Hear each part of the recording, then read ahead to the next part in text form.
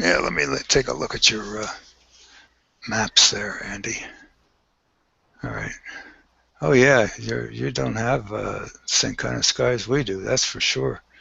You're Yeah, I'm that looks like it's what average for your yeah, transparency and seeing going to below average at 1 o'clock. yeah. Tomorrow is less. That's a shame. Hopefully it changes for you.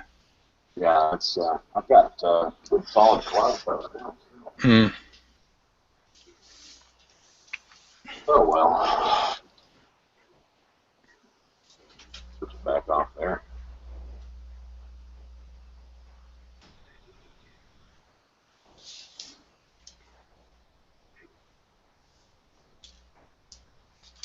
Yeah, I'm using 1x and 2x for slewing at this focal ratio. Yeah, you got a 5 or Yeah, maybe because more than that. normally I'm on 8.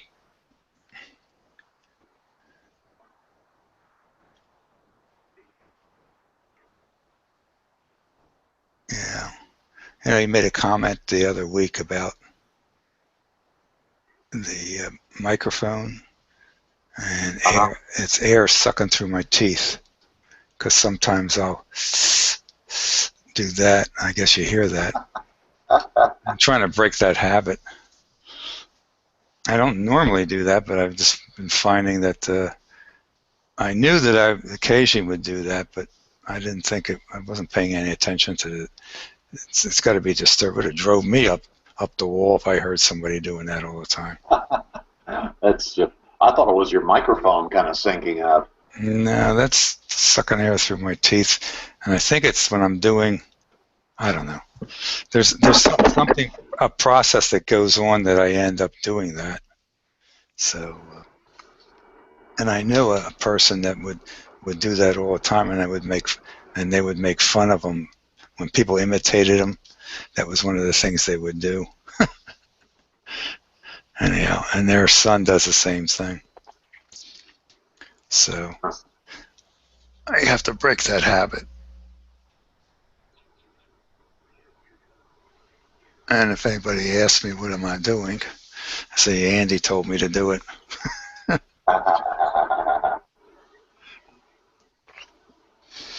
Looks like you've had some nights off, huh? From work?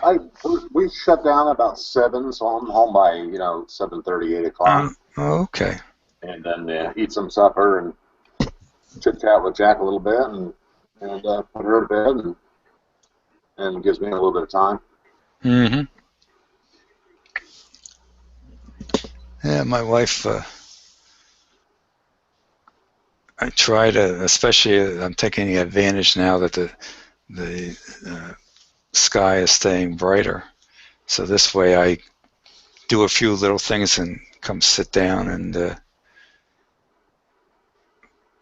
do a little chit chat if she's in the mood. She's always in the mood if I'm in the mood, really. Oh yeah. Yeah, and before I go heading off right around the corner. She's only like when she's here. She's out at our clubhouse, but she's just right around the corner here. But she doesn't have any interest. But every now and then now she's been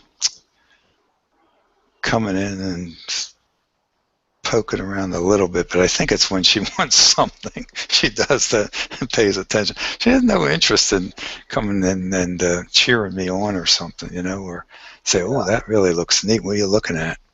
Yeah. I don't know. She just doesn't have a flavor for it, which is all right. But I don't. Yeah. That's why we love it, right? Yeah, well, that's most. I mean, how many guys' wives hang around? The only one is Bob's, Debbie. Yeah. And there used to be not too many other people. I would imagine Crystal and Jared. And, yeah. They both have an interest. So anyhow, and I understand John's on tonight. So Yeah, he's on. I've got him over on the YouTube. is he on Jupiter yet? I don't think so. Oh, okay. No, looks like Pat and Norm, here Norm comes are on Pat. there with him. There's Mr. Pat. Oh my gosh, it's my camera. Hi. Hi, how you doing? There he is. I was looking at the clouds outside with the camera. Forgot it was still hooked up.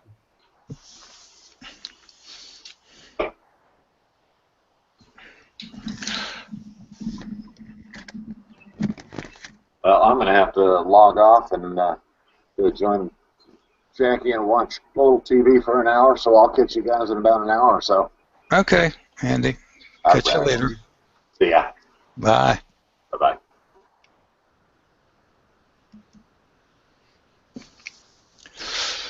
Okay, well, how you doing, Pat? What's happening? Good. I just finished up dinner and had to get some cat food outside and grabbed a bottle of water. Mm-hmm. Opened up the garage door and see if I could see the moon, but it's still pretty cloudy. Oh, is it? Yeah, it rained all day today, which is good. Mm-hmm. Well, I haven't seen the moon. I haven't paid any attention to the moon yesterday or today. Took no notice of it. And I'm just going to ignore it. Well, I think it's right overhead about now, I would think. Is it? Well, I can go and check it here and see where it's at. I'm guessing it's pretty close to Jupiter, but It usually is. Planets. The moon. Yeah, it's a little bit off of Jupiter. The moon is up at 61 degrees, so it's over my house. And Jupiter's at 50, almost 52 degrees, and about 70 degrees east of the moon. So they're not real near each other, but they're close enough. It looks like my polar alignment isn't too good tonight, which isn't unusual. So let's see whether we want to check. I wonder if I track some. Oh boy, we have two moons that are right on Jupiter. That's interesting. 200. Let's see. the Io is on there. Yeah, I'm not picking it up though. I think it's so too close to.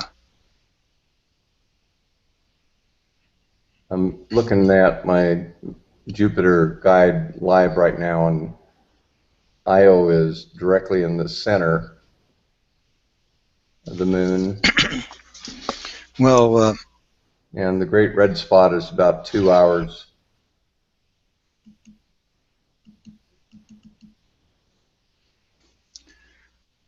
here I can pull up my PhD. There's actually a star right near.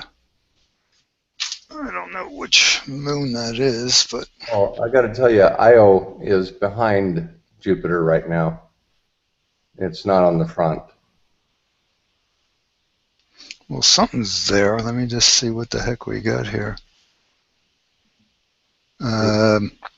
Yeah, it's saying that Callisto's all the way to the left. Europa, Io, is like you said, it's entered occultation about 10 minutes ago. But it's interesting when you see this image. As soon as I can get, I keep on complaining about this, and I guess I better just shut up and deal with it. I hate this. Okay. Where are you? Okay. Yeah, look at that. That's my that's PhD on the lowest setting. Oh, And you see this? yep. I don't know why it's doing that. You see, oh, it's because it's, yeah. And then we have this one here. We got two stars, I guess, right there. There's one right here, one right next to it, and then we have Callisto. So this thing I'm not going to flip it, but obviously the image I have displaying the large image is oriented properly, I think. I'm going to open up Sky Safari, take a look.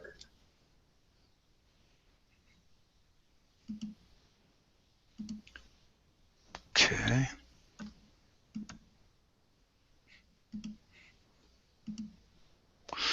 There he is.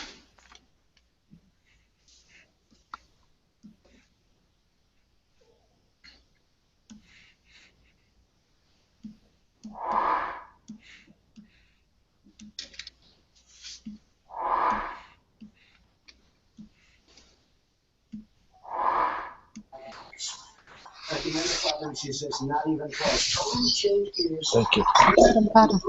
Yeah. Oh, yeah, pretty good. Yeah, I will. Turn this down. Hey, Donald. Hi. How you doing, Mark? Hi, Mark. Well, hey, Pat. You look like you're doing better than I've been doing with Jupiter. Oh yeah. Yeah, my Jupiter last night was just rancid. There's no other way to describe it. Well, I've never seen the wiggles out of the sky that I was getting last night. It was pretty incredible. Well, last night was more still here. This is actually bouncing around a little bit more, but we had clouds, so it ruined some of the imaging. It wasn't Is there another Don, or is that you, Don? Yeah, I have it on there because I wanted to look at the the image? The image is much better on Google Hangouts than it is on YouTube, and neither one of my main monitors are worth using, to be honest with you, to evaluate the quality of the image. I see Pat's got the weather, or it's just gone by, Pat, that I had here. It rained all day today, Mark. It's just starting to clear up now. Yeah, so I read a long paper today at work because I was waiting on other people to do stuff, and it was about seeing and how you measure it and the characterization, and then the relationship between weather and atmospherics, because all of us have been struggling with the planetary stuff to get stable air, and we literally have not had good stability for some years now. I remember periods before where even in Ventura, well, it turns out, and I know why now, Ventura, where I used to live, even though it was cloudy and foggy a lot of the time, had very, very good and stable seeing.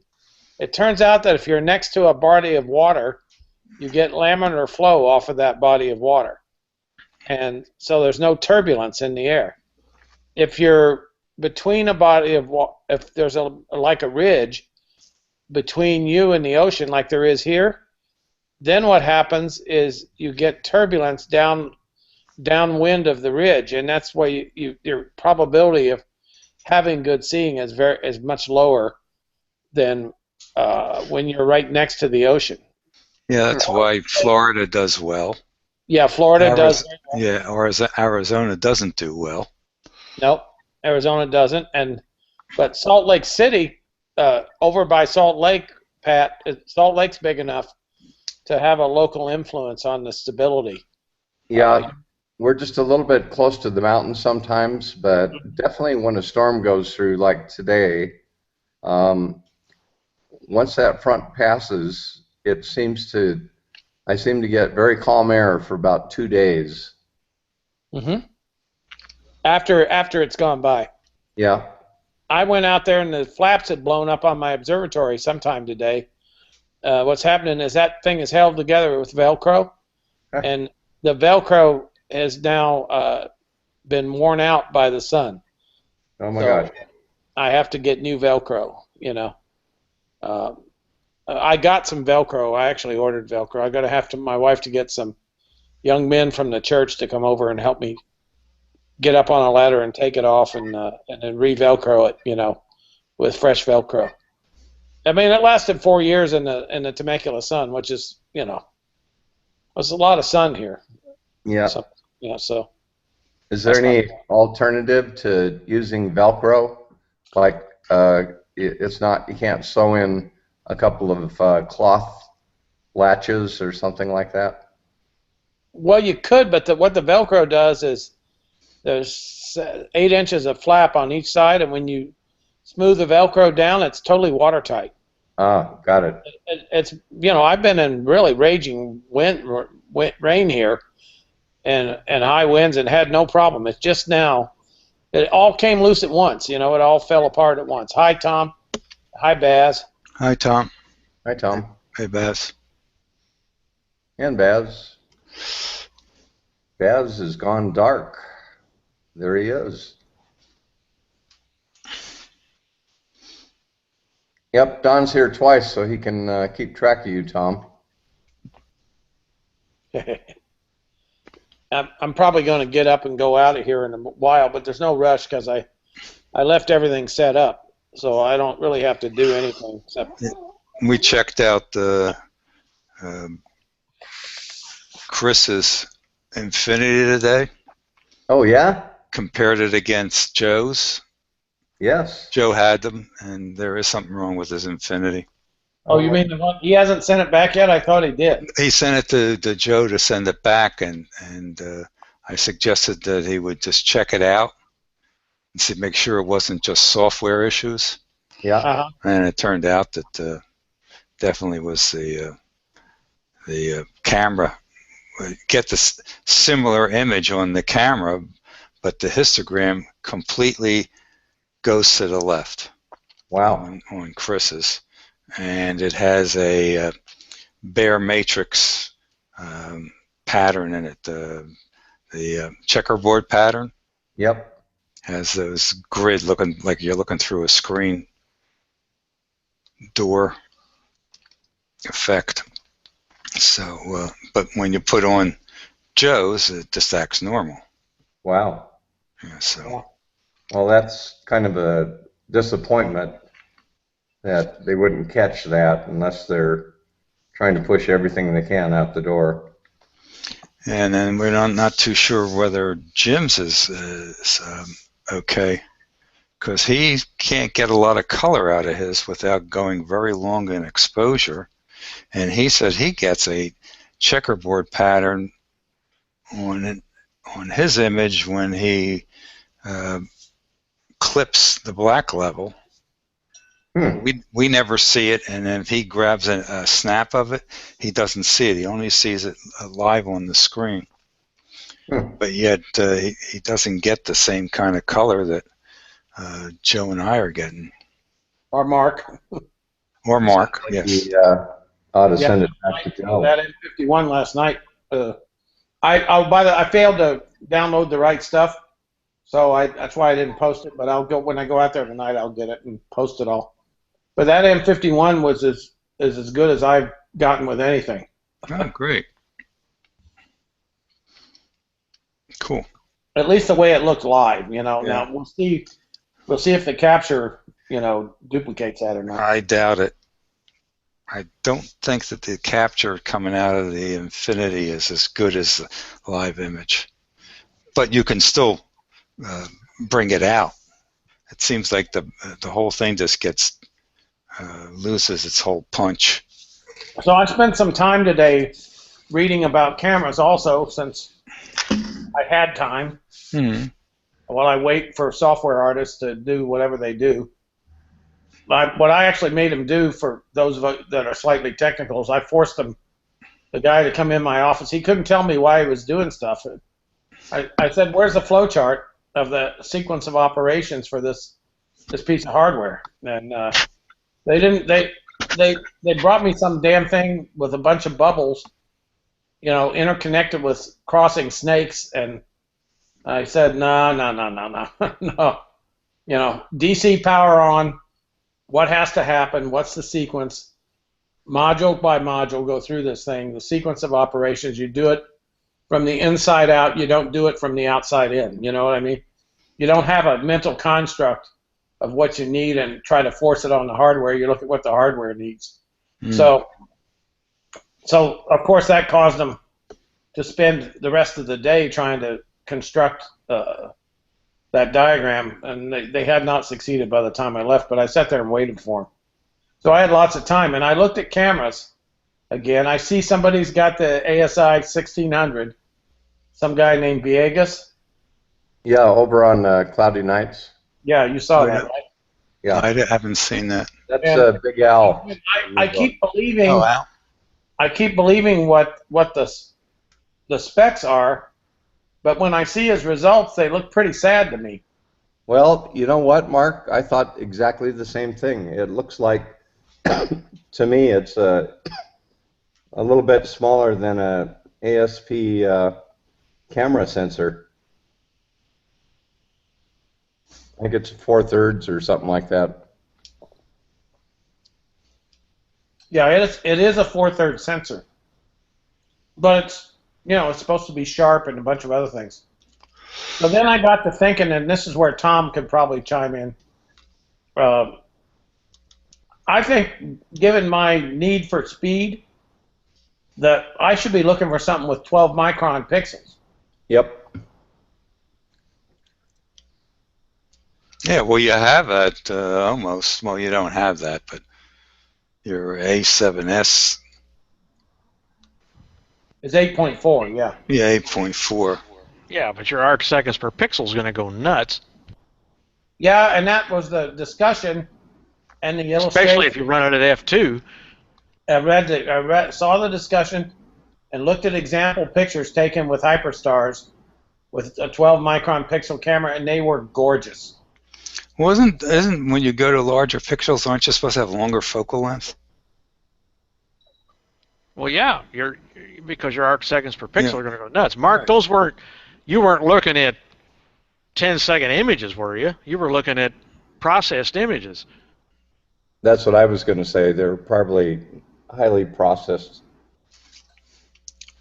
Yeah, but their fundamental exposure time is going to be relatively low compared to something like these OSI cameras that I've gotten a couple of, which are great for planetary stuff. But you're going to have noise out the wazoo on a short live exposure like you're wanting to do. Well, I'm not thinking about short live. I'm thinking more about 3 minutes or 5 minutes subs instead of 20-minute subs. If you get my drift. Well, 3 minutes is short on a 12 mil, or is a short exposure on a 12 micron pixel. I mean, I'm sorry. That's just you're going to get. I don't even what's a 12 micron camera now. What are you thinking? What chip is in it? I was going to say I think nobody is currently making a 12 micron. 16803 I think is one, and the 11000. 16803 is a 9. The 11. I've got a 9 pixel megapixel. 16803 is 9. 11002 is 9. The new version 16200 is a 6, I think, or maybe 5.5. I don't know of any current 12s. I found the older 12s are probably not as sensitive to light. You can get the old that's right. Santa Barbara 20 micron pixels, and they're just not they're not as sensitive. So the advantage, the geometric advantage of a larger pixel is undone by a poor quantum efficiency. Is that what you guys are saying? Well, Pat can chime in, but larger pixel cameras are old. and they don't have the quantum efficiency, not because they're 12, but because they're old. Yep. They don't have the other technology, like they don't have the what do they call it, the little micro lens thingy. Backside illumination and all that stuff. Oh well, Yep. my God! If you're going there, But that's CMOS. That's not CCD. Yeah, well, but the geometries and the principles of flux per unit time over an area are independent of the technology. What's technology dependent is noise level and smoothness. Now we all noticed the smoothness last night on the Infinity, didn't we, Don? Or you weren't on that, but Pat did. No, I tuned in your last 2 minutes. but that's from stacking. That's not from the camera. Yeah. Show me a single frame, and that's what you got. Stacking's wonderful. Don't get me wrong. I stack everything I do, but that's a software technology, not a hardware technology. So the So hardware, I would think it's the quantum efficiency, which is, I think, pushing 65, 70% on some of the newer sensors. And then, of course, read noise. Right. yeah, so the new generation of sensors, like the 690, that camera, that's the QSI, Tom, which I've never put up with you present. I wish I should do that one day, because if you're around and you have time, you can give me a few tips. But probably what I want to try is the 690 barefoot, with just the luminance filter in it, and just to get an idea. That's a good sensor, right? You agree? I like it, but at short exposure. I'm not going to try to do real short. I'm just. Well, but real short to you is 1 second. Yeah, real short. short. Yeah, the X7S can do 1 second. Yeah. Yeah, well, you're not going to do that with that chip. You're just not going to. You've seen me enough. I've ran 3 minutes on NSN all the time. I didn't even quibble. 3 minutes, period, every time. Yeah, and I that was really liked what I saw, and that was with the 460, right? Yes. Yeah, and that didn't look too noisy. It looked fairly smooth. Well, yeah, but I was doing Astrotoaster and all that good stuff. So When you were you doing some a little filtering also? no, no. Ever since Astrotoaster came out, that's what I used. Okay. I talked to Dean down at Star, Arizona, I don't know, a couple of weeks ago, and he was pretty high on the 460 camera, mono or color. For a Hyperstar. I've used it on Hyperstar too with great results, but it's well, it is what it is. What the heck am I going to say? It's not a 10-second camera. It's built for long exposure. I did I've done an hour-long exposure on HA on that M82 I did.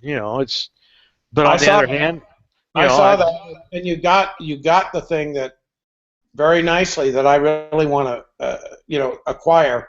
So the QSI I have is probably the right camera for that, isn't it? Isn't it, Tom? Yep. But you're going to have to. This is not your style, Mark. You're going to have to be patient, buddy.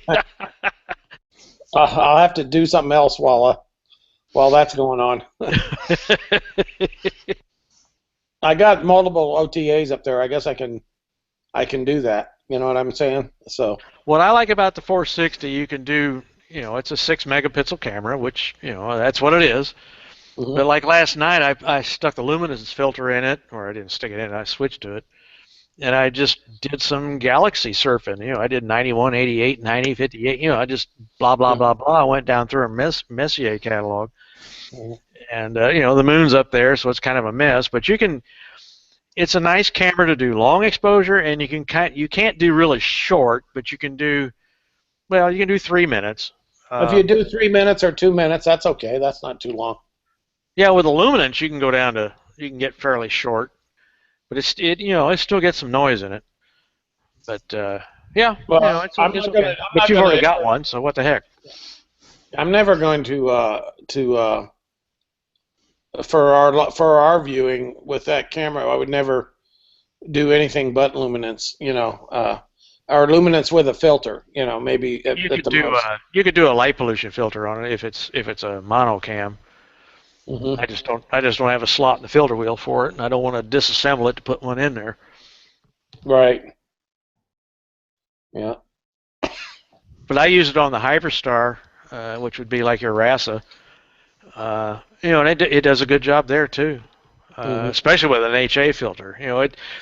I really like it with an HA filter. Yeah, that's what I'm thinking. I think I need to do that. Of course, this time of year is not an HA target-rich environment. No, there's still stuff out there like that Seagull. It's still there. It sets pretty early, but it's there. And some other unusual things, like 106 right there. Why don't you've got 106 up as your screensaver or your icon? I think that's 106, isn't it? Yep. That's what I thought. So how are you doing? How did you do that? That was there's no HA in that. That's just RGB. There's not even luminance, and that was, oh gosh, I'd have to check. But it really wasn't that many images. I think it was 10 each, maybe, of RG and B. I see. Of course, you got to put it together. You got that hassle you got to go through with a mono camera. Yeah, we do it in Max DL or something like that, right? Well, I use PixInsight, but yeah, you can do it in Maxim or whatever. Mm-hmm. Yeah, that's a very nice detailed shot. So. Yeah, I just spent some time trying to understand the theory of this. Basically, the infinity works well for reasonably short exposures. The Sony A7S works extremely well.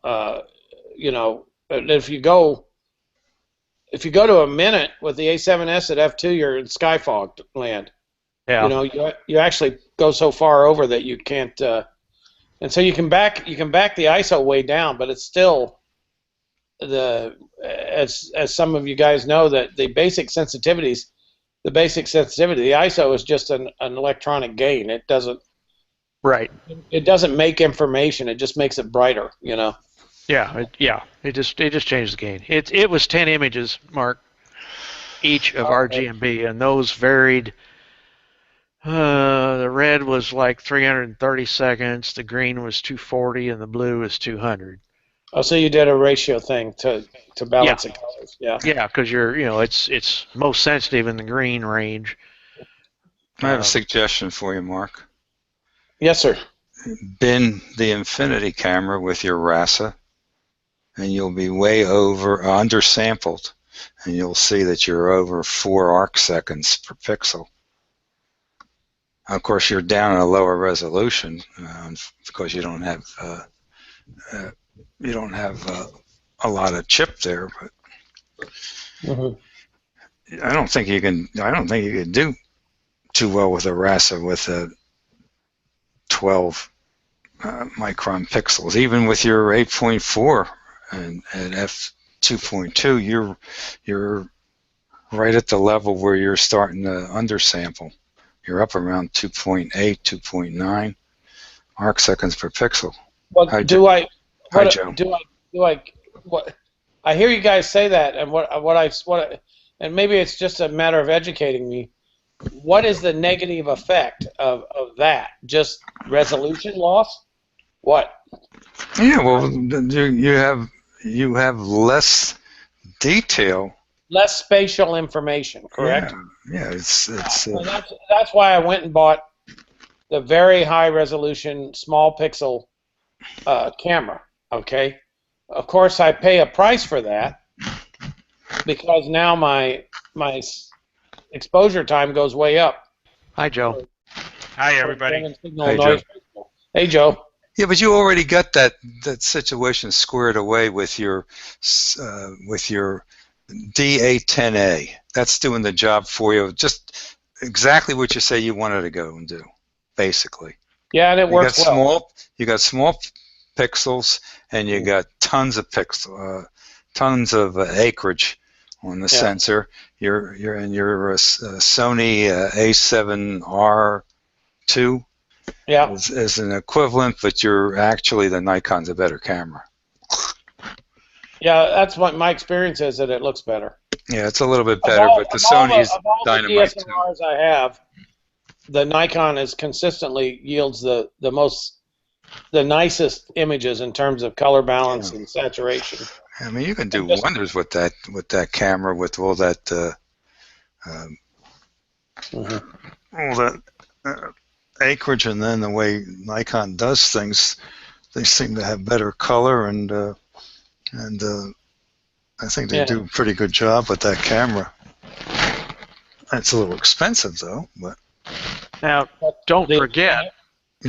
Tom. Depending on your sky conditions, having a half arc second per pixel isn't going to get you anywhere. You know, it's that's oversampled then. Yeah, your hardware may be set up that way, but if the sky doesn't let it through, you don't get there.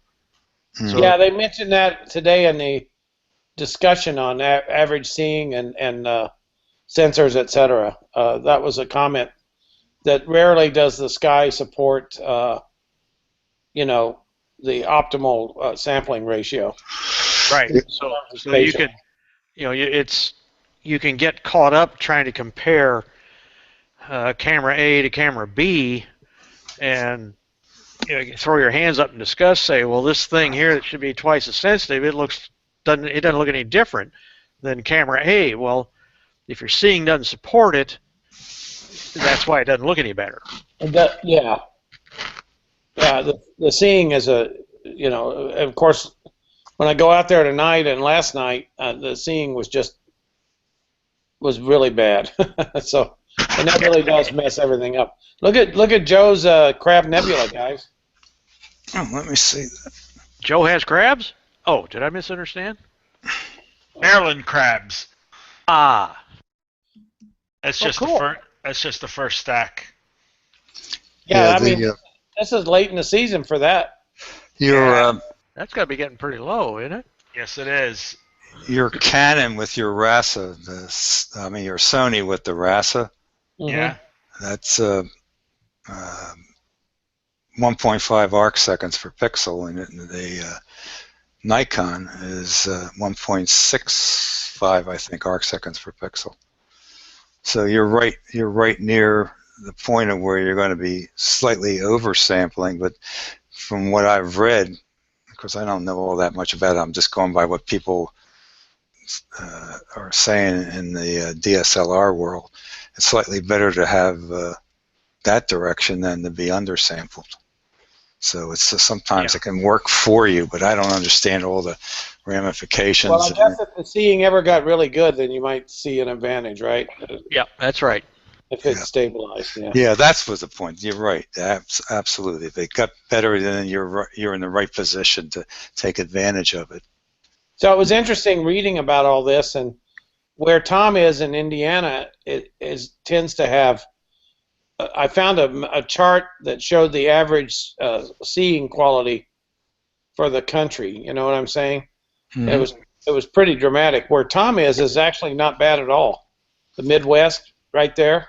Yeah, it's pretty darn good. It's a lot better than the guys like me and Pat have to put up with because of the mountains all around us. Because I'm surrounded by mountains, you know. Yeah. I'm basically in a bowl, and the mountains to the west of me are 4,000 feet. That's the coastal range, and the mountains to the east of me are 9,000 feet, and then north of me is 10 and 11,000 feet. And you know, it's all within local weather reach. You know, they generate weather even if there's nothing going on. They generate their own weather. You know, they're so darn big. And well, I got a dark spot, a reasonably dark spot, but the seeing is just not what I want. You know. Yeah. My FWHM struggles to get much below about 2.5. It'll go lower than that on occasion, depending on what filter's in there, but that's kind of the average for around here. Yeah. You know, Mark, there was a terrific paper written in the 1950s by a little company called Questar. I don't know if you remember their little 4-inch telescope. How could I ever forget a Questar? I mean, when I was a kid, I drooled on those things. So if you read back, they published several papers back then, 50s and 60s, and they came to the conclusion that a 4-inch 100 millimeter telescope was the optimum size for a telescope to see through turbulent air, I see. which is kind of interesting because if you look at Teleview, you know, probably their number one telescope is that 4-inch 101, and that fits into that methodology that a higher F ratio and the 4-inch size can cut through the atmospheric turbulence.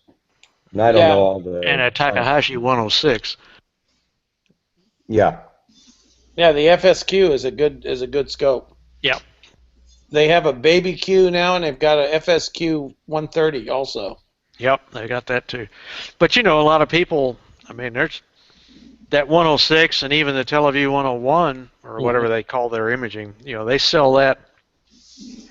There's a myriad of folks use that 16803, which is a 9 micron chip. So that, you know, that's getting kind of undersampled, but there's... Yeah, but that's 36 by... That's 36 by 36, that 16803. Yeah. So that's probably the biggest one out there, isn't it? I mean, you know. Well, somebody no, there's a 50 by 50. There's a what's that 50,100 or something like that. It's a 50 meg. Yeah. It's a monster. It's like 62 or 63 diagonal, something like that. Yeah. Yeah, that's what I want to do is process 150 megapixel image. Yeah, talk about bringing your computer to its knees. Yeah, flats, darks, biases. Oh my God. So Don, it looks like it's starting to show more resolution in the north. I'm seeing more belts up there more clearly, and I'm starting to see some signs of festoons on the bottom belt, the bottom darker belt. What camera is this? The ZWO? Yeah, sorry, I can see it now. Yeah, the 224. Yeah. I'm looking to possibly get the 290 for to do what I wanted the 174 to do. I think that'll work out for me, but I'll have to wait and see how the first users do with it. I think for lunar and solar, it'll be a nice mono camera. Yeah. Which I got these Aussies now. I don't know what to think about that stuff. We'll see. One determination I made is a 178 is good for planetary and lunar and solar, and not so darn good for DSOs. And I imagine this 1600 is going to be something similar. We'll see. Well, I don't think the 1600 would want that thing for solar system imaging. It's kind of an overkill, I think. Yeah. Well, hopefully after this discussion with you guys, I think I'm pretty much run my string out until we get different detectors, different technology, you know, like quantum dot detectors, things like that. Then it'll get more interesting, you know, because then you have a straight conversion ratio, no noise, no loss, just boom, you know, photon in, electron out. A week from this Saturday, I'm going to have a granddaughter over here, and I'm going to pull the camera out, put a diagonal in there, and stick an eyepiece in there, and we're going to look at the moon. That's a great idea. Yeah, you see that festoon coming? It's really showing now in the bottom. kind of tantalizes you, you know. It just pretty settles good. in. Yeah. I have a question. A couple of the guys that have refractors have commented that when they use the infinity, they're not getting the same color saturation level that Joe and I are getting and Mark are getting. And the only common denominator is that two common denominators. They have no filters and they're using triplets. One's an 80 and one's a 152. And the only way to get color was to crank up the exposure. F ratios were very similar. F 4.5 to 4.8. So I would wonder if no answer whether it's a defect in the infinity or whether it's the fact that you just don't pump. The glass is doing something. I don't know. I would think the anti-reflection coatings on the lenses may be part of that issue. Well, that and I wonder if infrared is not swamping things out. You know what I'm saying? They don't have IR filters, and I've Well, I think they told need them to both think to about stick that. one on there just to find out whether it's going to help. Yeah, well, I mean that's physics. The infrared, those detectors are pretty sensitive in the IR, Oh yeah, yeah. and so But they will need to. it override the red, green, and blue? No, it won't. Well, it's not focused. Here's the problem with it. It's going to come in as a a refractor's. Puts a haze around it, right? Yeah. It's going to give you. It's going to appear to give you more sky glow. Less contrast. Yeah, Yeah, they're less getting contrast. a yellow type of an image, a Yeah. gold Yeah. color to their image. Yeah, Personally, I think the Infinity does that anyway. I think they need to put the IR block on it, particularly with a refractor. But you know, even with the RASA, I have to use an IR block or that filter that's in there, which does that because of the big piece of glass that's the corrector assembly. Mm-hmm. And it's glass that creates the problem as opposed to a first surface mirror. A first surface mirror doesn't have it. Yep. By physics. So if you had a system that was a first surface mirror and a hyperbolic corrector, just a mirror corrector, Mm-hmm. and you wouldn't have to worry about because everything would be as good as your parabola was. Everything would be at the same focus. So that'd be like an RC. Yeah, like an RC or something. But then when you have any kind of refractor or any kind of significant amount of glass in there, it does it comes to focus at a different spot, and it's just a matter of how good. When they claim apochromatic, how good are they? And the best ones are Takahashi. I read a Takahashi thing that said that they. Where did I see that? You could buy a Takahashi, a specially done one that goes from like 300 nanometers to 1200 nanometers. It holds the same focus, you know. So that means it's working from UV through infrared. And it's apochromatic over all those wavelengths. So most aren't that good. That's really starting to shape up, Don. This is encouraging for me to see this. I hope mine does the same thing. Well, I don't get these kind of conditions too often, and I bought this camera just strictly to do this type of work. And yeah. It's like this is the third time I've imaged Jupiter with it. Last night, tonight. Another belt below the darker belt on the bottom, which is actually this one right here, right? Yeah, it's starting to show. Yeah. And I see 1, 2, 3 obvious festoons now. Yeah. The only thing thing I would like here is a little bit more control of the image that I can't quite do with fire capture. Yeah, I kinda tried hard to fire work with. capture last night. I gave up on it. No, Joe, I don't hear you. Say again. No, Hey, we Joe? can't hear you, Joe. I'll be right back, guys.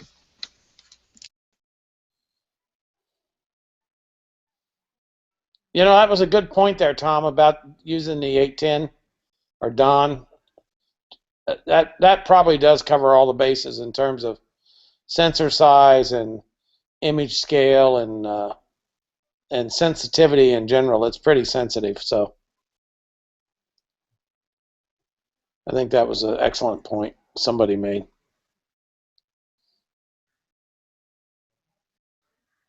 Must have been Don, it wasn't me.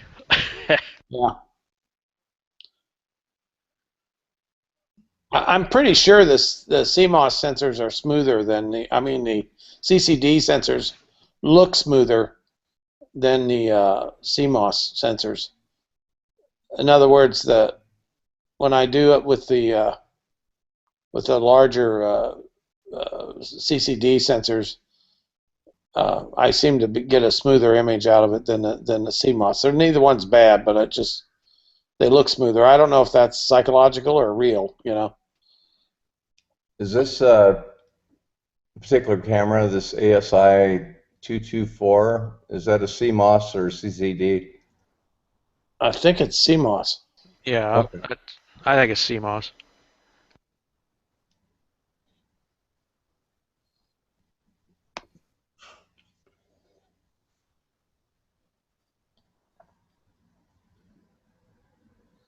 Looks like Don's tracking is very good also. Yeah, he's using. You know, it's funny to me because he's using an ioptron, and everybody else bitches about him, but Don never. He had a 45 also, and he had a bit of trouble, but I don't know if this is a 60, right? Yeah. CM60, it's working flawlessly. And Yeah, then the only- my mini tower works fantastically well. It just works. And I've got the Mini Tower Pro, Pat, but it's a few years old. Yeah. Yeah, I've got one of those too. I don't know. It's I put the little AR102 on the mini tower, not the Pro, and I can actually pick it up and move it, which is for me pretty extraordinary.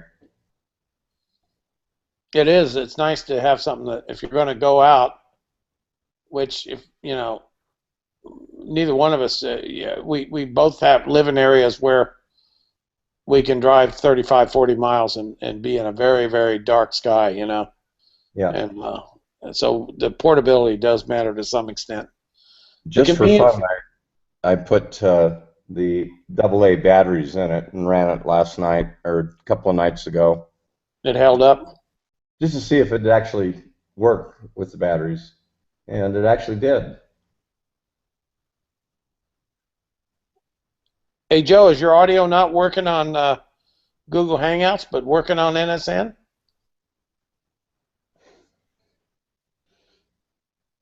Because here it says your mic is muted. All right, back No, again. there's Tom's sense of humor. Good to hear, Joe. Very funny, Tom. Can't hear a damn thing. Joe's mic is unmuted now. You guys So hear I me? can't believe Yep. Joe doesn't I got you. have There you go. a microphone. You hear me? Yeah. Okay. Can you hear us? Yes, I can hear you. Oh crap. All right. Anyway, got the audio working today, testing today, and what's really neat is, but I'm going to have a switch to turn it on and off. But say, for instance, 2 registered viewers or 25 registered viewers log in. Mm-hmm. All 25 of them can actually audio talk if they want to.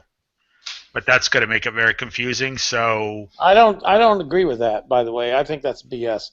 Not that I have an opinion, or anything that I would actually No, okay. express, out loud. Wow, Mark But- without an opinion. Yeah, I don't have an opinion, but we're doing it right now, and we're not having any problems. Yes, but if you end up getting 30, 40 people in a room, it could be it could turn out to be a three-ring circus. Yeah, Yep. especially we get Yeah, more okay. than We one won't mention George any- and we more won't than mention one any names Bob. right now. Bob's a quiet Southerner. George I'm is the one. actually No, not Actually- that. Yeah. I'm actually broadcasting on NSN also, by the way, Are Oh, you really? talking? Let me go look at it. and the image actually looks exactly the same to a T. Yeah, let me go look at it.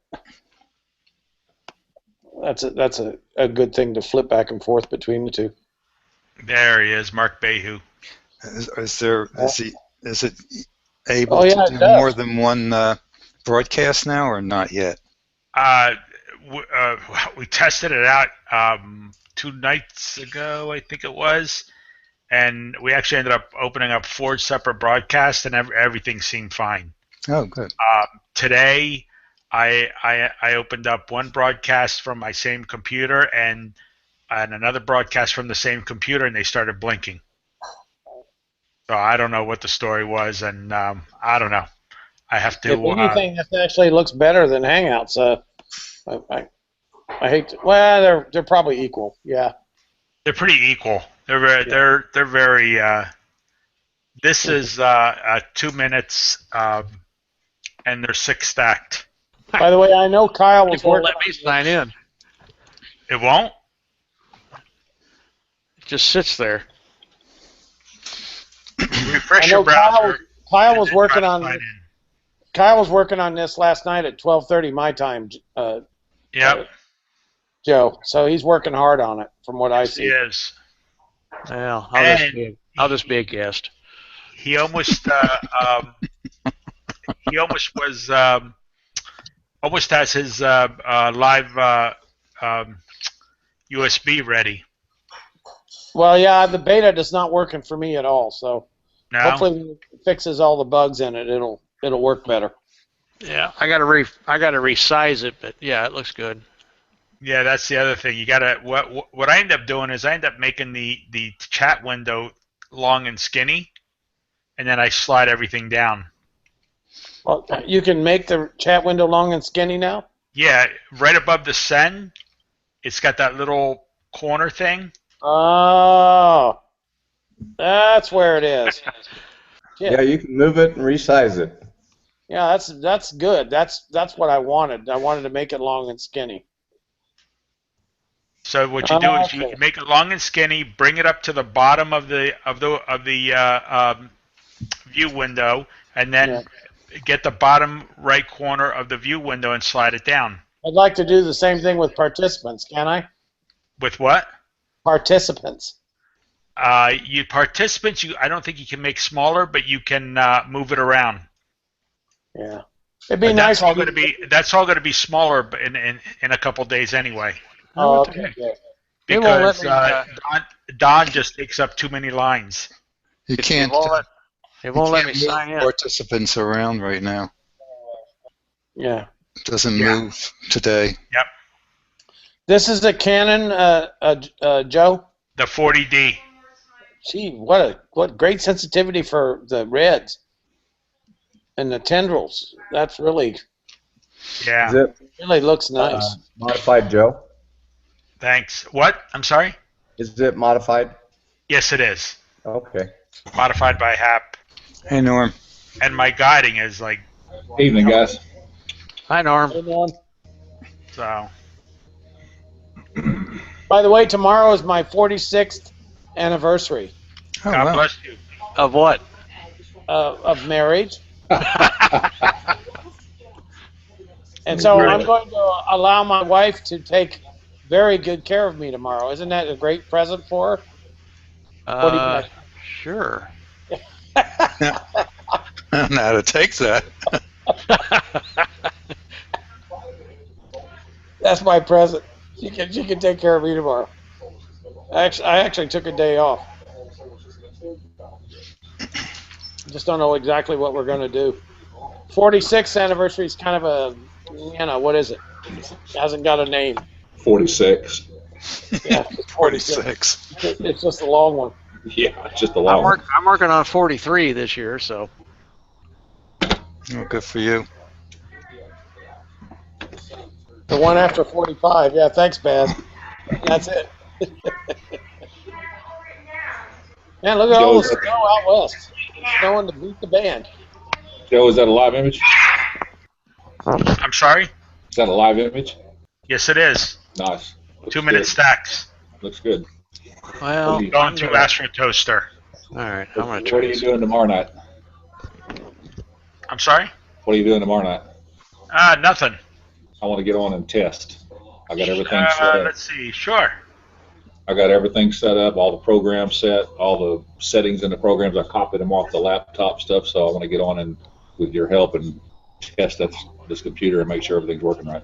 I just realized I could run 2 windows at once on the Mac. Sounds good. So I can look at Joe and Don side by side without having to flip. That's pretty good.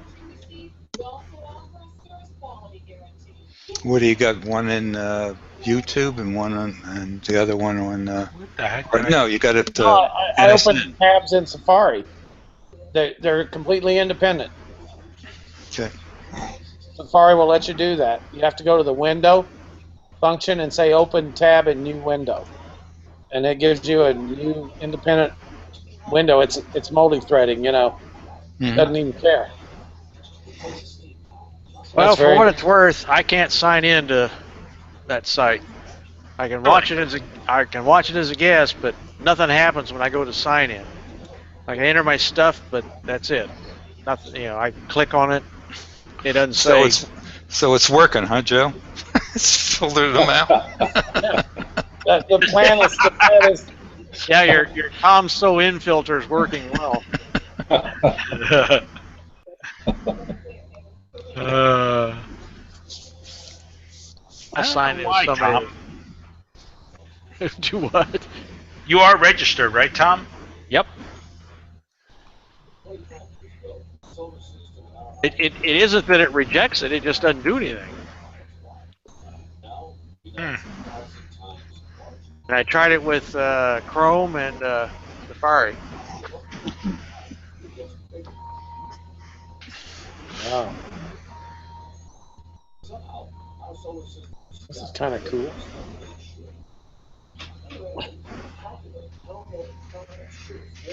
Let me check the sky before I go outside.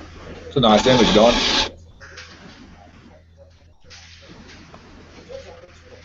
Yeah, well. Quite a bit of detail on that Jupiter, isn't there? Yeah, I think so. Well, here's something neat. I'm on Google and on. I'm on Chrome and on Firefox, and I'm signed in on both. Yeah, I think the only going out I'm going to do tonight is to close the dome up, tape it shut. Condition that bad? Yeah, it doesn't look worth a darn. I'm just not going to bother. I'm going to go out there and download what I should have downloaded last night, and come back in and rejoin the broadcast. Matter of fact, I'll just leave the connection going to both of you guys, and I'll be right back. Yeah. Okay. I'll see you. All right. Hey, Curtis. Hey, Curtis. Hey, guys. Hi, Curtis. How you doing? Anybody answer your question on cloudy nights?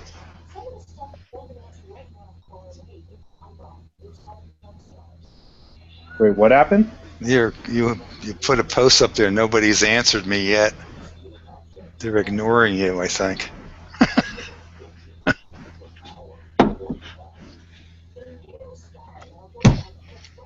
Wouldn't be the first time.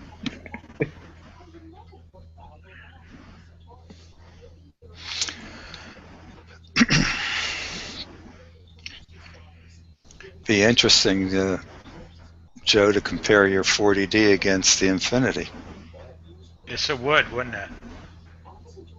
Yes, it would. Huh. It's not a bad image for 2 minutes. No, it's not. So far, it's stacked 8 of them.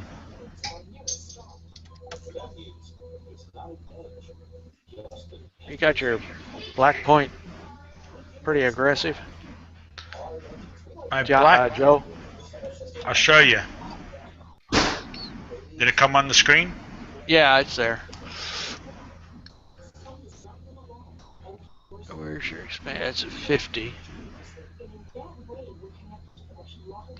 that's better. Yeah, you got a little bit more there. Is that a little better that way? Yeah, a little bit.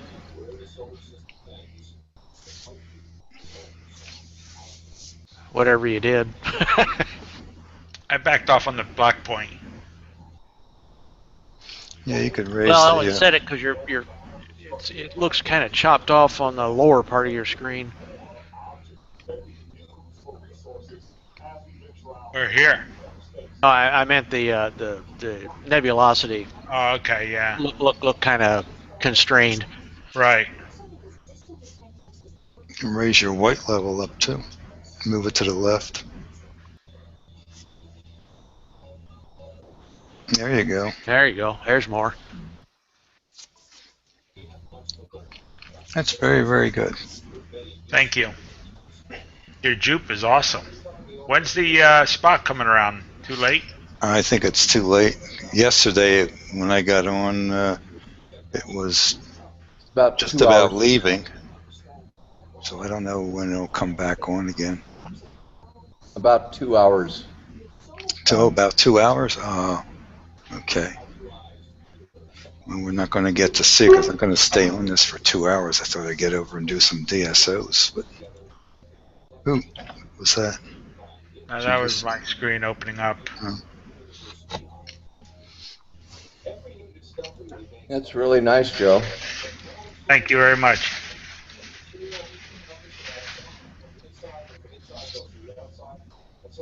It's quite stable tonight again.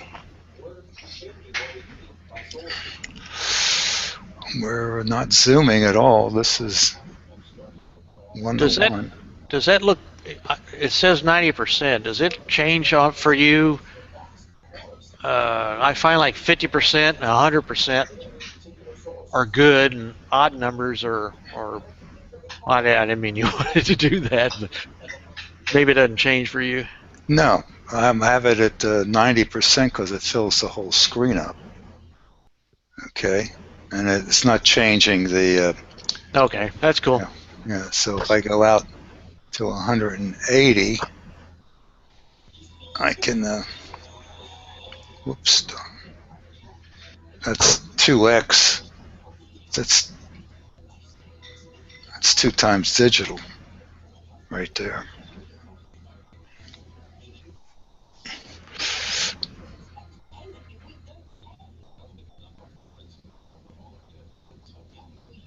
So, John, did you get your ASPA figured out? No, still didn't do it. Did the firmware update, recalibrated StarSense, set up the mount and everything. If I'm off polar alignment, like I use the polar scope, set it for polar alignment best I can, StarSense fails alignment every time. If I point to what my compass says is north, then StarSense will align properly. So I can't figure out what the hell's going on. Did you also update the firmware in the camera? Yeah, actually, I hooked up everything. I grabbed the newest, whatever that Java file is, from Celestron, and hooked up both the hand controller through serial or USB to serial, and then plugged the USB into the camera, and it did all the updating. It took about 15-20 minutes to update everything.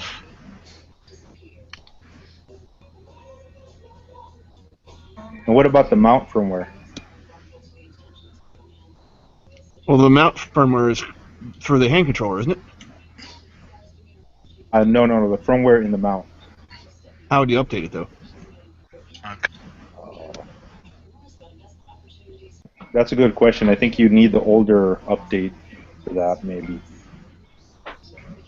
So I would plug in the the Nexstar Plus hand controller for the mount came with, and updated Right. it. That's right. That's Okay. how I. I read online and looked on Celestron's frequently asked questions site and all like that. It says that if you have StarSense, then updating the mount doesn't do anything.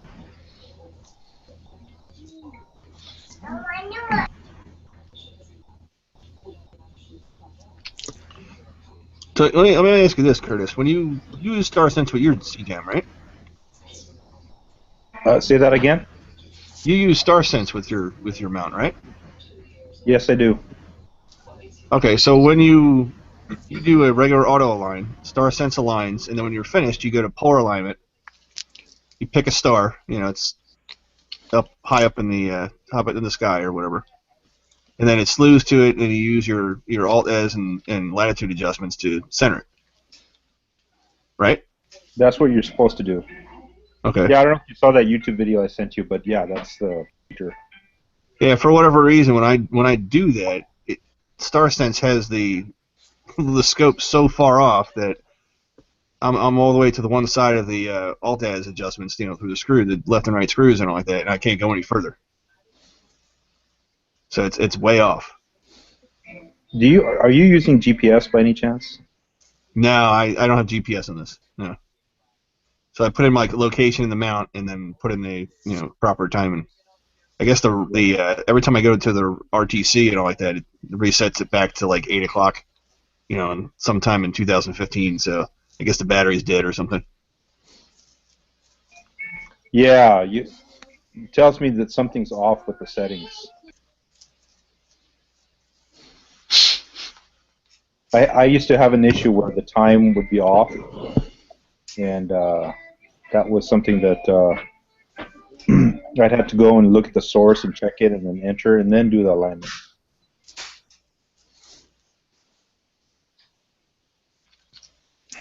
Might be wise to put a battery in that. Yeah, and also double check the firmware in the mount. Make sure it's one of the more up-to-date firmwares. Okay, so I'll have to plug in the mount's hand controller and go through that and update it.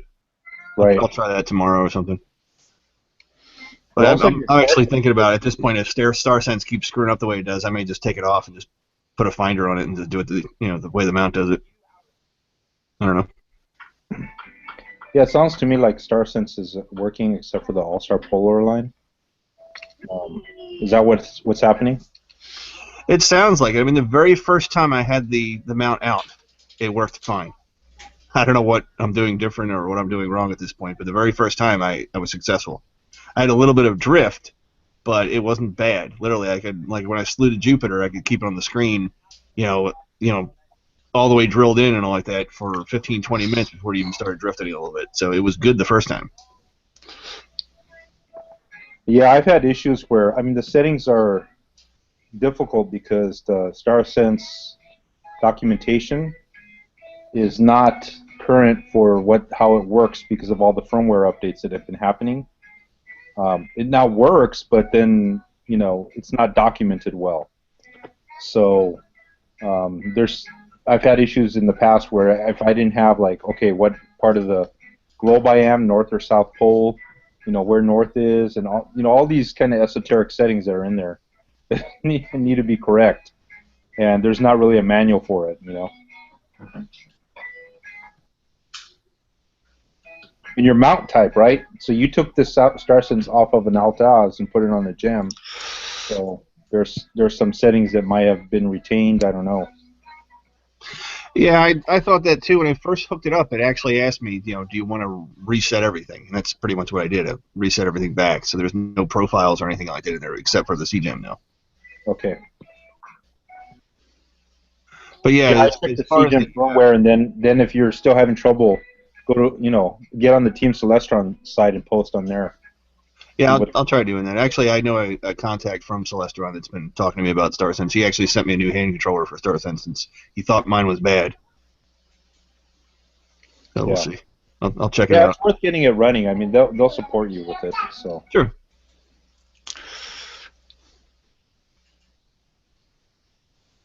Yeah, as far as if I point it to what my phone compass says is north, and then do the regular auto align from StarSense, then the regular go-tos are pretty well on. I mean, I recalibrated and set a couple of other reference points, and when I was doing it tonight, went to Jupiter, went to the moon, went to M42, M82. I mean, everything was right on. It was within the field of view easily on the camera. So those are okay. It's just polar lighting seems to keep escaping me for some reason. Yeah. Yeah, there used to be an issue with it, and who knows, maybe it's still not resolved. I'm not sure. Okay. I may just try just putting a finder on it and taking StarSense off and just doing it, the all-star polar alignment for the mount. See how that goes. If that works better, then whatever. Figure something else out. I don't think. Hey, Curtis, can he just use StarSense for pointing and do a all-star polar alignment anyway? They're not slave to one another. You know what I'm saying? Well, that's the thing, Mark. When I did the, I can't do the all-star polar alignment from the StarSense. It just doesn't work. It points it too far off that I can't use the. No, you don't want to. You don't want to do it with that anyway, because it's the focal length is too short. So you want to do your all-star polar alignment with your main optical tube at a pretty good focal length. Well, right, and that's pretty much what it's doing. I mean, that's how I'm looking at it. I'm looking through the camera, looking for the the star in the camera view. But when StarSense decides it's funny because what happens is the steps I do is auto align through StarSense. The go-tos are good. I can see the star on the camera screen. And then when I start the polar alignment sequence, pick a star, it goes to the star and it shows it on the camera screen. And then as soon as I hit the first reference align, which it does automatically now, that's different than my firmware. So I must have had an older firmware prior to today that takes a snapshot through StarSense. And then what it'll do is it'll slew to what it thinks is the polar alignment, and that's where it's way off. John, did you do the calibrate center routine? I did, yeah. I did that again tonight, yeah. And then you got to do that before you use it because that's off. And double check it, because if that's off, then the whole thing is going to be goofy.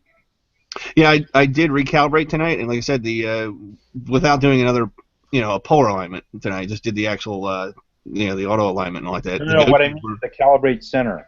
You know what that is? Yep, that's what I did tonight. Yeah. Okay. Yeah, I did the calibrate center, and I got every object on. Without polar aligning, I was able to get everything in the field of view as far as Jupiter, the Moon, M42, M82. Everything was right there, so that was good. Okay. But without polar aligning, everything drifts off the screen within a few minutes. Right. So, well, I shouldn't say a few minutes. I mean, M82 and M42 stayed pretty well while I was stacking. There's Joe's. Yeah, because I have a good view where I'm at now of Polaris. I don't even bother with that. So. Well, yeah, but I mean, that offset alignment is more accurate than a polar scope. For sure. Just the if you do it correctly, it's much more accurate than a polar scope. Right. So when you do your offset alignment, the polar line from stars or from anything, what stars do you normally use? Well, I think if I remember from my CGEM, it suggests them. StarSense gives you a whole library to pick from. So I tend to use stars on opposite sides of the sky, as far at least 90 degrees apart, and more if I have a good horizon. Okay. And I use you do the polar alignment first, and you get it completed, and I iterate it a few times. I'm thinking about what I used to do. I iterate it a few times until it puts it. There's no motion. There's no adjustment. I can't get any closer with the mechanical adjustments. Then I stop, and then I do the alignment, not the polar alignment, but the pointing alignment. It's very important to do the leveling and polar alignment first, complete it, and then and don't even think for a second that you have a pointing alignment, because you don't. Because when you turned it mechanically to get it polar aligned, you undid the pointing alignment, if you follow what I'm saying. Sure, So what I need you. So once it's mechanically aligned polar, then you go back and do your 4-star or 5-star, whatever you want to do, pointing alignment. And for that, I always try to go on both sides of the sky. Yeah, that's where I run into problems, at least with StarSense anyway. That's why I think something's wrong, because I can get the polar alignment. Entering your GPS coordinates manually each time, right? Well, there's no GPS coordinates. It actually gives me, like, United States, Pennsylvania, Philadelphia. That's. Okay, so that's your. Are you leveling the mounts? Yeah, the mount's leveled. Check the bubble on the once I get the actual mount on the tripod and stuff. So. Yeah, double check your mount firmware. Do you know what it happens to be? Like 6.51 or something? I would have to. I have actually never plugged in the mount's hand controller, so I'm not sure. Well, you can also check it in StarSense hand controller. Oh, it tells you? Okay. Yeah.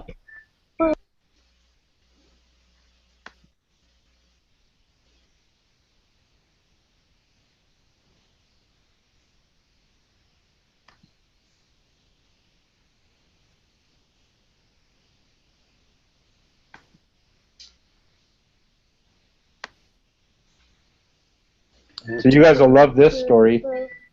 It'll remind you of Office Space. Yesterday I go to the HR person. I'm like, I have a couple questions. And she's like, what are you talking about? I'm like, well, Friday's my last day. She goes, nobody told me. So if I didn't go ask her anything, I would have still been getting checks like that guy that was in the basement with his red stapler. Don't complain. That might be a good thing. Had I known that they weren't going to inform HR, I could have just, gone to my new job and been like, oh, I thought you guys told them. You should tell them to pay a couple more months and consider it severance. Looks like we're getting a little bit of turbulence.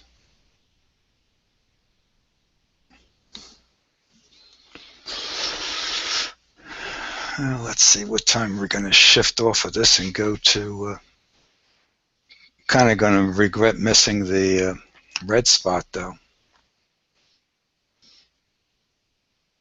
It's a shame there isn't a turret on here, and I could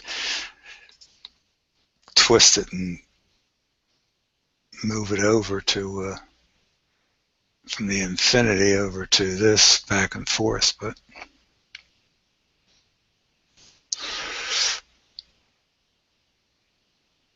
Yeah, that sounds like some complication you don't need. No, and I could have set up the mini tower, and I don't know how well that would track this. At this magnification, it's probably going to show every inaccuracy in the mini tower.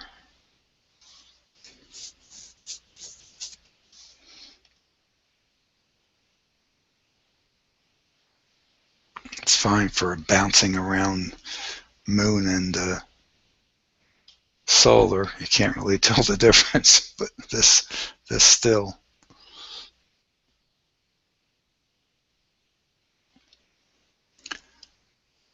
I've been looking for like a inexpensive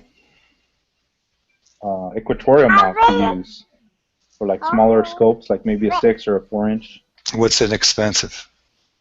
I don't know, something under 300. Oh, good luck. It's a good one though. You might be able to pick up on is a Skywatcher EQ5 Pro. Oh, like one of those used? Yeah, I had one. I thought it was dynamite. I paid $4 for mine, or I think I paid $400 for it. What are you guys looking for? A mount or what? I missed the conversation. Yeah, well, I've been considering like a small 6-inch or 4-inch newt. I was thinking of I see. Having a small equatorial for it. Because like in the Celestron, the AVX is like the smallest where you get tracking and go to, right? and that's kind of not that small. So.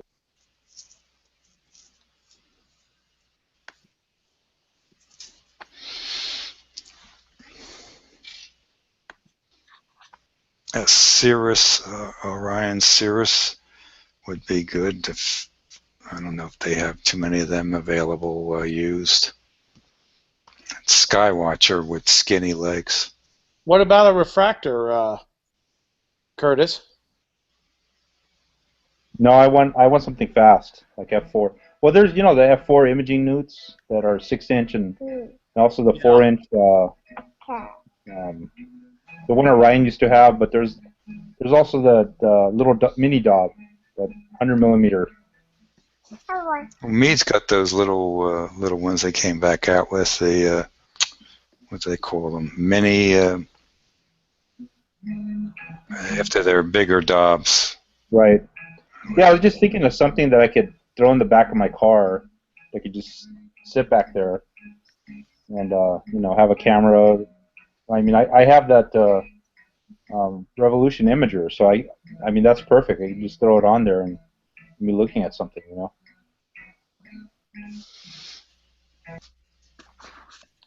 Well, with that speed, you could probably do an old mount.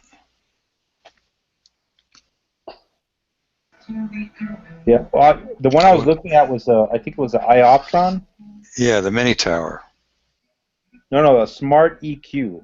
Oh no, they're those aren't good. Classic stuff. Those are not good. Okay. You want to you don't even want to go to the little dang. You want to go to the mini tower, but you're talking about you have to pick it up used to get a decent price. I see. Yeah, the mini towers, decent one starts around I think around the $1,000 or just under $1,000. You'll like them if you get the main tower. You're going to love it, Curtis. I'll tell you that. Yeah, I've seen them at over at Mike shops here in they just work. He has a couple. He had a couple there. They look pretty nifty. I was also looking at the ZEQ, or the whatever, but they're much more expensive. But they look very portable. They are. I mean that might be the way to go. Yeah, you could do. I think that's going to be my next mount anyhow, if I ever get another mount for out front, so I can do. Hey, Curtis, if you want to try a ZEQ out, I've got one. Oh, okay. Yeah, I'd like to. When I pass by, I'll take a look at it. I'm just kind of, because the main thing I want is to have something that I can throw, like I said, throw in my car and have back there in the trunk. I can't find the chat window in Joe's broadcast. It seems to have disappeared off of my screen. So it looks like I'm not going to Temecula this weekend, Mark. Uh-huh. Probably in a couple of weeks because I start my new job on Monday, and I need to finish up a couple some provisional patents and file them before I start work. So. Yeah. Now's the time. Well, you've stopped the other one? Yeah. Well, tomorrow's my last day. So. I see. No, he's got 104 up, I think. Yeah, it looks pretty nice. I don't know. How many stacks, Joe? Does he have audio in this NSN? I don't know if he does or not. I see Andy is there. Andy, yeah, Springfield Skies. There's Pat. He's got the moon. Nice. Got the moon. Well, let me go back to the other thing. Oh, Pat's doing the moon, huh? Yeah. You're mooning it. I'm amazed. He's clear and I'm cloudy. That's pretty funny. Well, he was cloudy earlier, he said. Yeah, it just cleared up. Cool.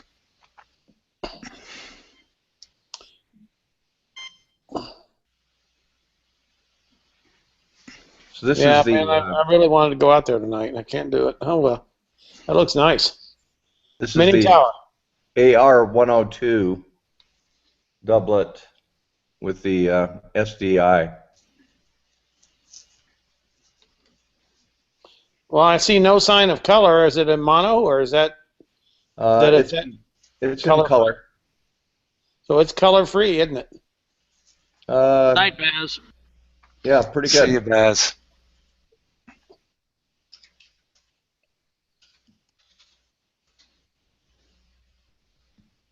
The sky is still blue here, so we'll give it a few minutes, then I'll see what I can do with it. Yeah. Man, I'll tell you, it's snowing in Colorado, isn't it, Pat? Gee whiz. Yeah, 20 we actually had snow all the way down to 5,000 foot level today. Yeah, they showed a picture on TV a minute ago of Bountiful, Utah. You know, some of those fine old homes, mansions with snow falling on them. Yep, that's about 5 miles straight east of here.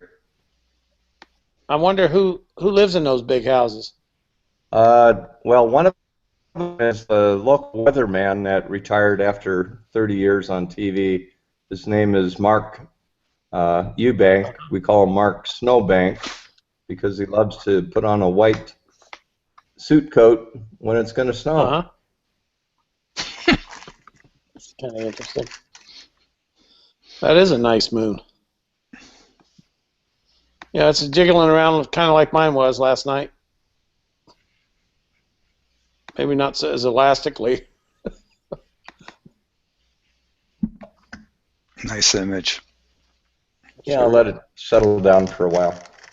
Is this that $80 camera? Yeah.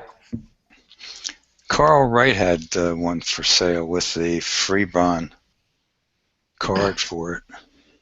I guess he sold it. Yeah, the Febon card costs more than the camera.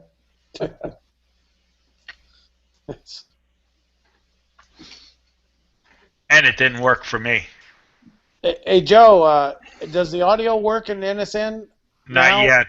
Not yet. It'll probably be about another day or two, but we were testing it out today and or 2 days ago, and was. I said it to you that basically every registered member has the capability of talking. Yeah. But I don't know if that's exactly what we want to do. Don't listen to anybody. Just do it. Let freedom reign.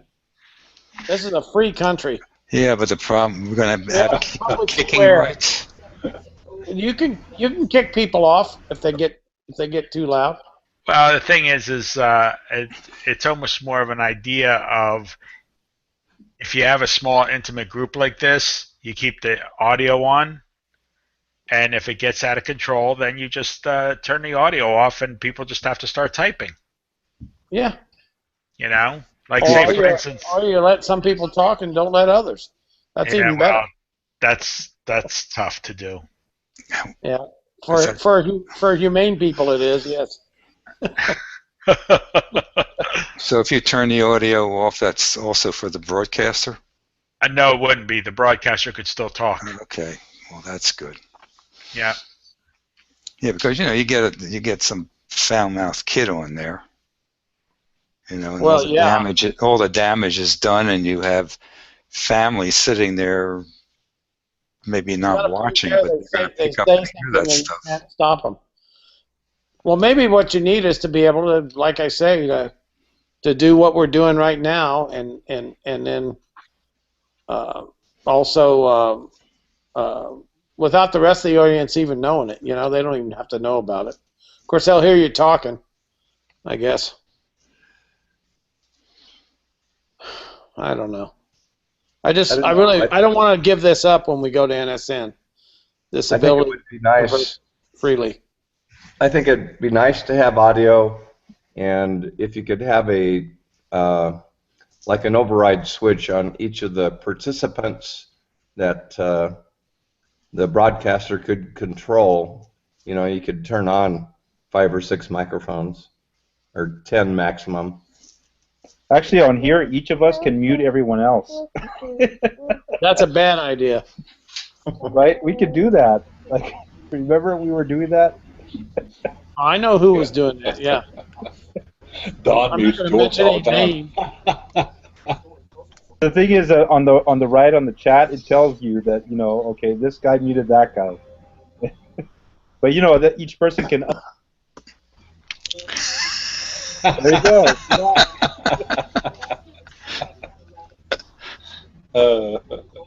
That's funny. That was And I wonder if you spot on. So I think How many stacks, Joe? this is 9 stacks. Okay. These are 60? 1 minute. 60 seconds. Yeah, it looks nice. There's a lot of noise going on.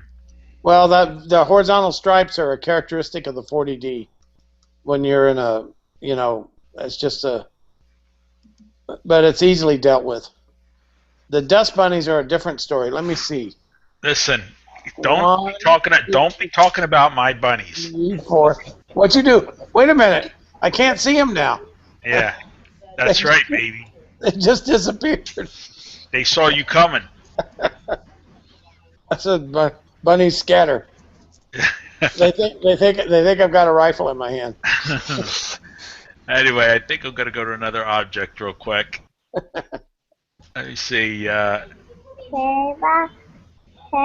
Pat, have you tried the defog mode or whatever it's called? The what? Defog or whatever. On what? On that lunar camera. Oh, the lunar camera. Planetary camera.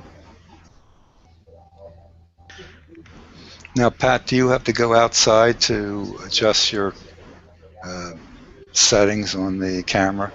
Yeah, I use the buttons on the back of the camera. Never mind.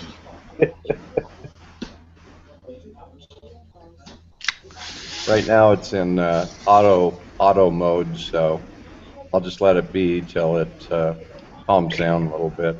Is it ever capable of being electronically Yes. controlled so you can stay in the garage? Yes, it's got a RS-232 port on it, but Rock never came out with a hand controller for it. I suspect I could make one fairly easily. Well, Rock wouldn't be the one to do it anyway. I can get it from the Chinese who build it. Sorry, excuse me. Cool. Mark, this is actually the $300 version of the $80 camera.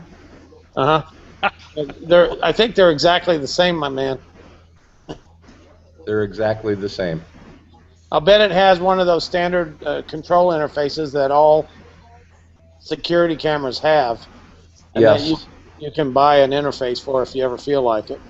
I think you just need the 4-button, the 4-button box for it, and you just move through the menu and exit. 4-button. Hey, Yeah, there's you don't do Mega. that through RS-232 though. You got to do that hardwired in, right? Yeah. Yeah. Okay. Like you did with the Samsung Yes. 435. Yes. Coming through the. Did they have one of those side connectors? Those things with 4 holes in them. Hey, Bob. Has a Hi, Bob. Hi guys. a push button that you can insert the wires. Yeah. I was almost tempted to pick it up from Carl. I wonder if he sold it or not. I should check. I was almost tempted to pick it up. Somebody's got a YouTube running. And it's me. Not anymore. There you go. Oh, I find you guys. Go to YouTube, see if you're on, and I go back and go to Facebook. Oh my God. Man, I really wanted to get out tonight. This is irritating. Look at those 2 bright central peaks there, Pat. Mark Joe said he would rent you his equipment. Oh, he did? Yeah. When I was out in the dome? Well, that was nice of him. You know what, Mark?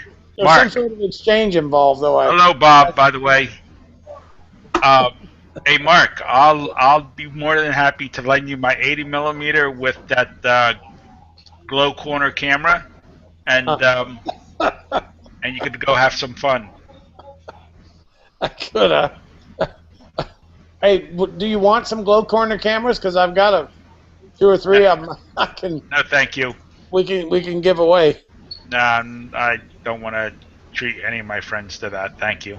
Yeah. Hey, Mark. Yes, sir. You got your pre-order in on a 1600? Yeah, I ordered it a month ago. Really? I just ordered mine today. When it first came out, I'm after a discussion with Tom and some other guys today, and a lecture about image scale and a bunch of other stuff. I don't know if I did the right thing. Well, it does have small pixels. Mark. Yeah. You ordered 2, you mean? Yeah. Joe, I'm starting to feel guilty here.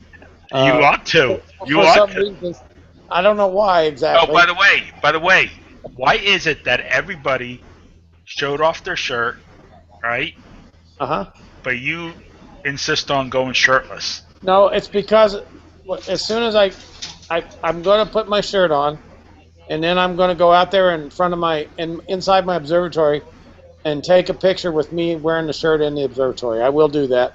All right, sir. And I will send it to you. All right, sir. That'll be another present for my wife for our 46th anniversary. Me posing and she documenting it. Can you imagine a better present than that? By the way, on your 50th anniversary, where are you taking us? I was thinking about a cruise down the St. Lawrence Seaway. Has anybody done that in this group? And maybe we could pick up a mount on the way. Yeah. Hey, Mark. Yeah. If you model that shirt, I assume the rest will be covered. Oh well, yeah. Joe told me I had to wear pants if I was going to model the shirt. He already corrected my thinking on that. I thought I'd do one of those, where the shirt kind of hangs down a little bit, but. Oh my God. But Joe told me no. He said I had to wear pants. So took all the enjoyment out of it. Hey Pat, can you zoom in on those 2 craters with the central peaks? Do you see them? See the stars. Give me a couple of minutes and I will. Yeah, they look really neat. They're very interesting. By the way, Don, nice figure and back. Great move. My goodness. Wonderful. Thanks. We just lost Pat. Hey, Mark, I'm going to use the camera for planetary. Oh, yeah. Zoe, whatever it is. Now, look at those guys. Yeah, that's cool, Pat. Looks good. I like the way the 2 peaks are. I haven't seen them like that, where they're just those 2 are catching the light,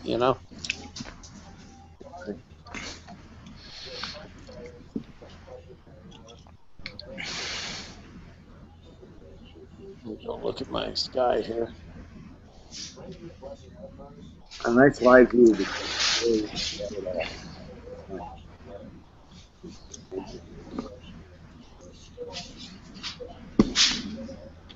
Good color. Oh, it's horrific. Oh, jeez. Jeez, how ugly. What camera are you using there, John? 224 or? Yeah. Okay. 224. Thank you. Doing a good job. Yeah, I'm putting my DSC up for sale for the TUI 1600. You putting what up for sale? My DSC. I don't use it anyway. Oh. Well, that's probably one of the biggest problem with that whole series of Tuxin and what you call it cameras, that is the software, and the insane thing where you can't change a parameter on the display without waiting for 3 cycles of Yeah. integration to occur. It's just a nightmare.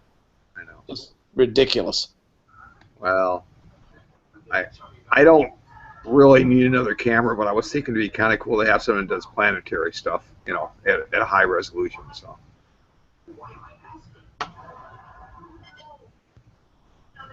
Yeah, look at those guys. I see what you mean, Pat, about how it settles down after the front goes by. Yeah. It's steadying out visibly right now as we watch over the last 30 minutes or so. And Don is getting real good too. Oh yeah. Don's is getting really good. It sure is. Joe, are you live? Hey Joe, are you live? I am live, but I'm going to M51. Okay. So I'll be integrating very shortly. All right. I think I'm going to put you guys on the big screen so I don't have to sit here holding this laptop. Now, what is this star here? Let's see here.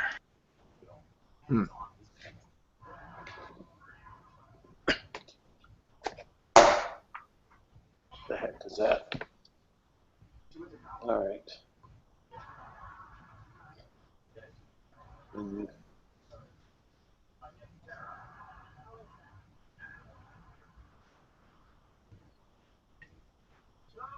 Okay.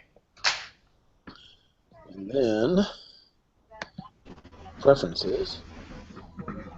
That was a bombardment of asteroids there at the top of the screen, wasn't it?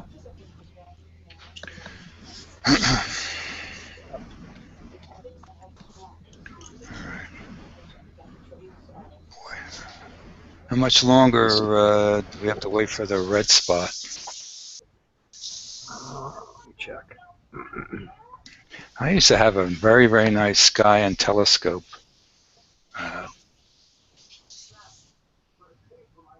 piece of software that would allow me to see when the red spot was coming and how long of a period of time, the transit times and everything else. And then they took it away, and they only allowed people with subscriptions. Yet their one for Jupiter moons is still good. So I don't know. I haven't found about 45 minutes, Don. All right.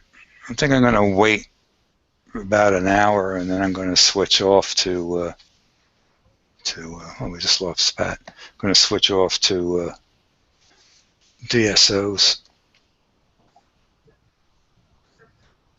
I think this is enough doing the Jupiter, and I'll have an opportunity to do it tomorrow. Now, is each day the red spot later and later each day? I don't know. Hey, Tom. The other Tom. I think it's Tom. No, it's not Tom. Who dat? I put up a little Jupiter calculator in chat if you want to click on it. Michael. Okay. Different window. All right. According to my aquarium, it's going to be close to midnight here in Florida.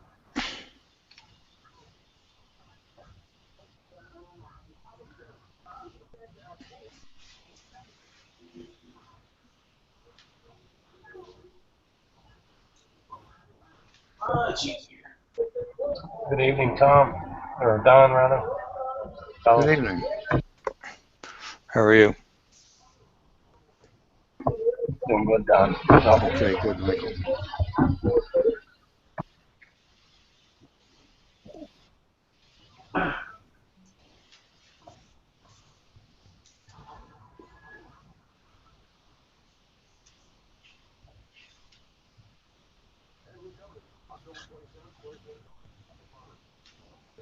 Yeah, it's going to be midnight.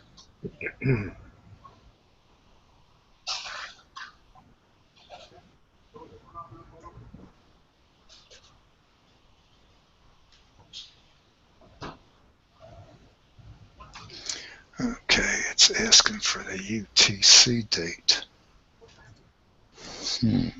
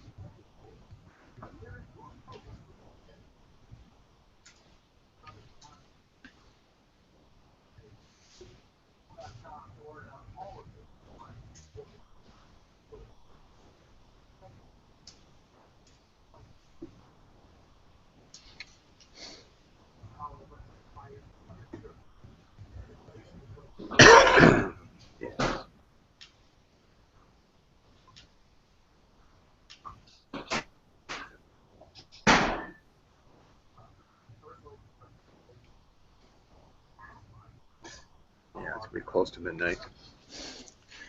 Yeah, it says 11:42.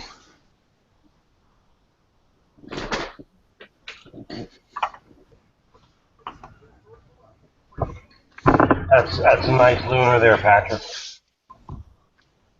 And tomorrow it's 7:33. I don't know if I want to stay on here another hour with this. Switch over to some DSO stuff. All right, I think that's what I'm going to do because it's going to be another hour from what this thing says, 11:42. Or 03:42 UT, which is, yep. Okie doke.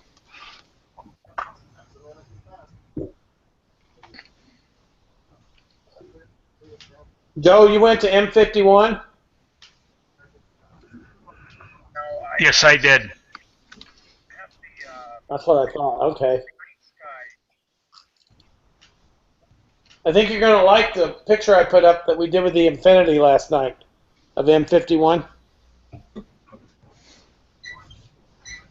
We ran 20-second exposures, but we ran them for almost an hour and just let them stack up. It started looking awfully good.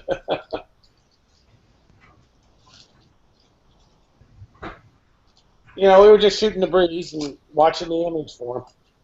And we had the board scope running so we could look at a different telescope at the same time. The heck is this? Oh, I see.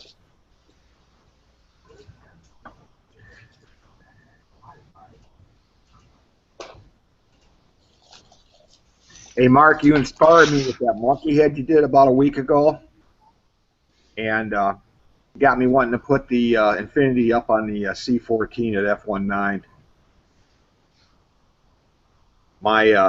Are you going to do that? Oh yeah, but my 80 millimeter is just can't get the contrast that you had. No way. And you need a lot of contrast with that one because it's pretty faint. Oh yeah, I'm waiting for Joe to get NSN done so I can broadcast it. Well, you can do Google Hangouts, boy. Oh, I'm looking. We don't have any skies. I always liked it, Bob, when you use that thing. You didn't use that telescope, you know. I remember the 14 inches was really a nice scope. Oh yeah. That was the one that was a tight fit for you in the dome, right? Yeah, but it works great. I've been using it for years, a couple of years now, 4 years. I can make any camera look good with it. I mean, you know, fast enough. But I really want to try the Infinity and Joe, Joe, you're using the 14 right now, right? Well, I do. I have the 414 on it, but I'm not using it because the weather is bad. But I just want to try. 414 is great. Yeah, I've never had the Infinity on it, and I'd like to see what it can do with a fast scope. Uh-huh. Oh, you'll like it. Oh, I know. Well, that monkey, it's addictive. You gave me something to look. How can I say this? To try to get, and I think that monkey head you did was fantastic. So I'm really looking forward to giving it a try. You broke up there. The which I did. No, the monkey head you did a couple. I couldn't hear you. Oh, yeah. Oh, monkey head. Yeah. Yeah, that was hard to get. No, it is. You need a fast scope to get the contrast.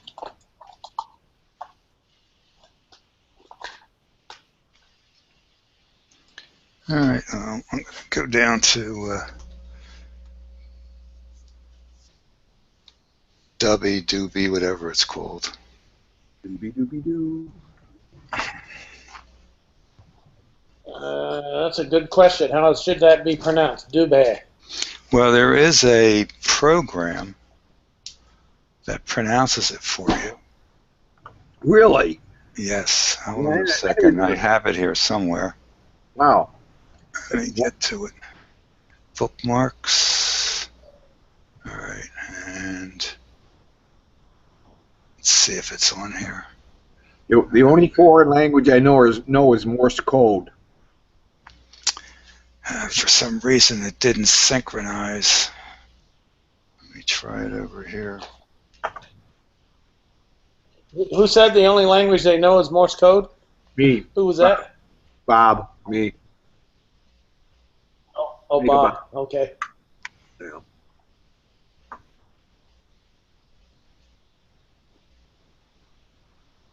Hey, Chris.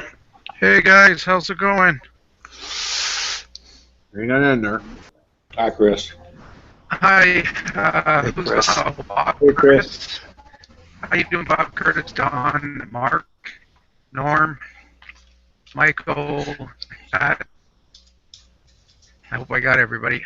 Joe was kind to give me the link for Don's. Very nice. I'm outside at the observatory, but I didn't bother going on the other NSN. It's too quiet there for my liking. This is a lot more fun here. Anyways, what I'm doing tonight is Don's got a great Jupiter up, by the way. Thanks. Yeah, I'm just stacking M51. I got the Lumicon Night Sky because of the moon and the 2.3, so I don't know how many I have so far. But click on mine, you can see what I got so far. It's coming up not too bad. We have a webcam maps or whatever you got up there. Oh, okay. So I have to share, right? Don't share. You just screen share. Yeah.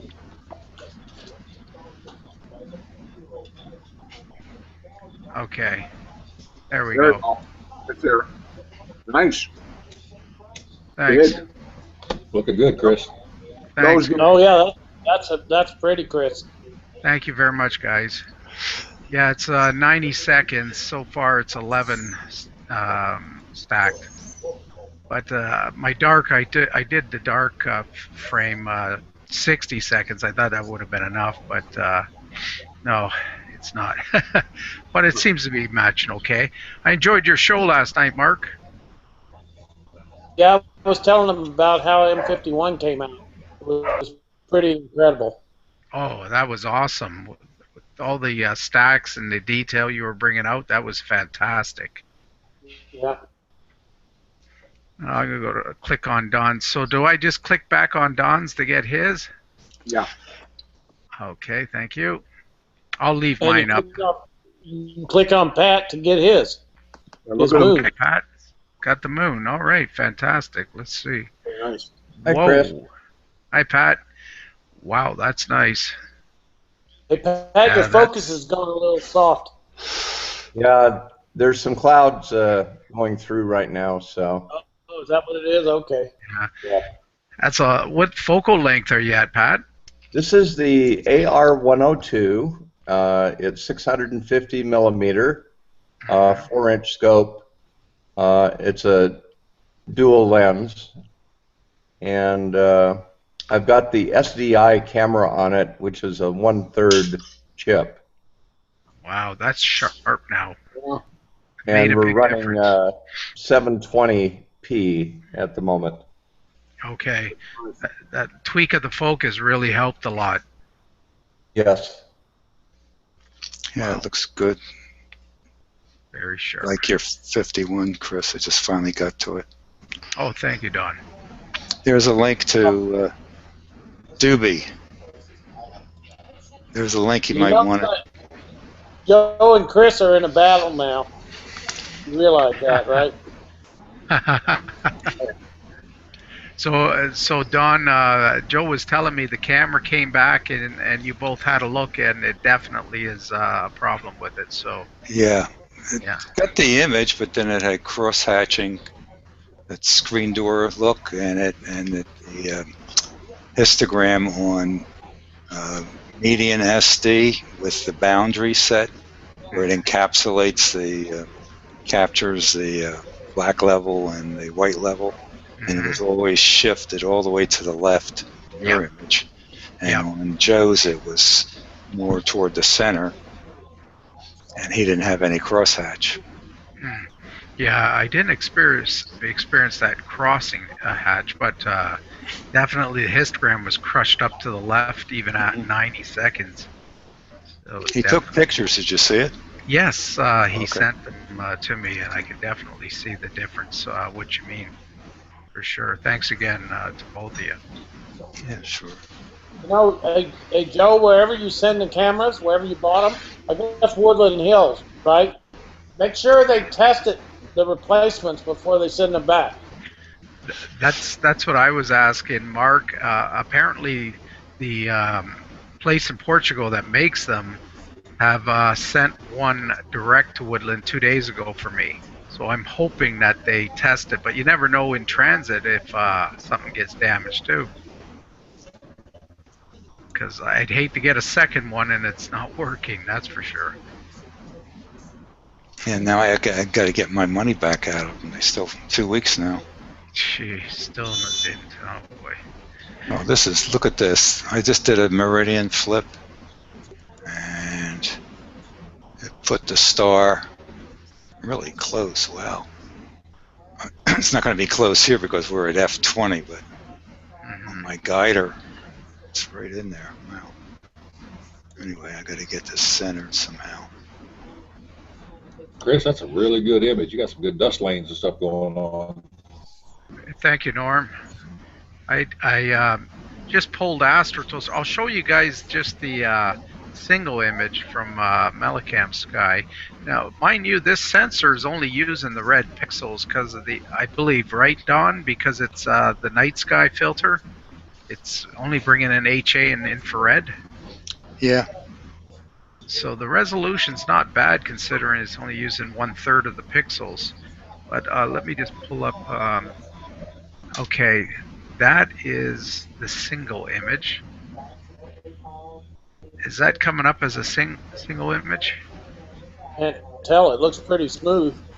No, I don't think it changed, Chris. It's showing stacked up in the corner. Oh, okay. I think I gotta go to the share and change that. Okay, thanks.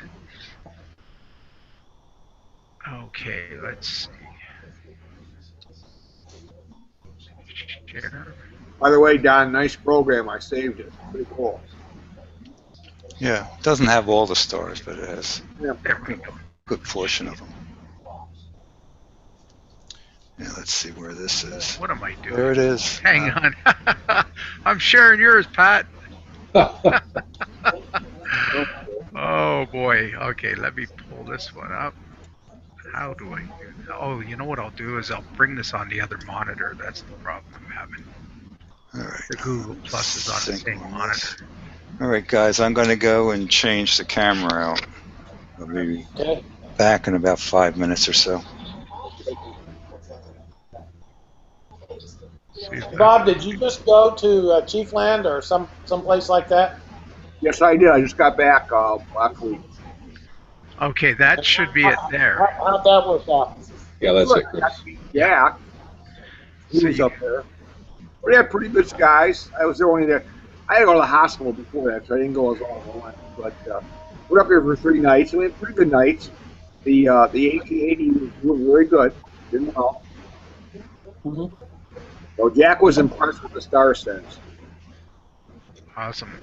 You can see the histogram here at 90 seconds. It's pretty well in the middle, and this cuts out a lot of the moon and light pollution, so it's pretty intense. 90 seconds was about the max.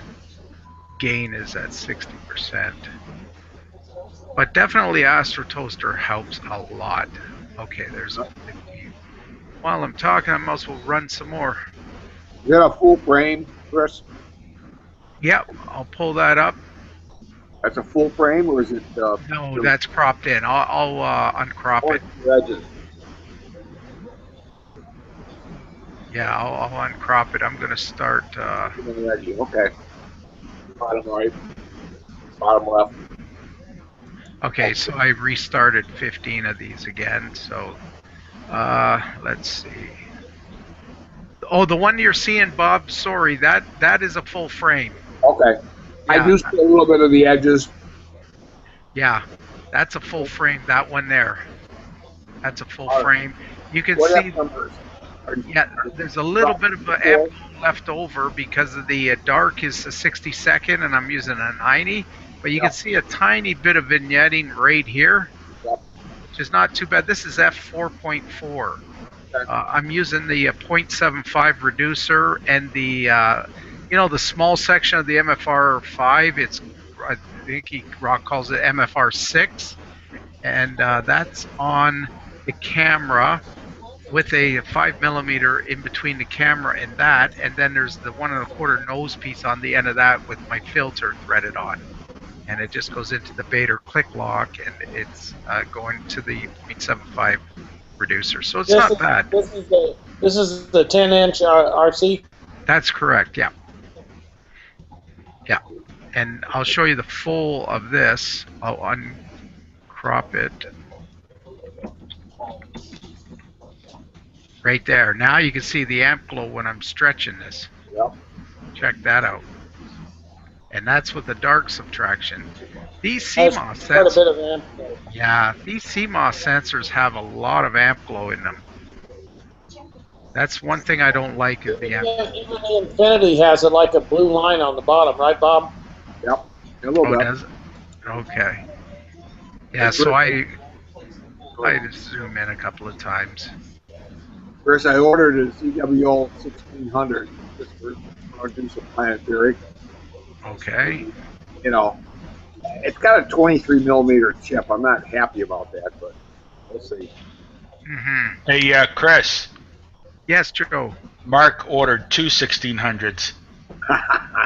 Really? Yeah, isn't that something? Is he gonna? Hi, Tom. Is he doing a? Are you doing a Bino View, Mark?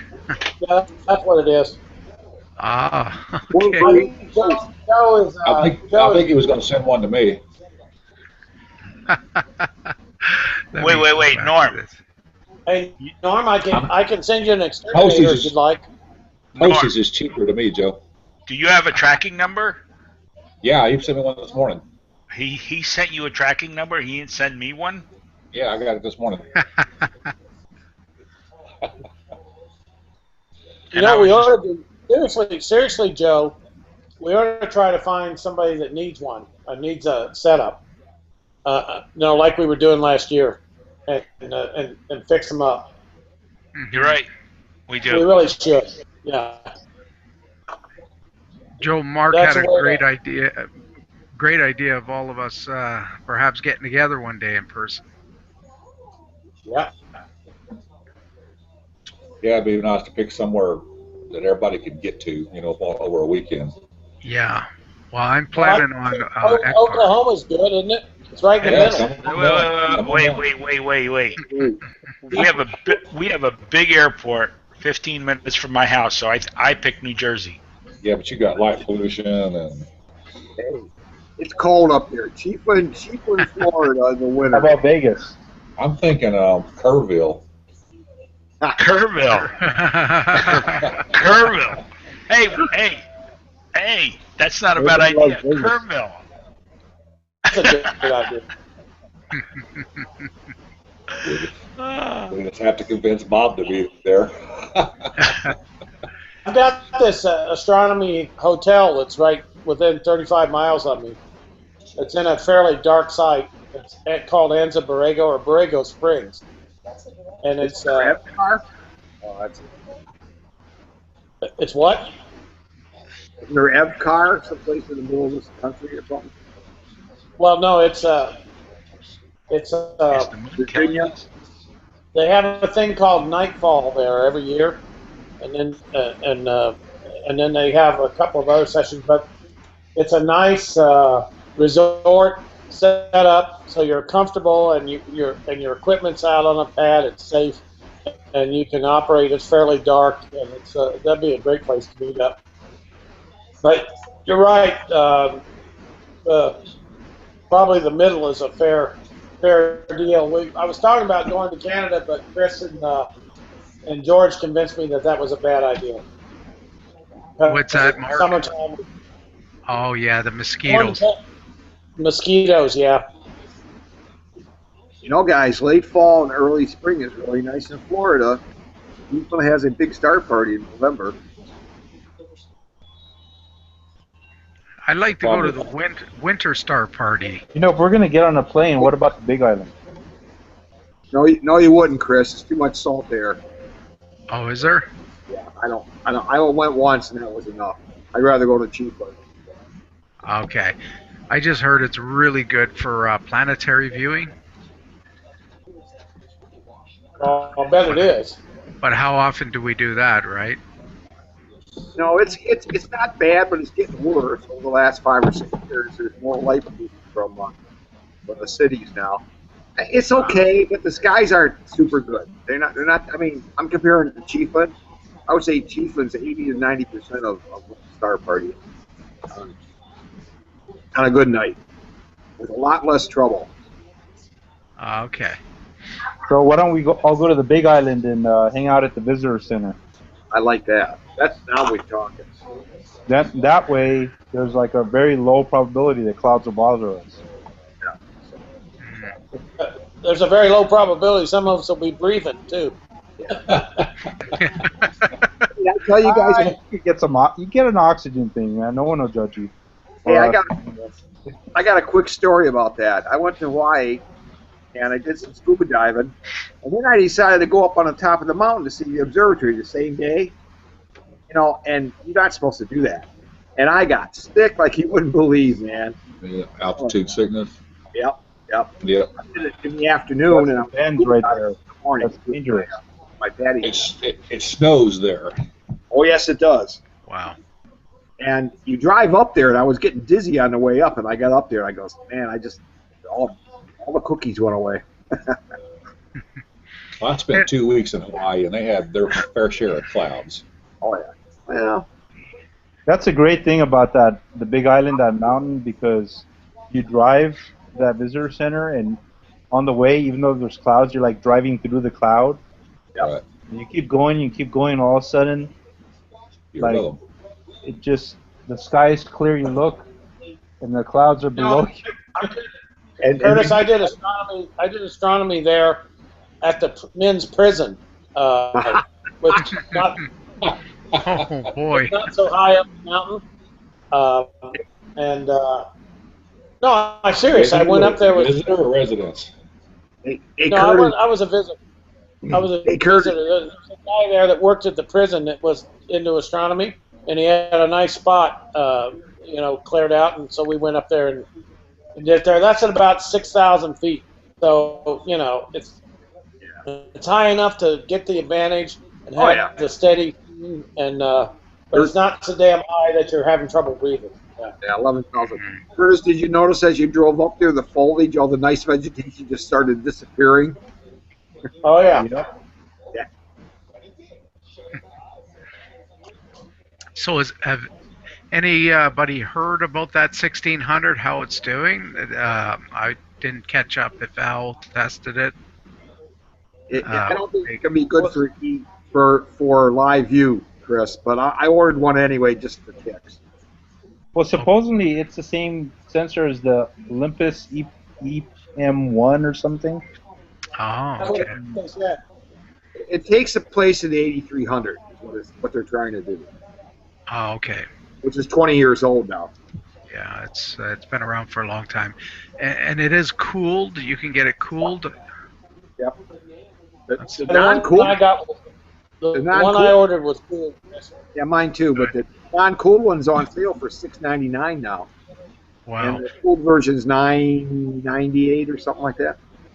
You're best to get the cooled one, though. Oh, yeah. Yeah. No, that's a good price for that size sensor, and it's cooled. Yeah, I can only give it a try. Just see what happens. Yeah. That's nice. Is that M13, Joe? That is M13. I see the gold star and the blue star. Yeah, that's what that was. What if I told you it was M3?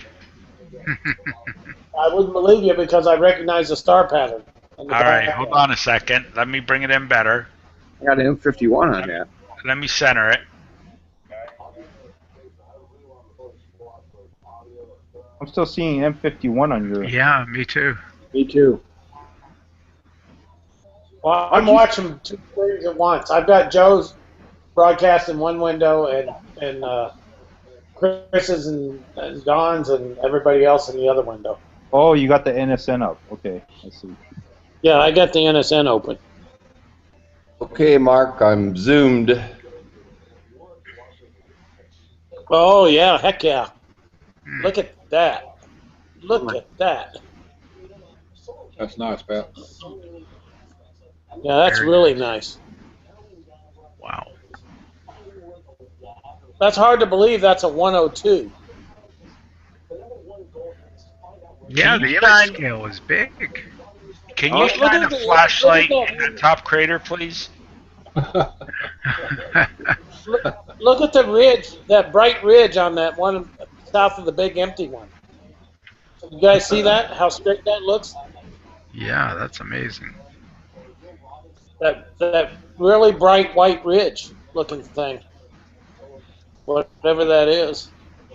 It might be the Mars rover missing the planet. Alien structure. So Joe has got, I can't believe, is it already coming up? I guess Hercules comes up before Vega, doesn't it? Yes. Yes, so. He was trying to trick me and tell me that was M3. I know better, Joe. Good try, though. If George was here, he could tell us what we're looking at.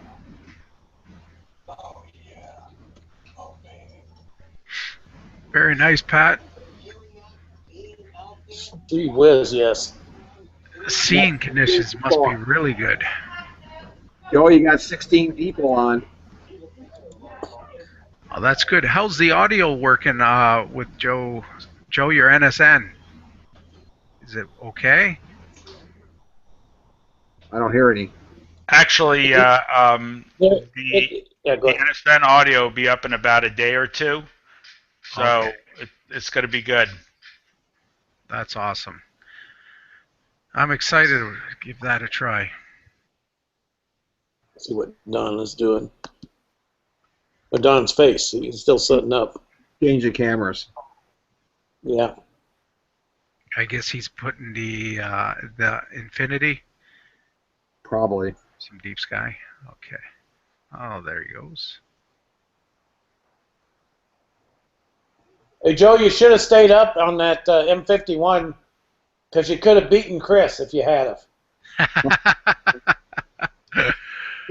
because you had higher resolution. Yeah, I'm just letting this build and build. I haven't done this in a long time. I wish I can get longer exposures, though. The moon is too bright. I could probably have done 2 minutes, but that's about it. But I'm doing what you did, Mark, last night. Except you were only using 20 seconds. That was amazing. That was 2 helps. I'll be back in a minute. Yeah. 20 seconds, that was really good, Mark. Especially when you, I think you had about 30, 40 of them. Well, we had more than that. I think we had 44 minutes worth of whatever the heck that is. At 20 seconds, so that's about 120 something. 44, like 120. Mm-hmm. And you had the Hickson pretty good too. Yeah, I went outside when I closed the flap on the observatory. We had high wind today, and it blew the observatory flap open. I really got to get the Velcro changed on that thing. But anyway, and I downloaded the Infinity stuff, so I can put it on Facebook. Okay, good. So I'll do that. How's your skies? Hey, send that thing up, Joe. Come on. You clouded Is that up, Mark? 8:15 or what?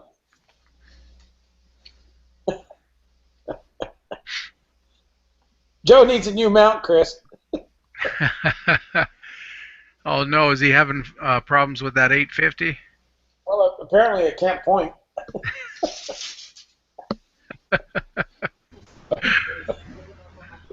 Is Joe going for M82?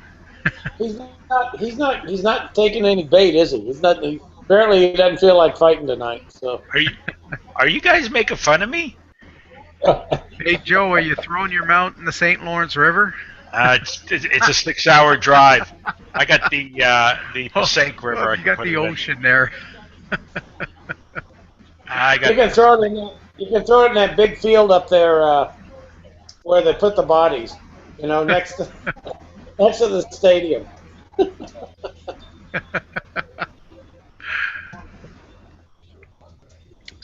So when are you going to get the camera, Mark and Bob, the 1600? He said May is what I heard, is what Sam said. Okay. They're very responsive. If you send them an email, they, either Sam or the young lady, I guess it's his wife, answers right away, Oh, that's good. They're amazingly responsive there. And I'm starting to learn how to use the cameras. As Tom was saying earlier, my problem is a lack of patience. I just have to learn how to be patient. The QSI is going to be the ultimate test for me. Say doing the QSI with an HA filter on it. A guy that's used to immediate gratification is going to have that's going to be a life lesson. A lesson in patience. Yeah. Whoa! Look at that! Oh my gosh! Did we get a Mega Centauri or what? Wow, Joe. I think Mark's been drinking or something. I don't know. That looks like a Mega Centauri. M13. M3. That's M3, huh? That's nice. A little overexposed. Or nice, over-adjusted. Maybe you can adjust it with Astro Toaster. These DSLRs are so nice on open and globular clusters. Yeah, what's good is the stars are tack sharp. Oh yeah. What camera is this, Joe? 40D. The 40D, yeah. We got a bunch of people on NSN. Holy mackerel. That's good. Almost everybody that's on Google Hangouts is on NSN also. And then you got Simon and Mike in New Jersey.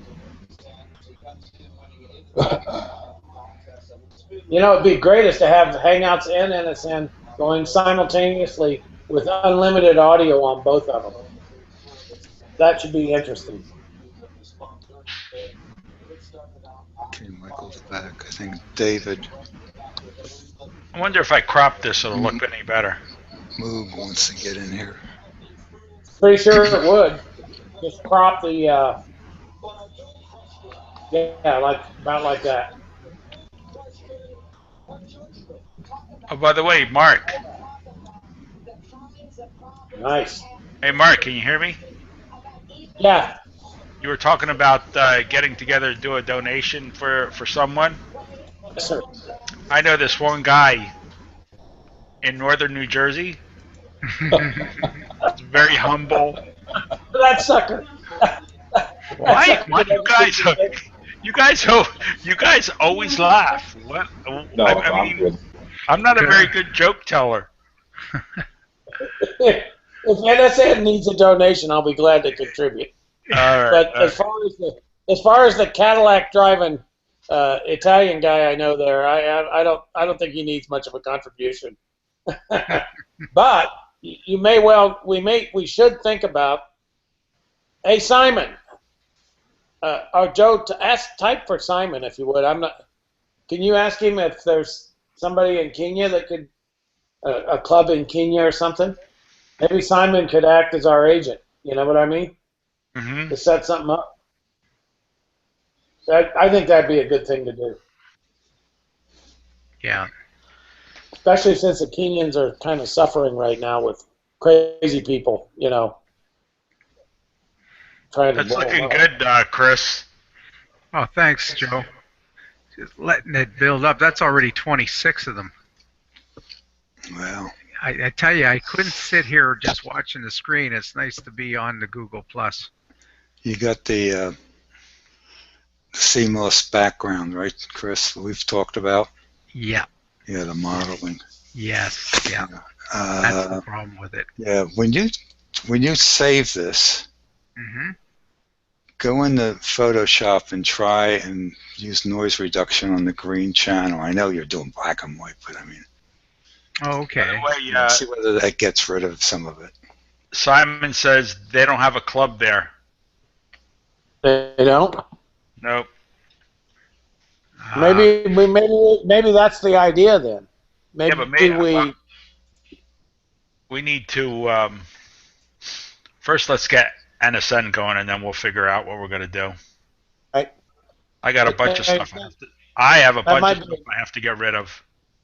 Yeah, I got a bunch of stuff that I need to clean out of the observatory, and plus I don't mind doing just transshipping things directly from vendors, but maybe starting a club would be a good thing to do.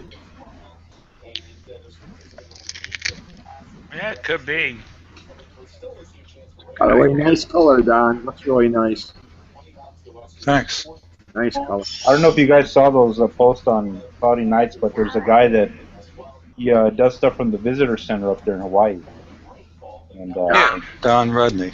yeah, and I've been encouraging him to broadcast, so he's going to find out if he can do that. Hey, That'd be good. Don. Mm-hmm. Is it a real image, or is it the same thing that Mark does? Puts a picture up. It's actually Mark's picture.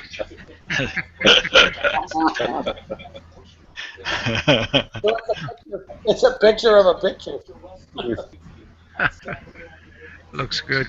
Very good, Don. You're bad, Joe. You're bad. Mark deserves it. Trust me. Smooth looking color, man. I'm impressed. Oh, by the way, if you have recording on the Attic Infinity program, and you close out the program and you turn it back on, that recording button is active. I just realized mine was recording the show.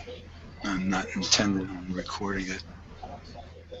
But anyway, just to let you know. Joe, the Night Skies network feed looks real clean. Yeah, I think it's really good. Yeah. It looks good. I mean, the image itself has some red lines in it, but I'm trying to get rid of those. Are you stacking? Yeah, I'm. This is 6. Okay. And I'm doing. I forget how many seconds I'm doing. Doing 40 seconds, and this is 7, not 6, 7. Nice colors.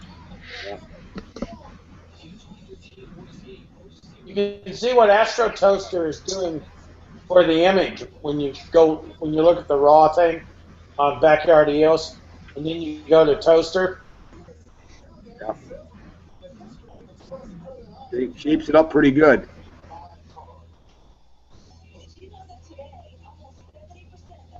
Toaster, Joe's, the gold stars are showing in front of that thing now. So you're getting star color, nice star color. Yep. Very nice. Yeah, pretty good. The image on NSN looks really good. That's what we're hoping for. It's about quality image to make sure that what people are shooting is what's being broadcast. And it seems like HTML5 is the ticket to go. You're all mixed up, Joe. I'm sorry to correct you, but remember, the image quality doesn't matter.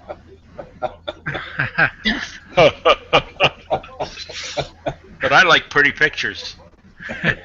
It's not the image, it's the company, right, Mark? Yeah. The image doesn't matter. You guys are bad. That's all to it. I can't be hanging around. You can only look at smudges so long. You know, it's nice to get a nice image coming up. Hey, Mark, do you like that guiding? Yeah, it looks good. I can't see what the RMS and the oscillation is, but 20 viewers on NSN. How many are signed in, Pat? Curious to see how many are guests or. 1, 2, 3, 4, 5, 6, 7, 8, 9, 10, 11, 12, 13, 14, 15, 16, 17, 18, 19, and I'm 20. Wow. See, there you go, Joe. You need a counter. Yes, we do need a counter. Yes, we do. But want to know something? I know we need a lot of little things, but I want to get the main things working, and I want to get the site going. It'll come. And just make notes, you know. Yeah. I mean, some people have suggested to me that before I bring the site on, I should have everything working absolutely perfect, so you don't turn people off. But you know what? As long as we got a good image, as long as we have chat and we see what the guests are doing, then we'll just keep either fixing or adding things after that. And if people don't like what they have, well, then that's tough. There's nothing I can do about it. You know? Well, yeah. You're right, Joe. Number one. There's an old Ethiopian saying for that, Joe. Have you heard it? Oh, Mark. It sounds remarkably like Italian when you say it, but it's actually Ethiopian. It starts with fungu and ends with something else.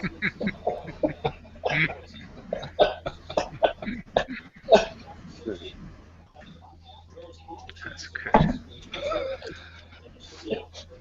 Old Ethiopian.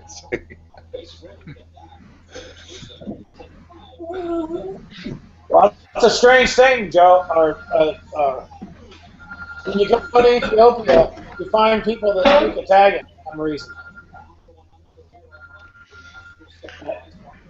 From way back. I'm not making that up. When I went to Ethiopia, I heard people that people on the street could speak Italian, some people couldn't. Try to prop a little more. Yeah. Yeah, hang on, I'm gonna look at the cameras. He may actually still be at work, so. Hey, look at the Joe, cameras. that filter that you have, is there a way to connect it to your imaging train with the DSLR? Okay, then go ahead and The other one's disregard. I'll clipping, right? check to make sure he's still there. If not, he can go back up on it. So. Oh man, that's nice, Joe. Wow. Gee whiz. Yep. I got them both up. I got Don and Joe. Wow, I love that's it. nice. We need another broadcaster. So I can have 3 windows. You got 3. You got Chris, you got Don, and you got Joe. Yeah, I need And to have. Pat. Like, That's 4. Four. I can't get You can't count. independently. That's amazing. Hey, what do you do when we get up to 10? You know, you run out of fingers and toes, Mark. Well, we don't. We all don't need to know count more than 10, I guess. The wrong way. Tom hasn't moved off his image all night. He's on 106, but Neither is that's Mark. how Tom rolls. He spends a night on one object, so that's not unusual for him. Joe, that is really, really nice. All right, now we got to somehow get title up here. Let's see how we're going to do that. Well, that's close. Both. Thank you very much, guys. Yeah, both very nice. resolutions are very Makes me close. want to put my 40D on, Joe. I'll definitely be able to sleep better tonight. Let me see what. By the way, Mark and Chris, this is my 40D, and so the focal reducer that I got for it said that it was a prime focal reducer between 80 and 100 millimeter refractors. Mm-hmm. So I have the SolarView 0.8 focal reducer on this 14-inch SCT. Wow. Looking good. So when you really think about it, instead of f8, I'm probably at somewhere like f6.4, something like that. Amazing. That's working good. Yeah. Is that the full field of view, Joe? No, it's not. Okay. Let me uncrop it. That's the full field of view. Okay. I wonder if I take a snapshot of that, I could run it through astrometry tomorrow. Pretty good. That looks good. Sure does. And Patrick's moon looks awfully good too. Oh, Patrick's killing that moon. It's amazing. That's a 102 doublet. How clear that is. It's color free. And it's hard to beat those Apple refractors. And want to know something? That moon surface looks like somebody took a spackle knife and put some spackle down. How smooth it looks. It's like the ceiling in my house in Ventura. Because they built that house in the early '60s, and they had that crazy, finish on the roof, on the ceiling. When I sold it, somebody had to come and get rid of all that. Yeah. So let me crop this up again. What camera is Patrick using? What camera? What? Patrick, what camera are you using? Patrick. SDI. It's a SDI. Oh, okay. Nice. 1080p, but we're actually using broadcasting in 720p because that's what Google wants. That's very nice. Good. Hey, Patrick. Yeah. NSN will allow you to broadcast up to 1080. You know that, right? Yeah. I'm ready, Joe. Just give me some audio. We will have audio soon, trust me. We may have too much audio. Yeah, does that come with the Escalade? Andy's going to send me that Escalade. What's Mark going to send me? Why is it every time I talk... I'm going to send you a list. I'm going to send you a recording of a whole bunch of old Ethiopian sayings. Every time I talk, Mark pauses for like 5 seconds trying to figure out, okay, what am I going to say now? Well, it takes a while to deal with a guy like you. That's just an absolutely gorgeous moon. It's a fantastic moon. That is unbelievable. Barely barely turbulence. Any. I think that's about. He told me earlier today that when the fronts passed, the front just passed over him, and it's snowing like crazy just to the east of him. But when the front passes, that it gets real stable, and you can really see it here. It's gotten better since he started. Yep. Did you try Jupiter earlier, Pat? No, I didn't. I didn't do an alignment because it was kind of cloudy, so I just kind of picked up the telescope and popped it out and went directly to the moon, synced on it, and called it good. Yep. Well, the phase of the moon is nice right now, so you're getting some good, really good detail. Actually, with no alignment, it's actually doing pretty well. That is. Very good. You know, one thing I found out about my mini tower, Pat, was that I could do a 1-star, and that sucker would still point very well.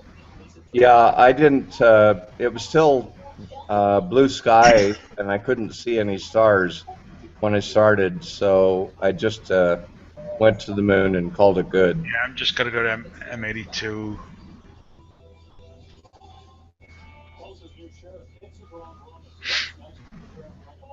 Nice color, Joe. Yeah, that's great color. Oh, look at that that groove of a valley that has down there. See that notch looking valley? That looks real nice.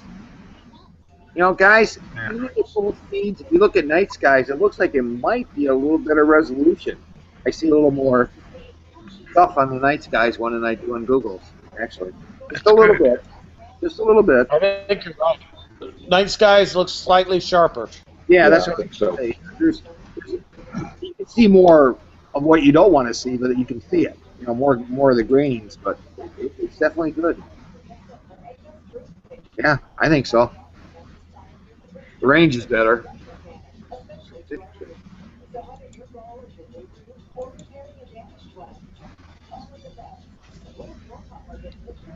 Colors are good, Joe, on the globular. I think, Joe, this is the raw feed, Chris, from Backyard EOS that Joe is showing us right now. Oh, okay. And you can see how much Astro Toaster is doing to get rid of light pollution and color tinting. Because this looks pretty darn blue to me. And then you go to that one and it looks natural. Yeah. Yeah, Astro Toaster does definitely balance out the color nice. Gets rid of the gradient. Got the best color controls or algorithms that I've ever seen. It looks good. Color is excellent. Yep. Astro Toaster.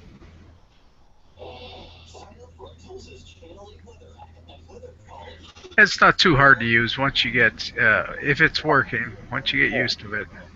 You don't have to tweak it a lot.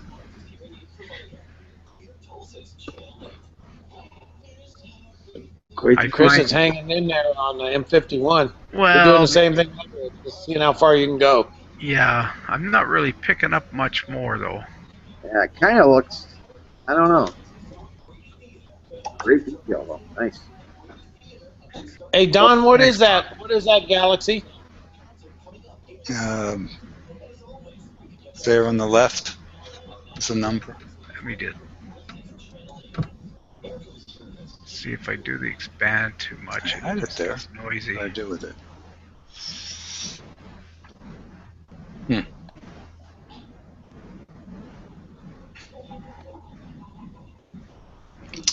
It's on the left? It was there. I don't know what the heck I did with it. There it is. 3432. You see it over here? No, I don't see it for whatever reason. I don't know why. Is it coming across? Oh, there it is. Now I see it. I see it. See that? 3432.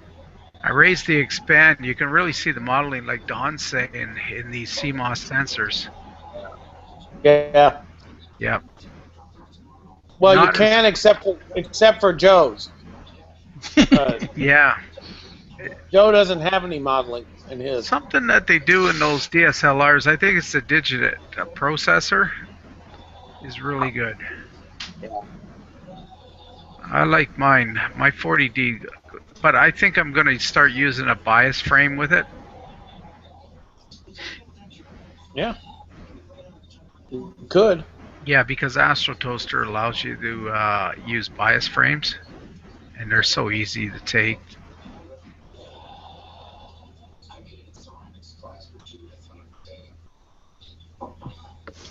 Hey, Chris, I never did bias frames. Do you have to take a live one, or can you have a file set up for that? Well, you're supposed to take the use the shortest duration your camera will use, and once you take them, they're good for a long time. Okay, that's what I thought. They're not like darks. Yeah. Okay. See, if I turn the expand down, you can see it's better. You can't use much expand with this camera at all because of that modeling. Where are you at on the expand? 5 right now. Okay. Yep. That's like the DS3. Yep. Whereas on the 40D, I can use up to 20, 30. Yeah. You'll be able to with the Infinity also. Yeah. Well, I'm looking forward to the Infinity just to use its own software. I don't think after watching Don, I don't think I'm going to go through all that work with Astro Toaster with it. You're going to get spoiled. Yep, that's what I'm looking for. I'm tired of this, all this work tweaking, Bob. I just want simplicity. Hey, I've got a 414 in the C14 now. I want to put the Infinity there because it's easy. Oh my! All that 414 needs is a good piece of software. That's all it needs. Works fine, but you got to use Astro Toaster. But Yep. the Infinity is just so fun to use, man. Yep. You know, you think those guys would just give up on it and let the software talk to the 414. I know. Make it, the next camera will be something to compete with the 1600. It'll be a 16 megapixel camera, and you know, there's something at least. Have you heard of something coming up, Bob?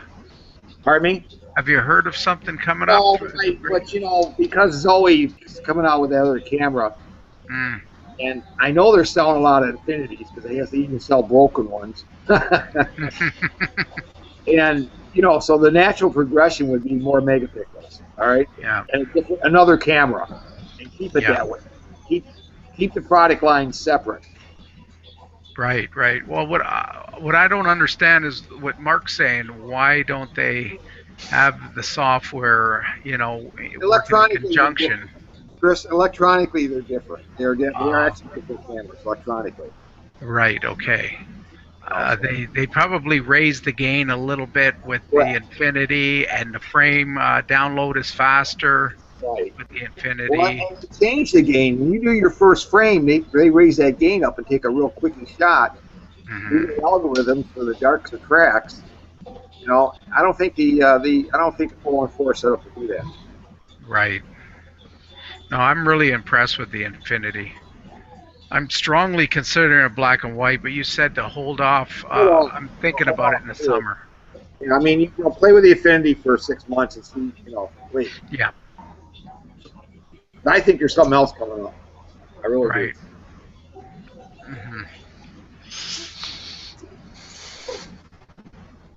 It's George. Hey, George. Hey, George. George dropped off. One. I hear him. Bye, George. Who left? I guess. Chris, are you still stacking? I don't really see much changing. No. Yeah, I'm stacking. There's not much changing at all. 38. You're not going to see much change unless you double the stacks, right? Hi, George. Okay. This is Don's show, right? Don or Joe's? Don's. It's everyone's show. Or Pat. Don's boy. Everybody's on it. Hey, George. Wait, Don. Joe. Is this Don or Joe's? Don's. You know, are you still there? It'd save a lot of money just to have a permanent Google Hangout channel we can all get on.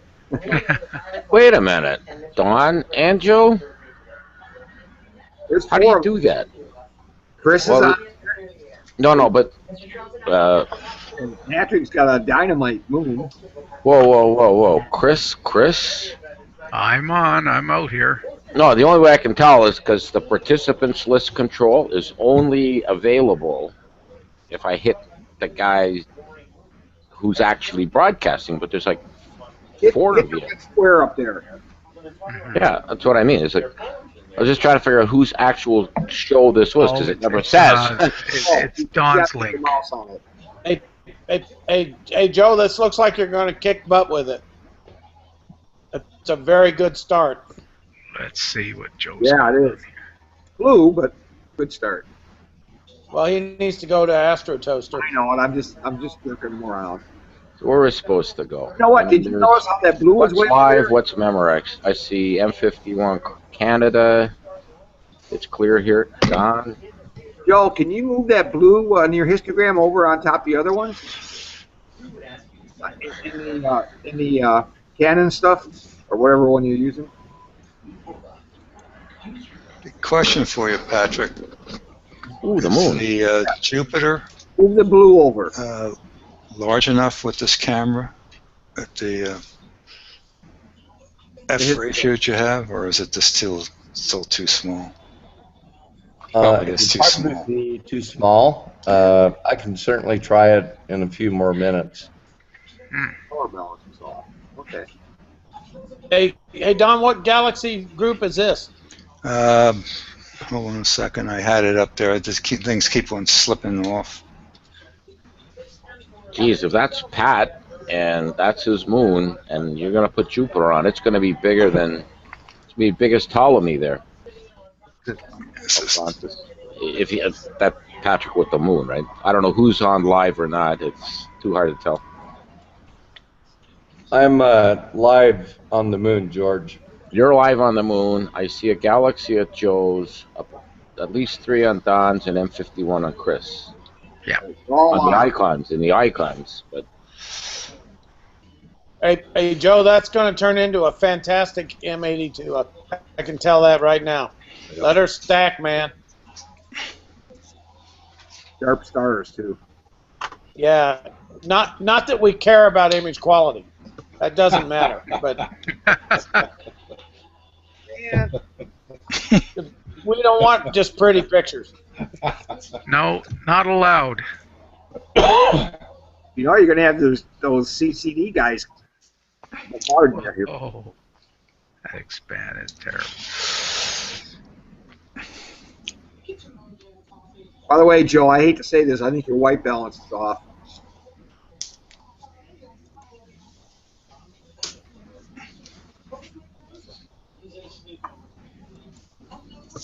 On the original.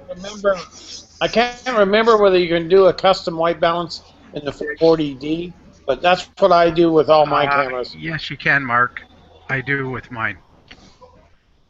And if you do that, then the I know you're compensating it with the Astro Toaster, but the original is definitely not white balance. That blue is way over too far. Yeah, you're best to do a custom white balance. Get a. I just use a coffee filter, but the best is an 18% gray card. I use my walls. Yeah. That's what I'll do. I point it at the inside of the observatory and turn on the LED light and just white balance that way. It works real good. Hey, yeah. By the way, I changed all the lights inside my new trailer to LEDs. Wow, what a difference. It's all white. Yeah. It's amazing, isn't it? It is. Different atmosphere. Well, guys, I'm going to bug out here and go get some rest. Chris, awesome image. Okay, Don, Norm. great show. Joe, super job. NSN looks good. Patrick, super moon. Have a good night, Norm. Good night, Norm. Norm. Good I'll see y'all night, tomorrow. Norm. All right. Good night. See you, Norm.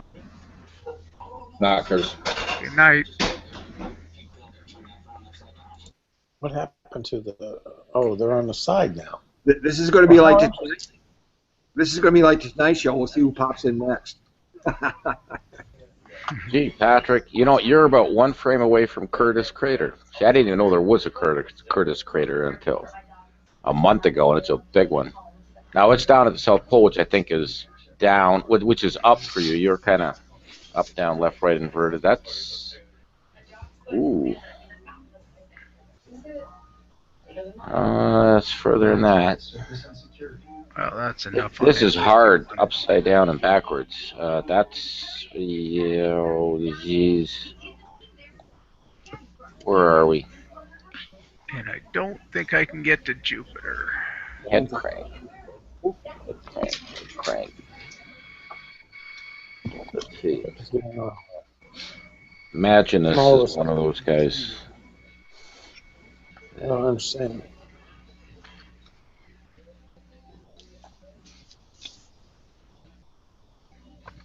Hmm.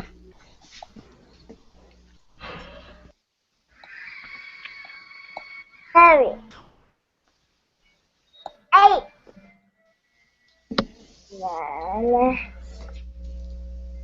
Oh, I see. Maybe that's Oh, why. good. I did go to Jupiter without a flip. All right, let me play with that. I had enough of M51. And the M82 is looking awfully good on Joe's. Actually, Io is going to be popping out of shadow about half a Jupiter disk to the left. Red spots in like going on, 10, too. like in about 10 minutes. And I mean, those are always cool because they just like whammo Color. right there within a minute. Yeah, I think that's Red spots coming up now. roughly within a minute. 10 minutes. 10 minutes. Where the heck is Chris? I'm on Jupiter, but wow, I'm really far past the meridian. My weights are higher than the telescope. Yeah. Let's see. I put the gain down. Let me just change Oh, this. yeah.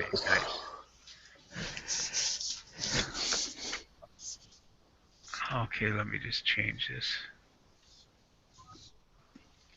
Well, it's taking quite a few stacks for the background to start getting dark. Okay, now I see where you are, Patrick. That's Heraclitus crater, the kind of the Mickey Mouse looking face feature. It should be Jupiter there. Look at the size of it. It's tiny. Ways to go. Curtis Crater is like 300 miles south, which is up for you. It's actually it's big. Yeah. It's in that field of view. And like, oh, whoa. Oh boy, this lighting, upside down, backwards, let's see. Jesus. It should be...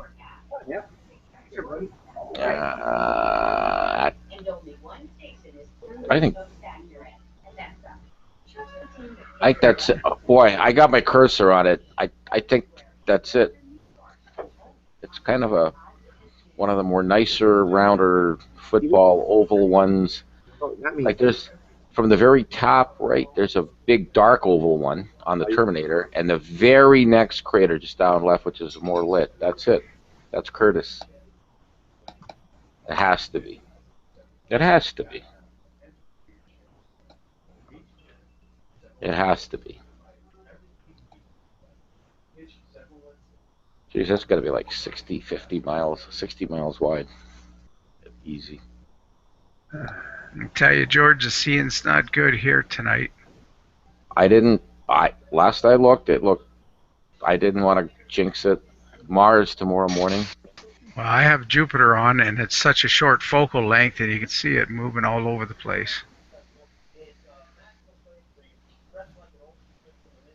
So can you imagine a longer focal length? Well, yeah. You just do it. Well, and then you stack it. That's what it. Wow, that's cool. You stack it after. Live is live. Let me just. That's my first view of Curtis. Curtis, you should. Geez, I mean, there's a crater named after you right there. We're looking at it. Here we go. Put this color back in, saturation back on. Let's see. Jump to Chris. Okay, so the south band is the fat band. And we're looking for IO to pop out in Wow, 4 shows at once. less than 10 minutes, but it's going to... Let me just put it at 100, see if there is any. No, I don't see it. You need to bring out the moons because the other two guys are out there. Let me put the exposure up a bit. Hi, Perry. Because when IO pops, it's just going to just appear like right there. That should be well, that could be Ganymede. One here. Then that could be Europa. The brighter one be Ganymede. Okay, so on the bottom. Oh, sorry. Bottom right. On the bottom right, maybe half a diameter out away. IO will just pop out and get brighter than Europa there. Even. Oh, you mean it's not there yet? No, it's still in the shadow, like behind Jupiter. Not behind Jupiter. It's no, it's not behind Jupiter. It's in the shadow. Like it's the shadow is at a parallax angle, so it's already out almost half a diameter, almost one disk diameter down. It's just that it hasn't come out of the shadow yet. Are you trying to tell me that the universe is not centered on Temecula, California? Damn. That all depends if you're going to bring out the pitchforks and the fire stakes and.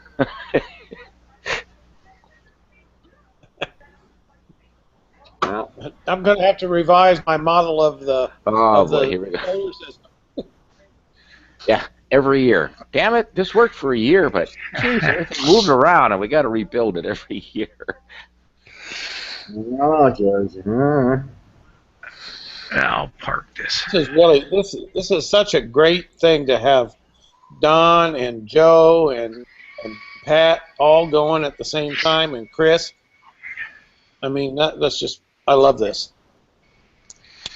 It'd be nice if, Joe, if NSN, we could do something like that with, say, for example, there's 4 broadcasters on, but I guess that would be too complicated because of the viewers. Chaos, absolute chaos. You can't no talking though. You couldn't have the talking. Just the broadcasters. Like even now, the typing. 99% of your viewers are on that chat on the right. And I see, I see Tom, and Perry's in there, and 11:42. I missed Tom for 10, 12 minutes. Well, you can only be on one thing at one time if you're focusing and working the image and the chat and trying to present. Remember? Oh yeah. I always thought there were 4 rules. Anyway, hey George, I violently disagree with you about chaos. We're doing it right now in Hangouts, and it's not chaotic. It is not chaotic. Chaos is in the perception of the beholder, right? Everyone that's the truth. You can make it unique, interesting, educational, and fun. And but if there's 4 or 5 guys in a little clique and they go, well, no, this isn't chaos. Well, wait a minute. You guys hear me? There's 132 viewers out there. There's 10 people up. Yes, Joe. Google Hangouts, and it's not chaotic. I just parked the scope, Joe. All right. Look at the image on Night Skies. Nice color, Joe. Yeah. Nice color, man. Really nice. I like it. That is interesting. Wow. There's an image on. I tell you, the DSLRs do a wonderful job. Is there a special link for Night Skies, Joe? Here you go. Thank you. Joe. Get this turned off so we can open that up now. If you want to, Perry, you can register. Okay. and you can at a later time register for a channel, but where the audio is going to be kicked in a couple more days. So we're just doing like a testing phase right now. Yeah, that's fine. Yeah, that image looks great. You get a lot of nice HA. Google Hangouts is running right now. Wow. Why is that not going bigger? Yeah, well, I'm actually looking at Joe testing NSN, and I'm participating in Google Hangouts. So you go to the link on Facebook, and you click on that link, and then if there's room, you can get in. Let me see, 1, 2, 3, 4, 5, 6, 7, 8, 9, 10. You won't be able to get in, but you can log into NSN. One thing that we know for sure, Mark definitely knows how to count to 10. Yeah. I just have to. All right. I only have to subtract 2. I got 6 toes on each foot. It's a special feature. Yep. Hey, by the way, Joe and Mark, the NSN feed actually looks sharper. Look at the center of the galaxy and that little line in there, and compare the Googles and that one. You'll see what I mean. A little sharper. It is it seems like it's a little sharper, and you can see my dust bunnies a little better. Yeah. Now, I mean, not much, but it's there. No, it does. NSN looks sharper. I agree. I noticed that earlier. I totally agree. And like I said, this M82 is turning into a wonder. It's really, really nice. It is. Good color, man. I can't. One thing I will tell you, getting rid of flash was probably the best thing we could do. Yeah. Oh yeah. Yeah. And now, well, only. I disagree with you because Flash had the feature of giving poor quality and dropping out, and we don't care about that other stuff. We don't want image quality. I'm not touching that one with a 10-foot pole. Or unannounced automatic updates at the most convenient time. Yeah, that happened to me yesterday. Hey, Joe, I got kicked so many times off there. I think about 10 times. That's it, I quit. Quality thing, I guess. Whatever. What are you going after, Don? 106. Okay. Oh, that's going to be good. That's a good one. You can compare it to Tom's 106 that he's got in his ID, which is like, the exemplar class image of 106.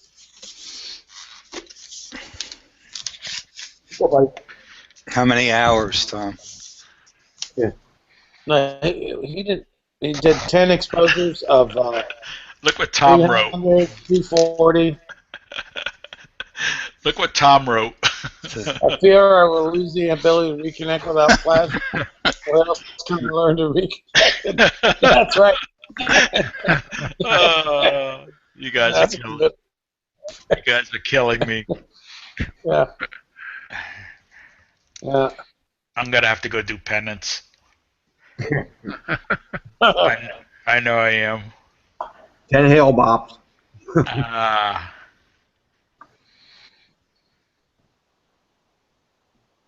Yeah, that's nice. Hey, Don, it's Curtis. Did you post on Cloudy Nights your capture of the Coma cluster? Say that again? NGC 4889, that one cluster of galaxies. Yeah. What thread was that in? What? Which thread was that in the gallery? It was in the one where I was comparing the. Well, it's on Facebook, and with a bunch of images I took, and it's also on Cloudy Nights, and where the thread was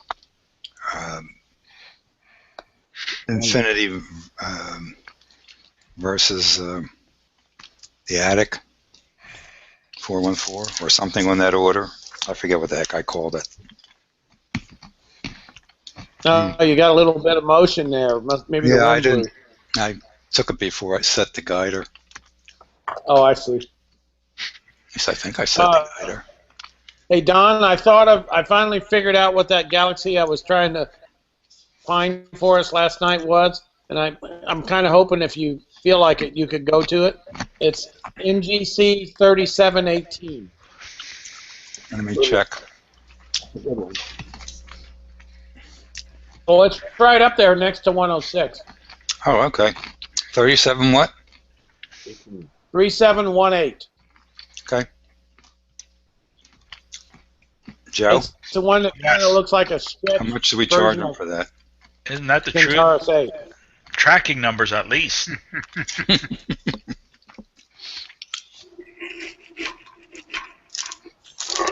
You know what, Joe? I'm coming to New Jersey. How far? But I'm not going to bring anything with me. I'm coming empty-handed. And then you got to bring at least 150 pounds with you. That's Okay. That's not including you. I was going to say I bring 350 everywhere I go, but Anyway, Perry, I'm not sure if you were in on the Night Skies Network site, but you can readjust those windows by grabbing the bottom right corner, and also the text window, the chat window. You grab it right above where the send is, and you can resize that. Perfect. Yep.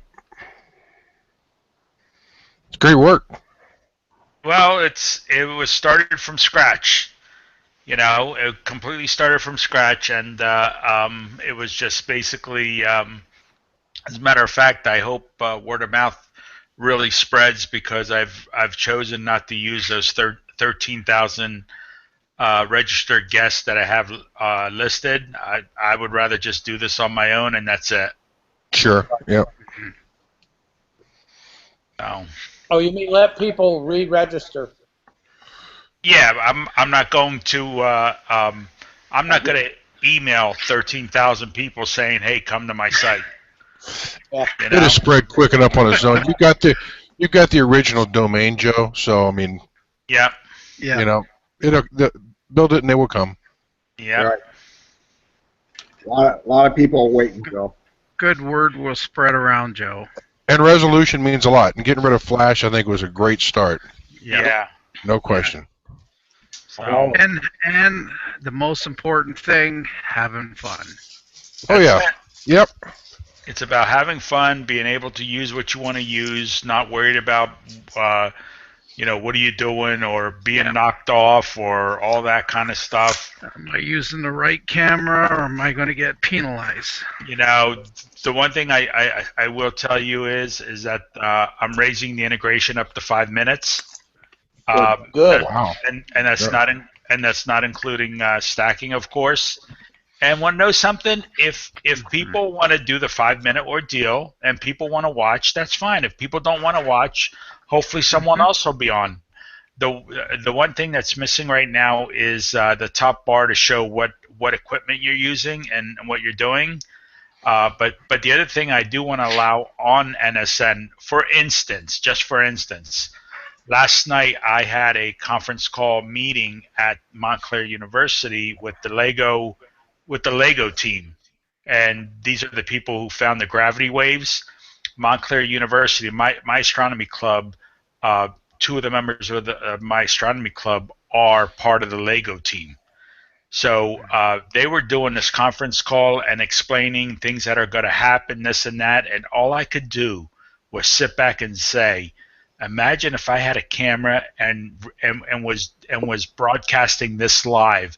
How many people would be so interested in black holes and what? I mean, some of the things that they were talking about were jaw-dropping, really jaw-dropping. And then to really to really understand the history of how it went from Newton to someone else, then to Einstein, and basically they predicted something that really was just a prediction. They had no proof, and it was just amazing. It was an amazing 1.5 hour talk, and on a personal basis, I think people would have been interested to listen to it.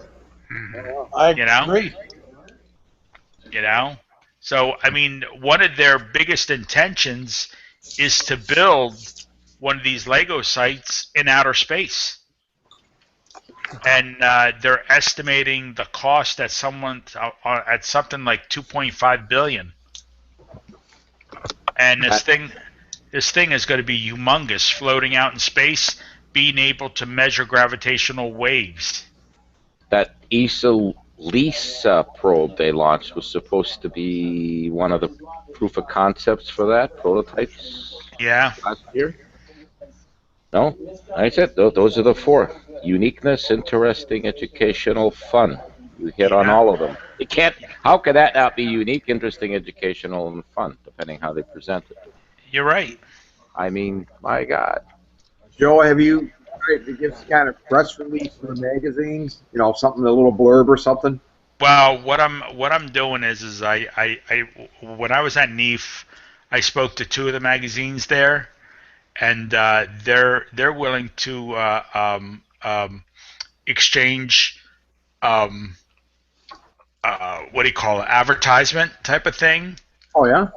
But they'll only give me a small. I think it's like, I don't know if, what did he say, 1 by 3 inch or 2 by 3 inch. I forget what it Credit was. card size. Yes, something like that. So they're willing to do that, but I'm trying to find out what like a quarter page would be, and see what I could do. I just thought I mentioned. I mean, Find out. Hey Joe, find out what a page costs. 8,000 Is that what it costs? for a page. Yep. 8,000. I'm gonna try. Yeah, that's a lot.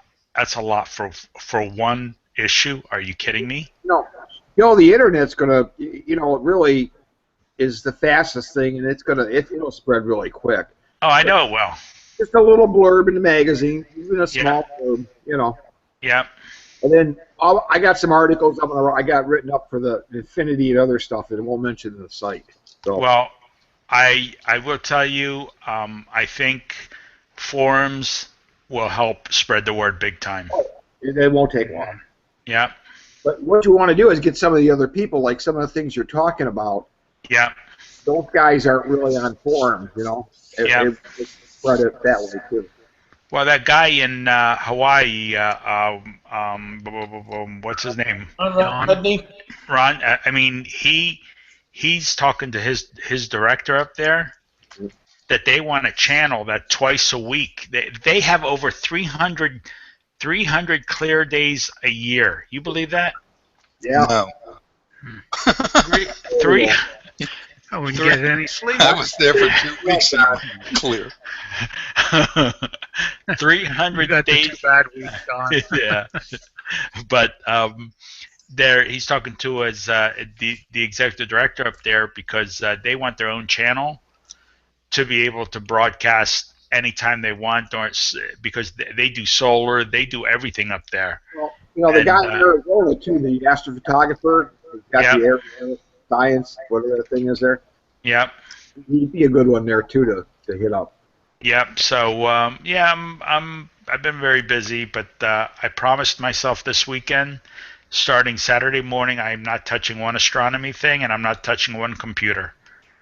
I need to finish my observatory. Good for you. Mm-hmm. I can't keep being out on a deck. It's driving me crazy. You do it yourself? Are you building it yourself? With your own? Yep. The pad's already poured. The walls are built, but they're in my garage.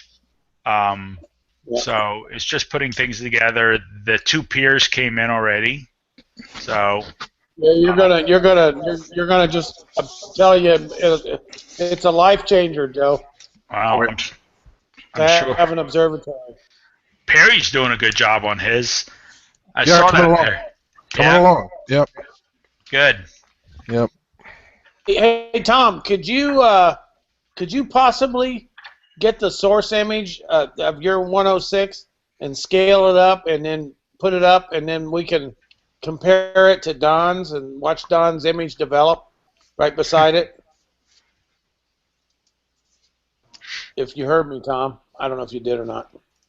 It'd be interesting to see the comparison, wouldn't it? Yes, it would. You may have stepped out. Let me Yeah, just. yeah. Wow. Let me just stop this a second.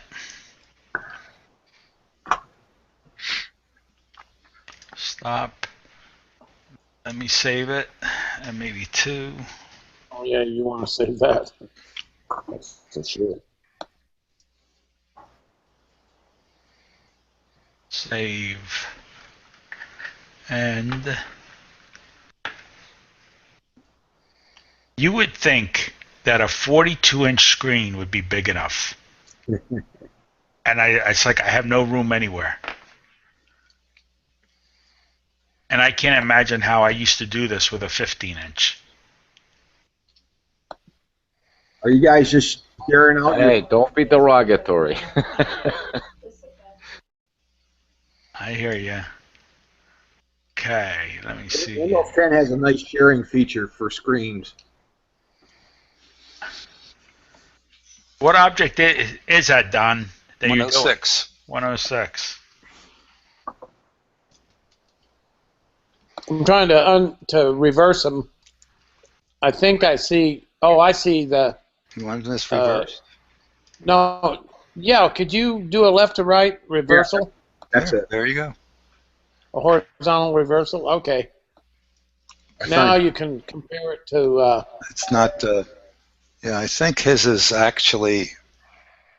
Wait a second. Let me just. I think it needs to be rotated. I think that's more like it. Maybe I'm what wrong. yours? Yeah, I'm trying to figure out whether. Yeah, that's the right orientation there. I think so. I think you got it up and down. It's Right backwards now. It's right now. See the bottom at 6 o'clock? It's the same. You see this area in here? Yep. Where it's like a triangle. Well, it's the same triangle you're seeing in his, of course, extremely high resolution. Which area where? Joe? Right here. 5, 6. Got a little that? tail here, and then there's a dark triangular area here. Hey, let me go over there and look at that. And you look at his, and you'll see the same thing. Oh, we should see 2 stars in there, right? Oh yeah, there they are. Yeah, you're right. I got it. Let me I don't know just why blow you. his. I don't know why you bothered to challenge me, Mark. Yeah, I know it's kind of pointless, isn't it? I'm only teasing. Hey. Yeah, this is really interesting. So you actually didn't. This wasn't an extremist set of exposures, Tom. It was just RGB, you said, and 10 of each each color, right?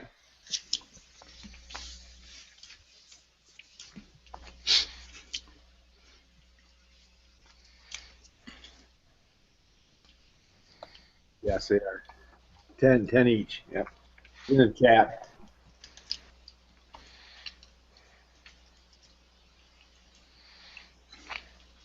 Were you using AO of some sort, or is this natural steady seeing?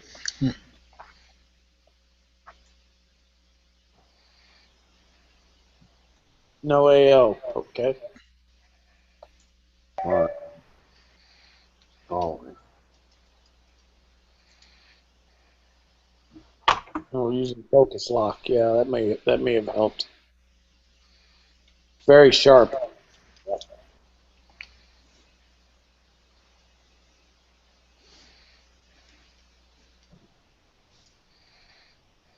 Look at how nice that is. Okay. How's that moon looking? It really is cool looking. Check Patrick's moon out, man. That looks good. Wow.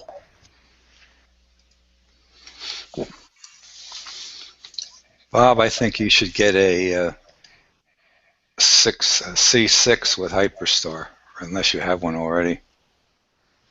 Yeah, I think you're right. With the Infinity, and I think you'll do better than you will with that 80 millimeter. Yeah, probably. I like the 80, but I got a C8. If I did a Hyperstar, it'd be on the C8. All right, I thought because of portability, that's why I was suggesting. Yeah, you're right, but it doesn't. I mean, the model will handle the C8 fine. It's just a few more pounds. Yeah, I think a 6 is 9 pounds, and the 11. and the 8 is 12.5 pounds. Okay, yeah, I just. What I like to do is put the AT6RC on there if I can get enough reduction. I think that would be I think the optics is better on it.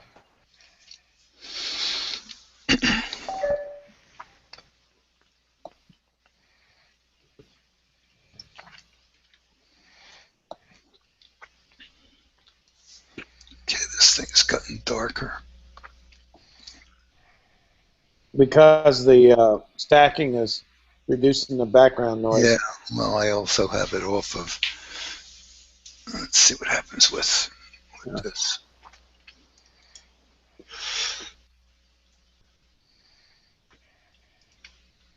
How many millimeters is the C6 at f2? Anybody know?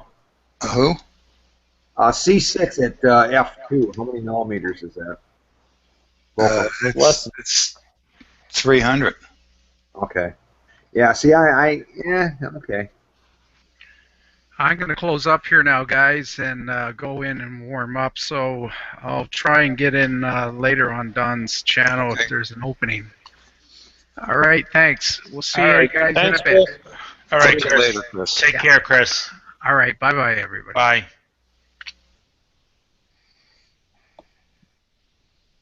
And Joe's setting up on something new now. I'm going to where Don is. Oh, 106? Okay. Yeah, that's good. Let's have a head-to-head battle. 14-inch versus the 8-inch. Well, that detail down is coming out nice now. Don is killing it. Are you kidding me? Red's coming out good. Unbelievable. What galaxy is that at 4 o'clock? I always forget the number on that one. Pretty cool. It's not 4217, is it? I don't know. Yeah, you did. You did share it, Tom.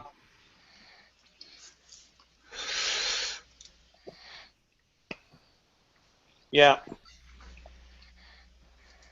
I love the color balance in your image, Tom. Oh, that's really sweet. That's just straight RGB, he said. He didn't even do luminance.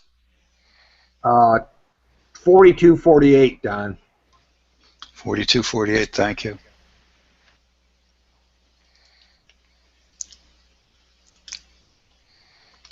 Man, this telescope is pointing straight up. Woo. There she is. Yeah, it's 71 degrees altitude. That's not too bad.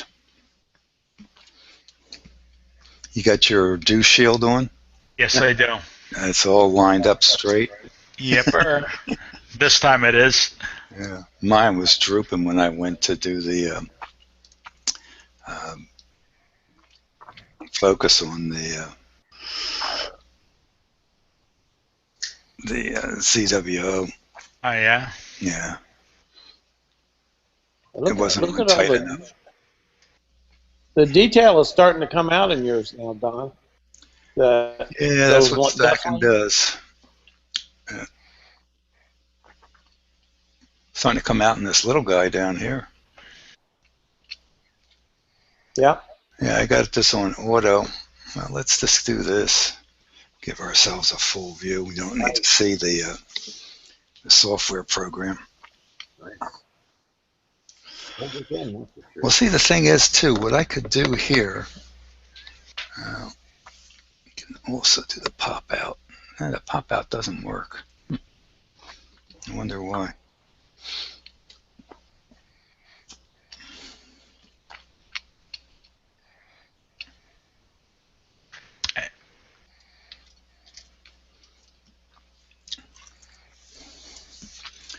don't know how many stacks I have. Oh yeah. 9. See, I can do. Yeah, I can see that, but I mean, it's like, why isn't the pop out working? It's just totally black.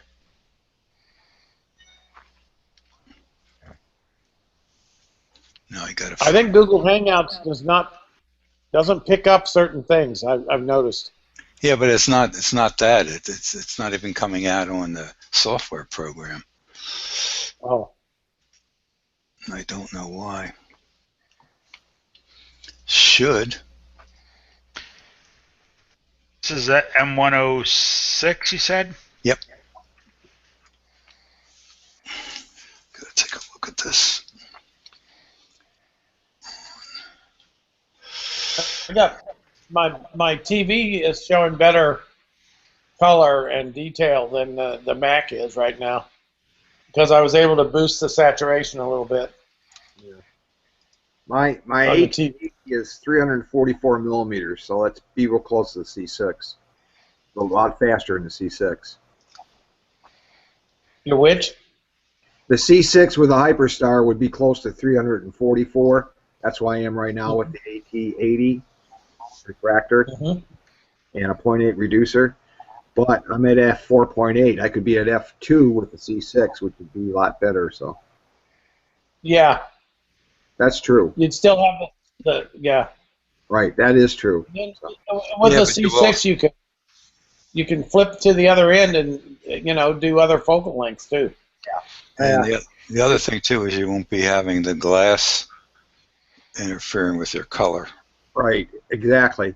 I just don't like that Hyperstar portability, Don. I just don't like it. I'm afraid. Well, you're not going to have your camera plugged into it when you're portable. Well, I know, but I just don't like. Oh, okay. You're a klutz like me. You're going to walk into it and smack the collector, the corrector. I don't do the same thing. In the pod, I don't go anywhere near it if I don't have to. Mm-hmm. Well, put a good metal. Get one of those metal dew shields from so and so, and screw it in there, and then you don't have to worry about running into it. I know, but I don't know. Yeah. Starting to get these stars to show up here. Yeah. And, yeah, you're really starting to pick up the detail.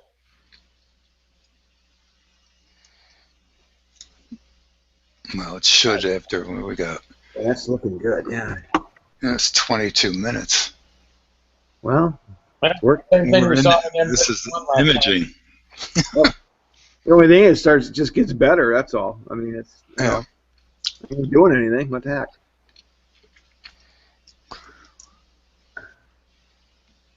Oh well. I'm gonna move off of it. Well, the dark lane is or dark stuff's coming out good too. You gonna try that 3718, Don? Yep. Look at Tom. That'll be interesting. Read what Tom said. Oh, it's imaging. Yeah. And worse than that, these are pretty pictures. Well, I still think my term is true. It's live imaging. To be honest with you, Bob. Yes. What is the difference? This is what I can't understand. What is the difference on a 60-second integration on this camera compared to a 60-second integration on an analog camera compared to a 60-second integration on one of the deep sky cameras? You're still waiting 60 seconds. It's all the same. I really don't care about the 30 frame rate, whatever. I know. You're still waiting whatever amount of time it is. And want to know something? Even with my... You don't understand what you're giving up. You're giving up the rasterization and deresolution of the image. You're giving up the having to have an adapter hanging off of it. You're giving up so much in order to use a USB. Look at all the things you're losing. The one thing that I can agree with you with one thing I can agree with imaging to me is when people are actually taking, like one of my buddies, Toga. He's an imager. Okay, I mean he pre-programs his telescope and he goes to bed and wakes up in the morning and everything is done. Okay, but he sits there and he does the RGBL and then combines them. That's imaging. Here you're using either no filter or a filter, and this is what you're getting. To me, it's just not the definition of imaging. I mean, it's not. To be honest with you, and please let's not mention any names, okay? But to be honest with you, okay? Don said, "Oh, I've been on this for 25 minutes." Okay, how many people do we know have been on M57 for 3.5 hours? Yeah. Okay, Well, so we have a story about that. well, yeah, I know. I'm sure we do. But that's a great view there, Don. Yeah, before I move off of this, look at the additional stuff that showed up with this overexposure. Wow. Yeah, isn't there another little galaxy vertically in between the? Do you see the go up with that pointer? No, on the bottom side of the. You know where the spin one is off to the? Yeah, right there. That's another galaxy. There's one right here. Great view. Mm-hmm. One right here. Mm-hmm. Joe, I don't. My viewpoint on this is there's nothing wrong with this, but I consider it live imaging because we're actually viewing and looking at it live. We are doing imaging like anybody else would, but we're doing it in a live manner. We're not going away and coming back tomorrow morning and stacking all this stuff together, and it's definitely it's live viewing, no question about that. But it's live, but this is what I call it video. Okay, the word video may not be relative anymore. No, it's not. It's absolutely not. It's raw data, is what it is. You're looking at the raws. Right. Yes, but the thing is, but Perry, let me ask you something. When you're using an analog camera, okay, isn't it taking those 30-second, 60-second, 2-minute images and putting and you're stacking it, and then it's just stacking more? I mean, I understand what a video chip is. I understand what a CMOS chip is. But I mean, people say this is live. Okay, how can you say it's live when you're integrating? Exactly. It's the same. Right. It's the same. Okay. If you take the camera and you do play it live and move it around like a video camera, that's a totally different thing. But for the purpose of what we're using it for, I just don't see. It's my DSLR was doing the moon. Okay. Yeah. It had the what do you call it? The turbulence just as it was live. Okay. And so does an analog camera. The difference is, I understand people make a definition that live is 30 frames or 30 frames per second or less. Okay. And to be honest with you, to me, my DSLR was live today, okay, and I just don't see the difference. I really don't. Sliver steak. Look at Tom. Always making comments. The security camera class of camera, there's no such thing as analog anyway. What they do is digitally acquire the image, and then de-res it and rasterize it in order to broadcast it analog. But the sensor is digital, and it's read out digitally, and then that's put into a chip that turns it into composite video at a great loss of information. So there are true analog cameras. Kohu, for one instance, makes them, but those are very almost impossible to find these days. Antiques. Yeah, but those are, that's old school. Well, one thing. There's no such thing as pure analog camera. There's a camera that starts digital. It gets screwed up by converting it to composite video. It only goes downhill from the sensor when you start converting it to composite video. And to be very honest with you, I love the idea of 1 or 2 wires coming from my camera and not 3, 4 wires coming. And it's, to me, it's the wire management is just so much more simple. Yeah. I mean, it's so much more simple. 100% agree there. One thing I do want to tell you at NEAF, when I had breakfast that morning with a bunch of the vendors, they're all in agreement. Within a year or two, CMOS is going to surpass all these chips. CMOS technology is moving so fast that within 1 to 2 years, people are just going to be going after them left and right. NASA's doing it. Yeah. Switching to CMOS. Don is fixing to knock our socks off with this image, guys. I know. I'm trying to move it over and try to get more galaxies in there. You aren't satisfied? Well, we have 4 galaxies. There's 2 right down here that are UGC galaxies. Got this one here, and we got this one here, but I want to move this over a little bit. It's going to be great when you stack it up like you did 106 or 51. Let's see if that's good enough. Hi, Chris. Hi, Chris. Welcome back. Chris. Hi, Joe. Chris. Hi, guys. Now I can warm up. Yeah, well, I'm about ready to. I can't believe you guys kept me up till 12:30. Holy shit! Damn. Some people got to work tomorrow morning. Yeah, I'm off Fridays, but I got to work tomorrow. Oh Lord. I'm off tomorrow. You're off tomorrow? My 46th anniversary. God bless you. Happy anniversary. Congratulations. Thank you. My wife's a very lucky woman. Yeah, more like you're lucky. Curtis, tell your wife she's very lucky. Take advice from an old man. Yeah. Telling her. Hey, Curtis, make sure you say that and then run.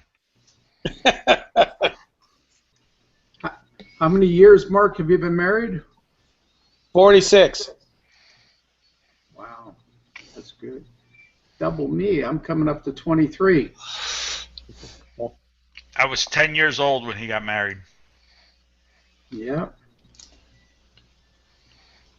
46. Wow. Say that again, Joe. What? Say that again.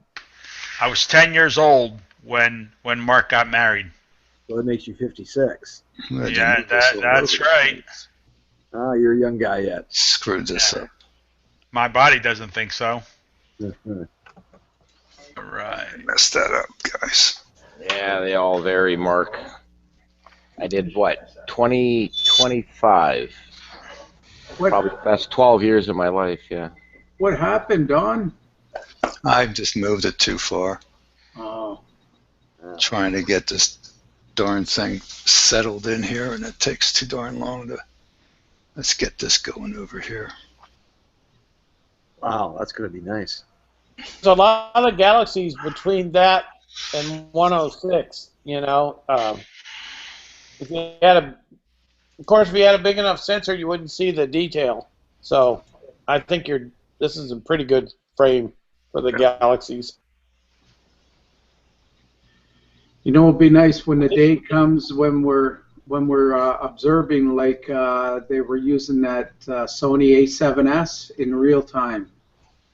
That would be nice. Yep. All the faint galaxies, nebula. In color. Yep, in color. I'd say we're probably a few years away. 3 to 5. We're hopefully a few weeks away. What secret camera, Curtis? Oh, A7S. I mean, that's that does it. I don't know if you heard, but Capture One does live view for that. Right. So Yeah, could the an astrotoaster. That's about it.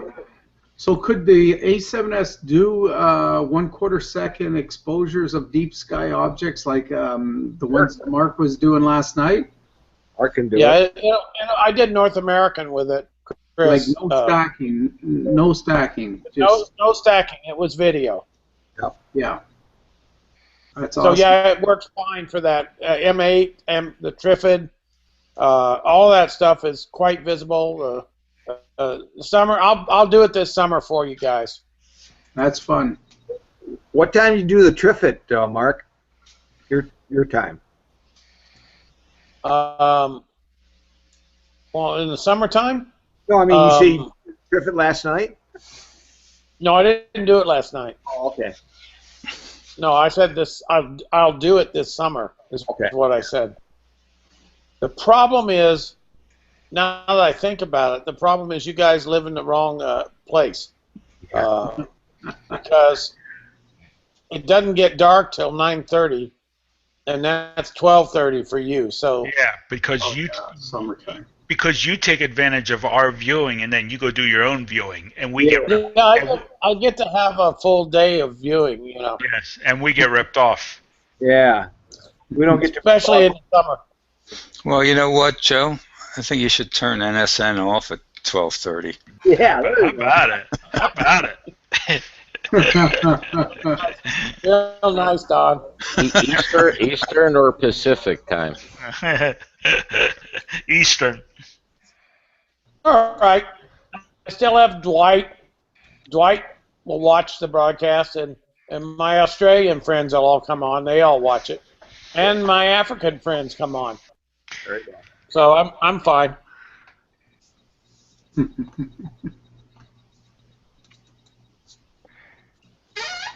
This Anyway. podcast works nice, though. I like this. Pretty cool. Yeah, the only one live one here, like Pat said, is him.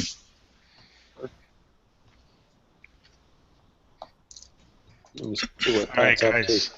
I'll be back. All right, I'm gonna cover my scope. Okay, so let me read off what we got here. This is 3729, 3718, and what you do that for? Okay, and 6527 UGC. Wow. And both of them are numbered that. How come? They both have the same number. Two galaxies here.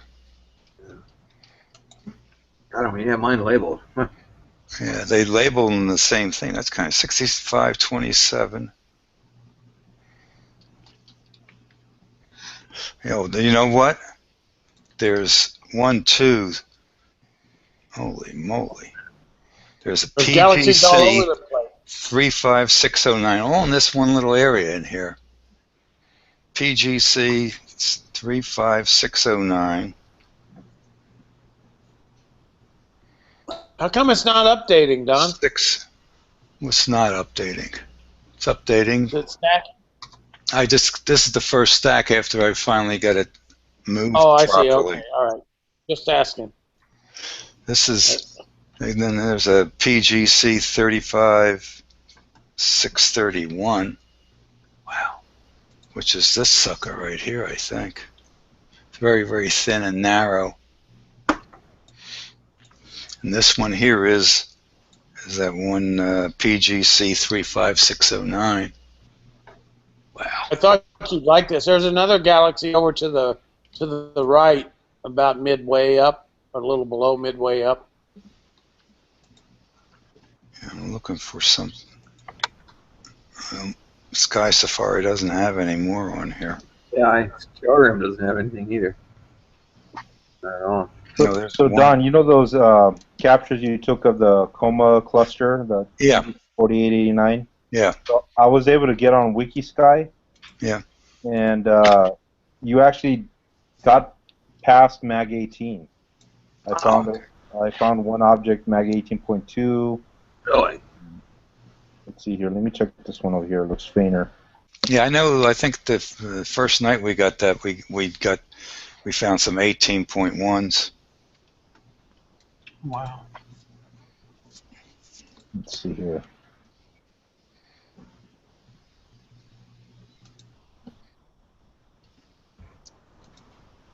I think the star's elongated for some reason. What's that? A little bit on there.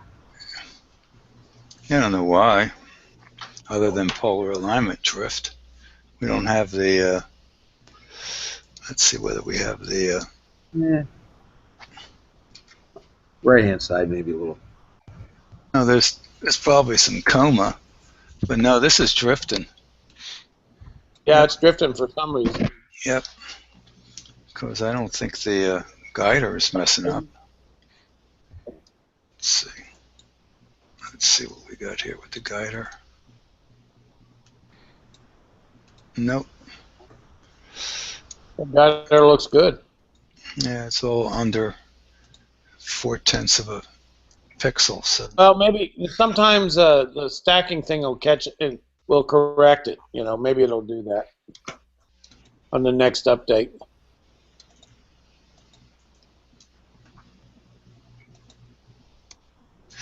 So Curtis, that was code for Don. You can get the dwarf planet Eris then in a month. 18.3. I just found Oh, one. look at that! I knew he was sitting right on it. 18.35. I found one in the Coma cluster here. Oh, okay, cool. So Don should be able to get anything except Pluto, I believe. Yeah, and the reason why that is because I won't get up in the morning to do that. No, it's because we don't want to No, be. because it's Mag 14 and nobody can get that, right? But you know, here we get Maki Maki, Hamea. We're out Mag 17, 18. So I'm just curious. Did we ever figure out with the what was it, the 825 sensor or 829 sensor, how faint you can get with an 8-inch? A lot. Did anyone ever look at that? Well, with the Lodestar X2, you should do pretty good. I think you can get Mag 20, I think, with it. Okay.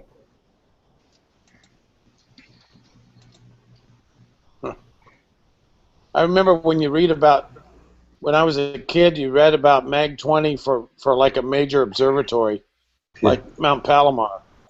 That was the only thing, and that was a big deal, you know.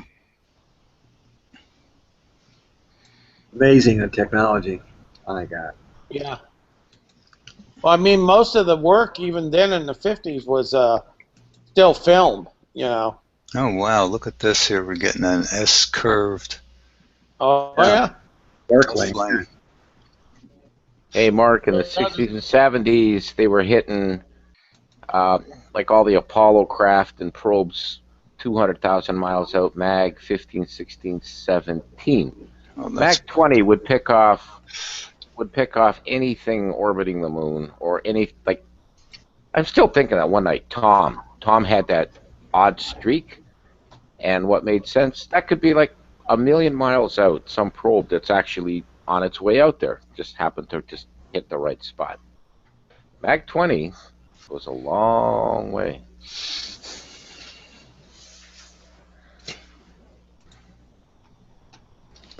Getting quite a bit of structure in that galaxy up on the top left also. There's detail in that. You know, something's is really weird here. It's looking really good, Don.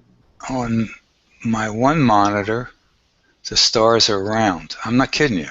The stars are round on the Google Hangout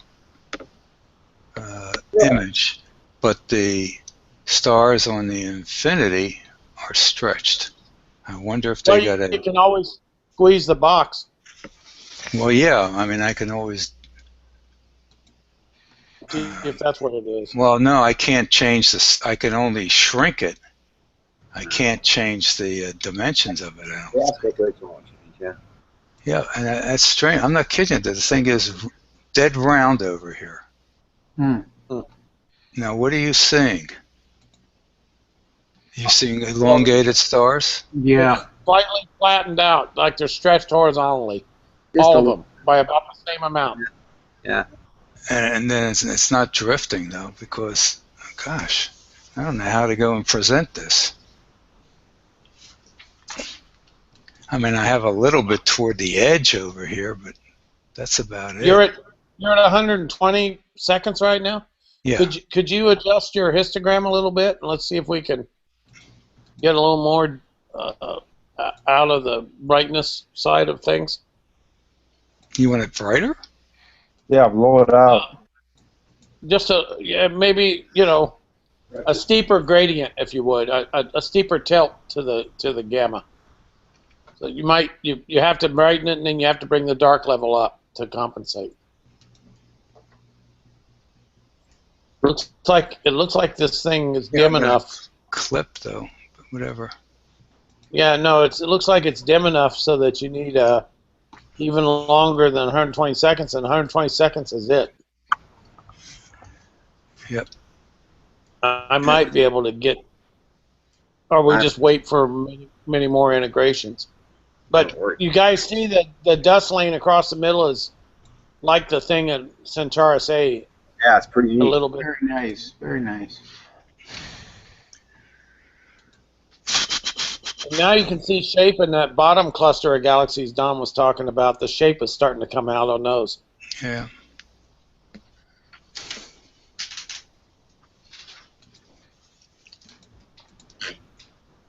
Not bad with that. Oh, it's nice.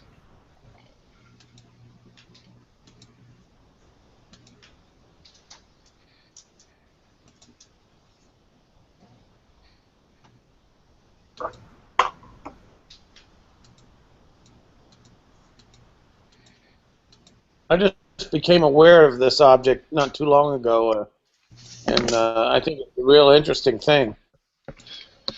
On YouTube, the stars are round. Really? It's got to be an artifact of Google Hangouts here. Well, it reverses my text on some of the feeds. It mirror images them, and I don't know why. Let's try a different. Instead of the desktop, let me try actually picking up the. Oh boy, Google Hangouts has to get this darn screen share thing fixed. Finally it came out. All right, let me see if that makes a difference. It did.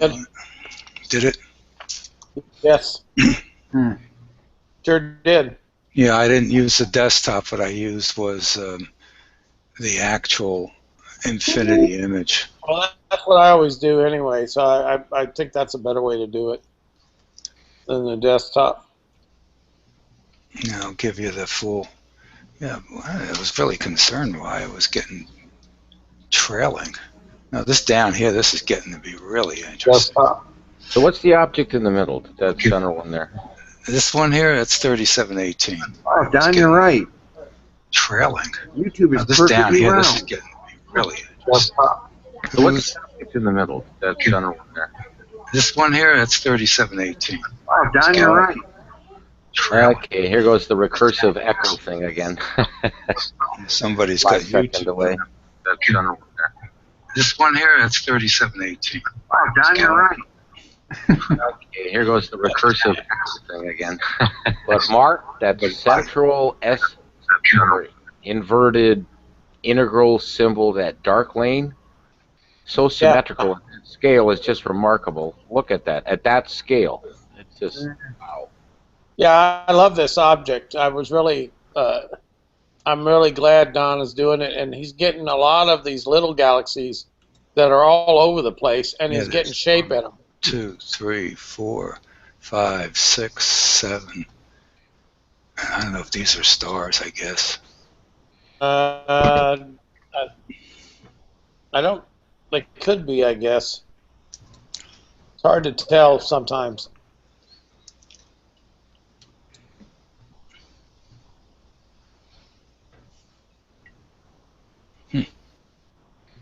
Starting to get the tails now. That's looking good. Yeah, you're starting to get the tail here. On the other side too, they're both starting to just be visible. Let's see where we're at here. We're at 7, and let me click on this just temporarily, and let's run this down. Yeah, Pat. Oh, well.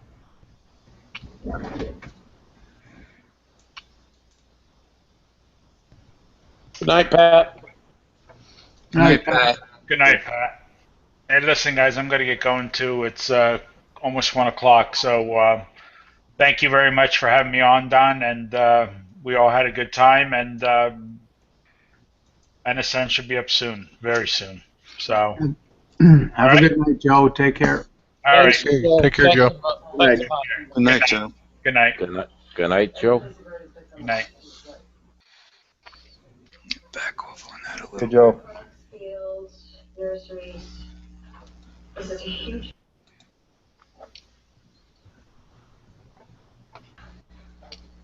Hang on, Chris. I gotta go look outside. What is it? Coming up on 1 o'clock. 5 to 1. Close I'm enough. inside now. I'm not out anymore. I just want to look out there and look west. It's still pretty clear.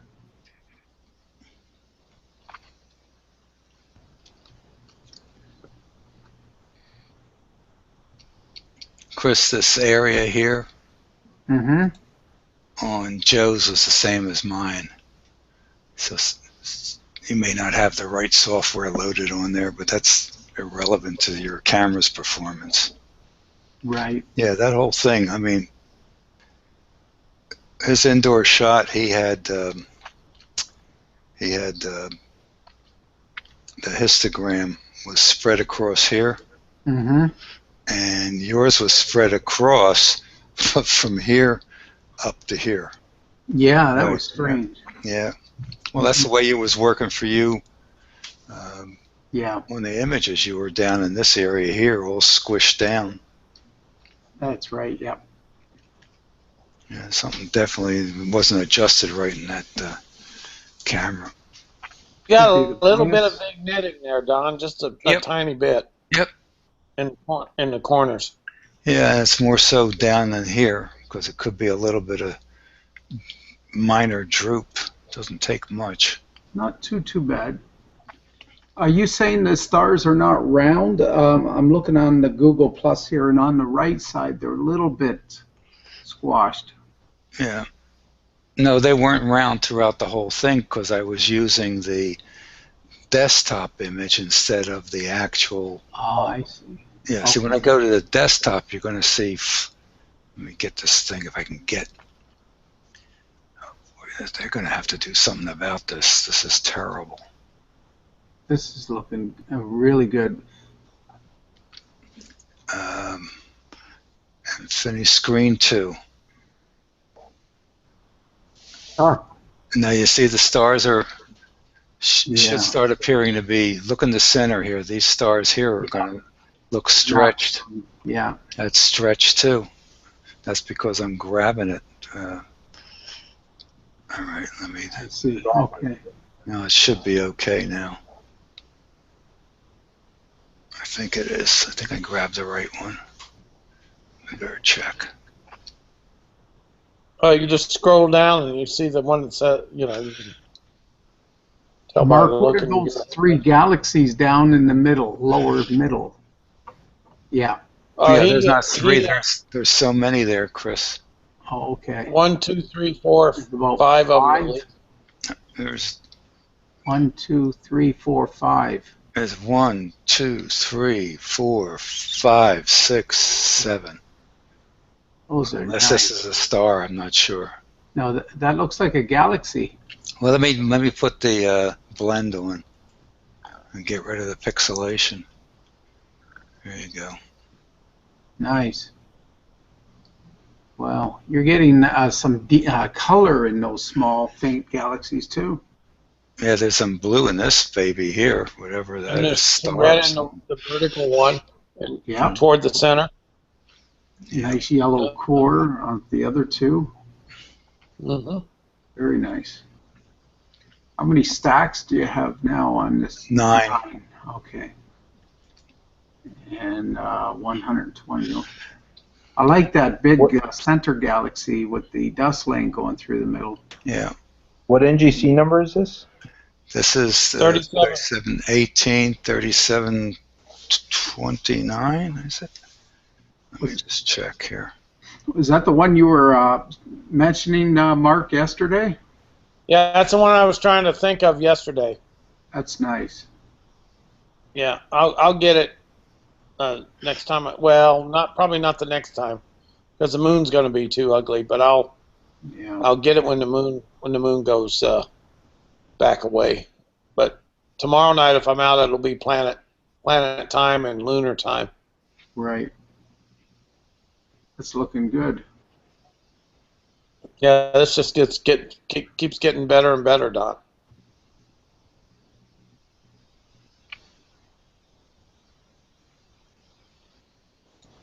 Wow. That's gorgeous. Whoops.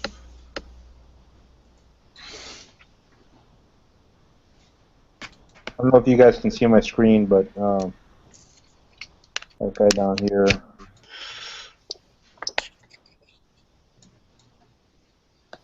Curtis. Oh yeah. Yeah.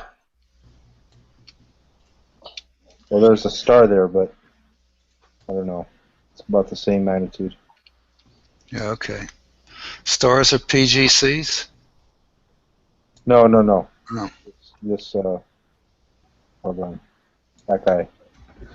Can you blow it up more? Yeah, that's better. Cool. I'll blow mine up. PC 35609. It doesn't tell us the magnitude.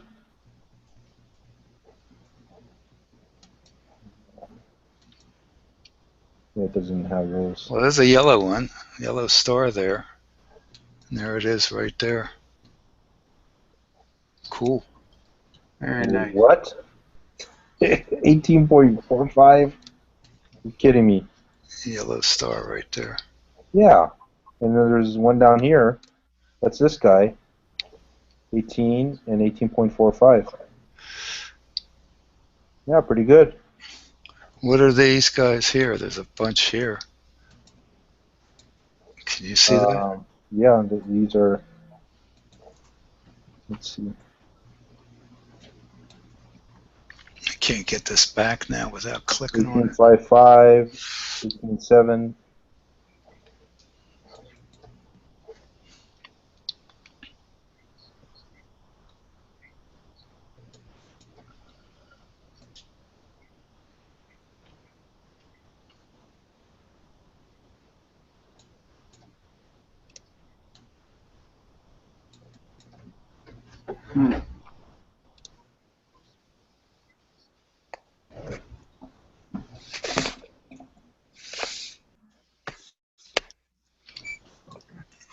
Right back, guys.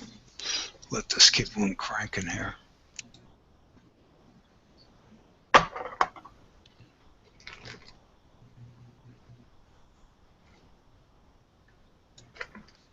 You're getting an 18.5 magnitude star there. It's showing fairly well.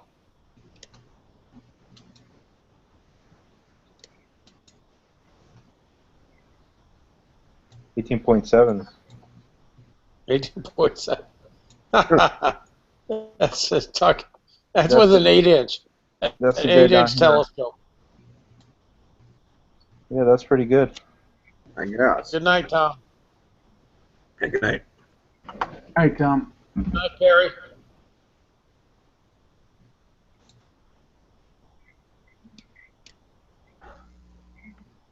Good night, Tom. Good night, Perry. Yep.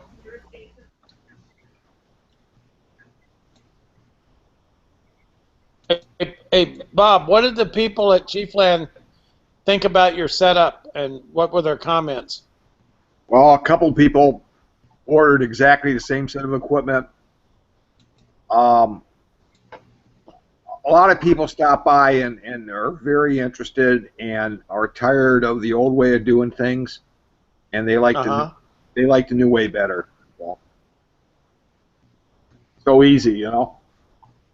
the guys with the big Dobbs, I'm sure Well, the comparison would be real interesting, you know. yeah, I think they're gonna go that way too. I believe. You know, their only concern is how long the USB cable is, because some of those Dobbs are pretty high, and takes about 7 or 8 feet cable. You know what I mean? Yeah. So you should tell those guys to just buy an A7S. That's what you're doing. Oh, you mean because you can get it wireless, right, Curtis? Yeah.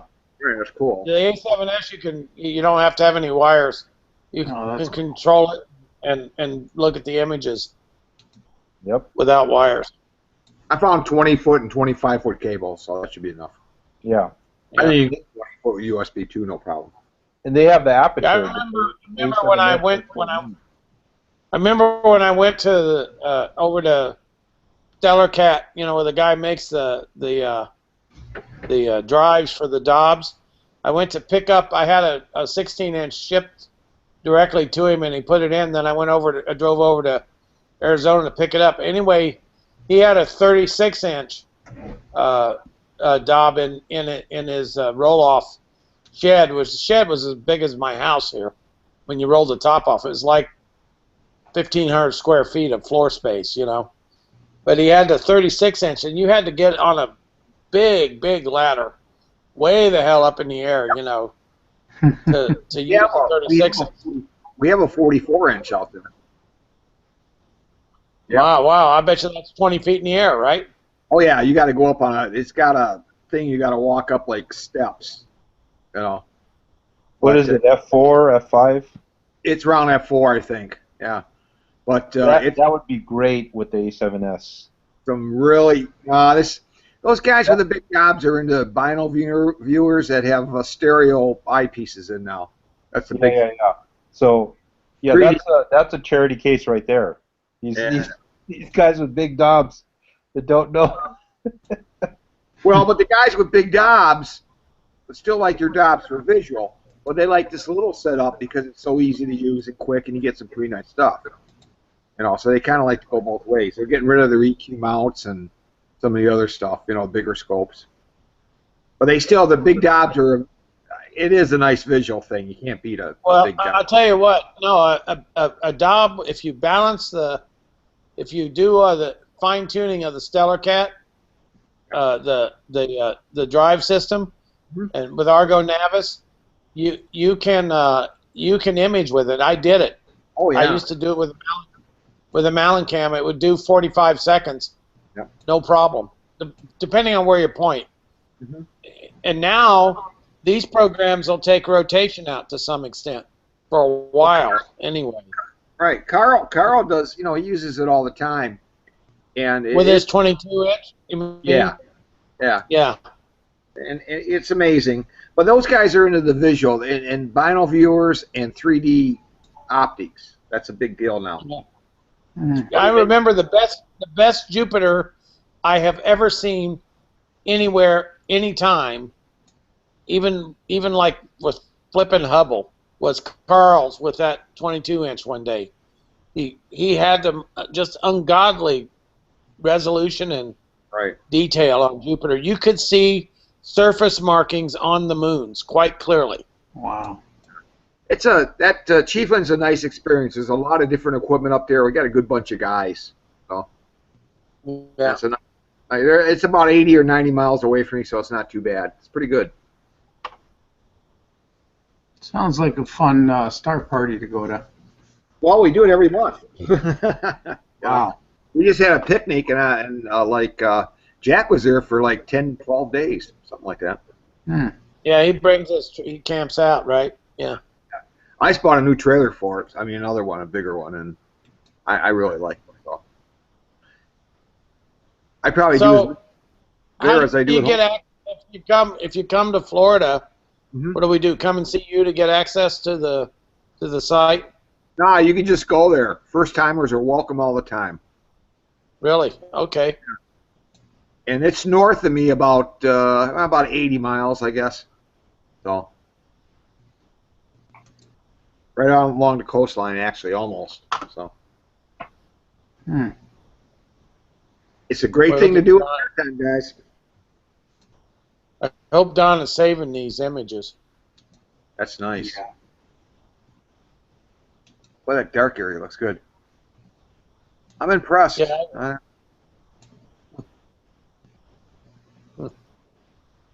The Infinity has a way of doing that, doesn't it, Bob? Yes, it does. That's why, you know, I'm really anxious to try it on the C14. I mean, the 414 is great, but this just keeps building better and better, and you don't have to do anything. I like to try it on a 14 and see what happens. You know? I think it'll work. Oh, it'll work, but I think it'll be so much easier. It'd be great. AstroToaster is great. I just want to give it a shot and see what I think. Well, last night I was doing the Borg 71 with the Canon 600D, and I was doing the Infinity, and I got very tired of screwing around with AstroToaster very quickly. It's not if you're doing hop around, you know, then you get to be problems. For me, it is anyway. It takes too long to set up. I mean, you get a better picture, but not that much better.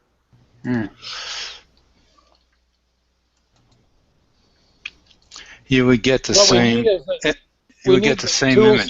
Yeah. The tools, exactly right. That's what I was. What this needs is the tools from AstroToaster. Yeah. Oh, it'd be nice. The color correction would be great.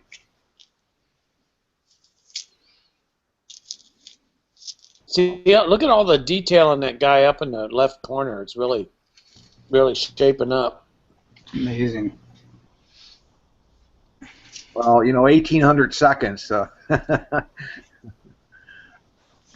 this is live video. Yeah, it is. This is live video. Don't forget it. You know, I had one of the guys around here that bought an Infinity, and he's really liking it and everything. But he called me up. He says, "What the heck's going on? I can't do any AVIs with this." The video camera. I'm supposed to be able to do AVIs.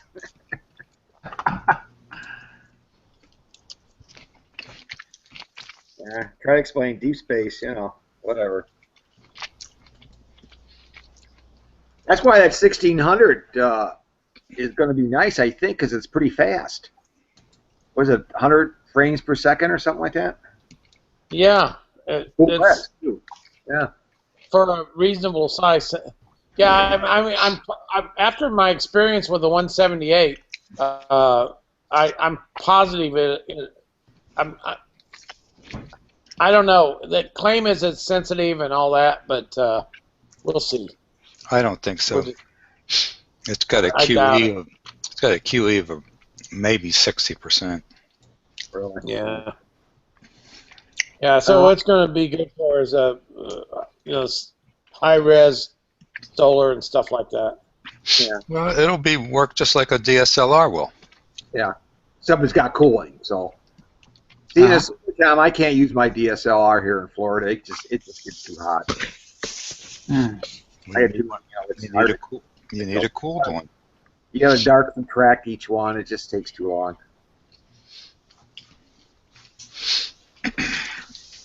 Oh well. Okay, I think it's enough on this, huh? Nice. Save it. Don't forget to save it. Good, Don. Yeah, I'm going to save it. Very nice, Don. Very nice detail. Real nice. Thank you so much. Thank you for mentioning it. Gosh.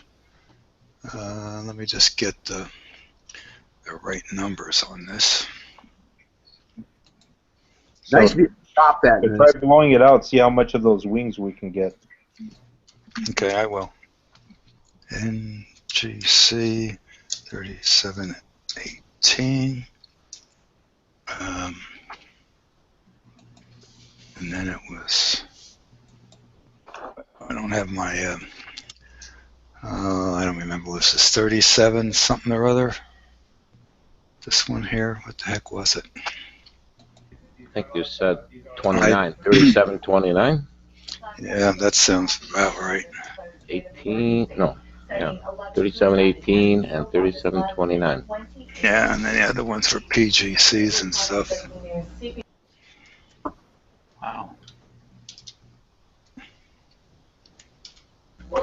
So Chris, some Ontario humor, or yeah, our Ontario Hydro is raising our hydro rates for the summer air conditioning season because people cut back and the usage was so low for the whole winter. I can't, but what? Yeah, Jesus, you can't win.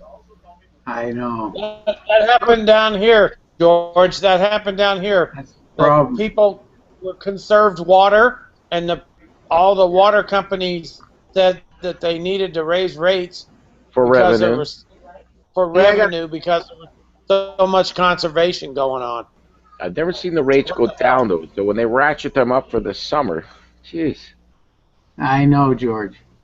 Hey, Don, are Hmm. you running new software? Because you got a thing called Zoom Speed down there, and I don't have that on my software. Yeah, you got to use the beta. Yeah, you guys can see my 1.3 desktop. beta. The Okay. the wings there. You have to go and look for it on the. Yeah, I know it's that. Download. I didn't upload it. I uploaded. I didn't put it in there. But that's something new, eh? Well, as of about a month ago, yeah. Yeah, I must have some old software. What version do I have here? Yeah, this is version 1.3. That's the beta version, right? Mm-hmm. I wonder when they're going to release it. Just so it's not a beta. Did you find it, Bob? Yeah, I'm. Open the thing that says window. Well, mine's, open the thing that says window, and then you'll see Infinity version something or other. Oh, okay. I went down to the property. Let me bring it back up. Anyhow, where are we going to go to next, guys? Oh, I don't have my camera hooked up, so I can't do it. You can't do what? I'm just going to say none, right? Yeah. Oh, I won't know it's, yeah. No, I right left click. It doesn't do anything. Oh, okay. They got you locked out, buddy. Mm-hmm. Let me just see what happens on my computer here. My laptop. Try it there. Interesting. I guess I'll load it. Come on. That right here. Infinity.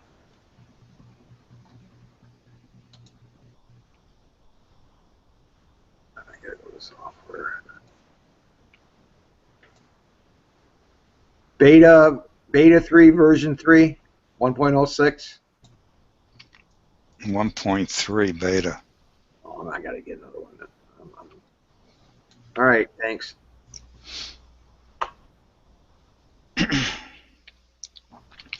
All right, I don't know where I'm at, but let's just go to, let me pull up a star map so I can see where I'm going.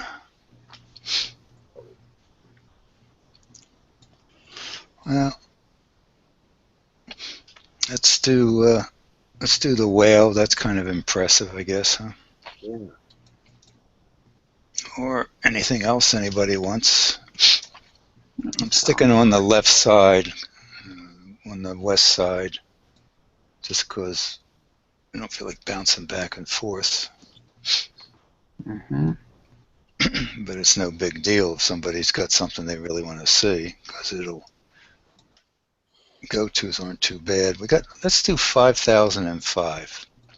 That's a spiral galaxy. It's not very big, and it will be a challenge to be able to see the. And then there's 5033, which is another galaxy right near it, which is a spiral with open arms. So those two would be interesting. Let's see how this handles it. And where you got to go to. Yeah, let's do that. Okay, let me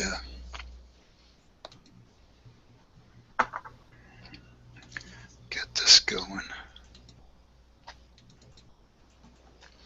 All right.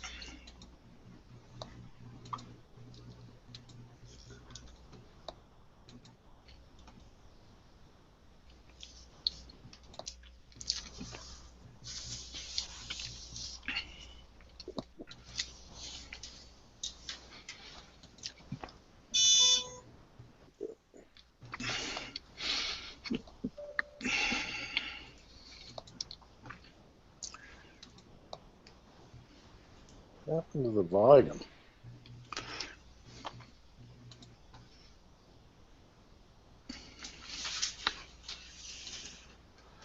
There it is.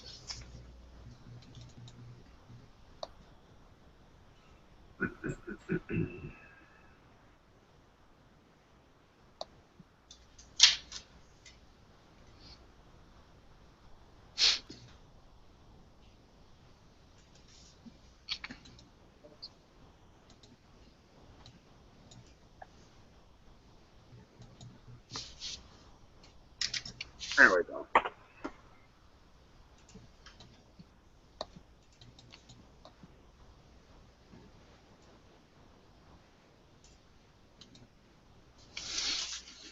What the heck happened here? Okay, we're going to do this. Test 1, 2. 4. 2 minutes on this object too. What happened to my volume? I lost audio. Can anybody speak, or is it just everybody being quiet? No, we can't hear you. No. Okay. I see myself going out, but I don't hear a darn thing. Let me log off and log back in. No, we hear you.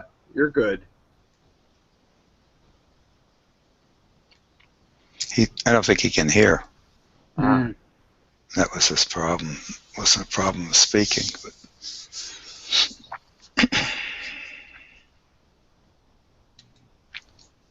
I'm going to say hello to you, Bob. I'm sorry, Buckeye Bob. I saw you earlier, and then I got distracted, and then it just slipped my mind to say hi.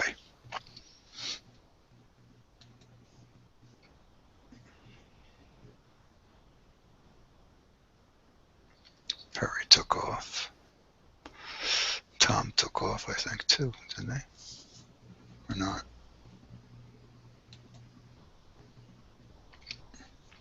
There you is, Mr. Mark. What the hell? How can the volume be gone?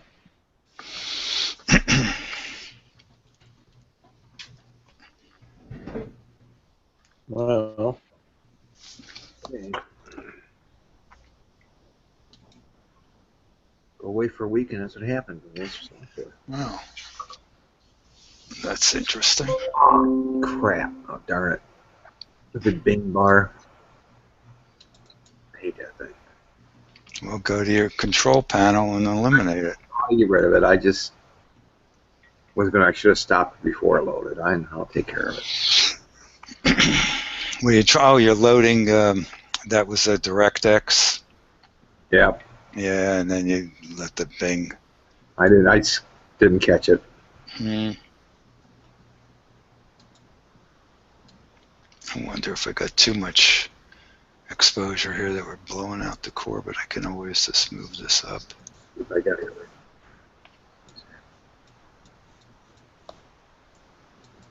Alrighty. There you go, Mark. Do you need a 5 count? 1, 2, 3, 4, 5 audio check? Got you loud and clear. Yeah, it had jumped to my the computer jumped to the Apple TV and was putting volume into that. Onto my big screen. All right, got it, Don. Thanks. Sure. No charge. Okay. I happened to look down there. It says zoom speed. I said, man, I never seen that before. Yeah, they added a little bit of stuff to it. What does that do, zoom speed, anyway? Changes the rate. The rate that this moves at, I guess. Let me just go and put it on slow. Yeah, see how it's stepping? Step rate. Oh, I see. Okay. Why the heck? Why would they print some other things? Well, all right. What do we? You know what? Is the XY thing? He found a new toy and he was excited he got it to work and he stuck it into the software. What galaxy is this, Don? This is 5005. That's interesting. It's got a nice dark wraparound dust lane, you know? Mm-hmm. I've been asking them to take those stupid numbers off the histogram. They're just getting away. Yeah, he already knows about that. I know, but I'd like to rather see that than zoom speed. So how long before the color and everything shows up, Don? I have no idea. I don't even know whether it'll make the next. I don't know what they're planning on putting in the next update. They haven't even finalized the beta version, so. Mm-hmm. They're making money now. That's going to slow down. Well, they got other things they're doing in there, and I'm sure that they're working on other software. And they have some bugs still in Artemis with certain cameras, so I'm sure they're working them out. Have you played with Artemis and the Infinity, Don? Yeah, when I did the 414. No, I meant with the Infinity. Have you used Artemis? Oh, no, because you don't really need it, because the Infinity software acts like the Artemis software. Well, yeah. All you do is hit your record and tell it where to go. Watch how noisy it is. It fits. And it'll spit out fits for you. Just the same thing as the Artemis software do, so you don't even need to go to it. You see all the hot pictures. You don't make dark. That's right. Big time. Yep. Well, it's interesting. You'll see some warm pixels pop up here when it gets hit by cosmic rays. Is that what those are? Yeah, because all of a sudden you're going along and there's nothing happening, and all of a sudden, bam, a couple of them show up. It's clean right now, but you had a couple earlier. Yep, and they just pop in. You'll be watching 4 or 5 stacks, and then all of a sudden, bam, where did this one come from? Okay.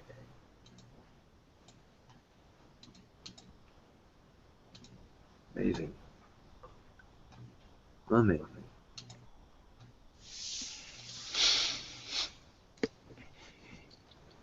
Yeah, when you take darks, the 224, you'll get 0 stars, obviously, but then all of a sudden you'll get something with several stars, it says, and it got hit by cosmic rays.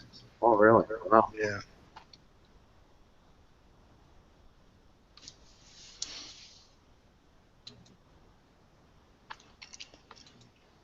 And if you looked at that image, you'll see some spots.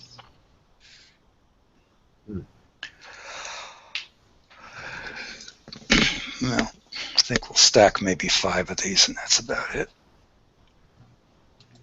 Don't need to go too far with it. Let's see whether we can.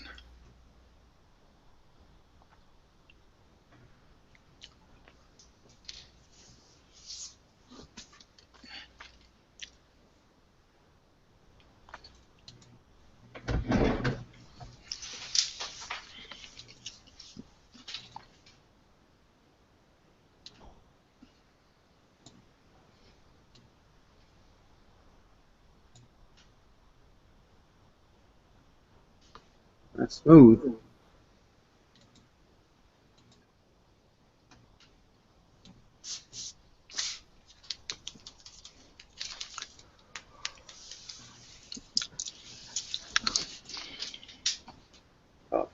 Yeah, getting nice dust lane in here. Yes. Dark. Right in here, all the way around to here, and then some up there too. Very nice. Yep. Yeah, at least the stars are staying fairly round. Yeah.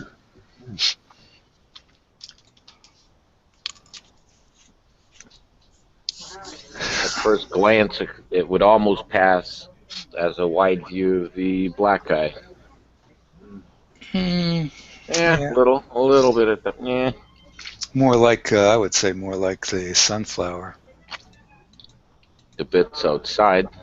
Maybe a combination of the two. There you go. Hybrid. This guy is out there. Holy crap. What, like Mag 11? What, this thing? Yep. Is it? And it's, I don't know, 50, 100 million year, 150 to 100 million light years. Jesus.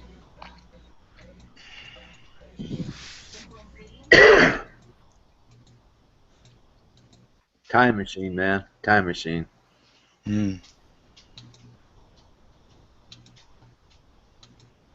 They may not even be there anymore.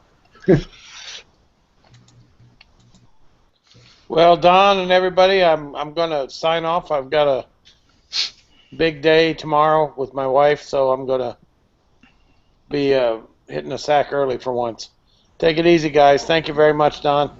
Okay, happy anniversary, Mark. Thank you. Yeah. Bye-bye. Hey, Mark. 46 years. Wow. I couldn't find anybody to put up with me that long.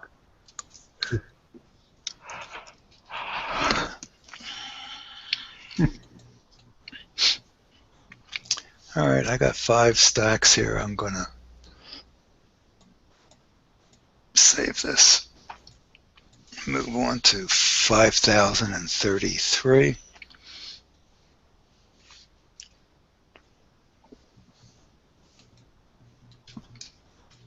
Nice detail, Don. Thanks. Does look good.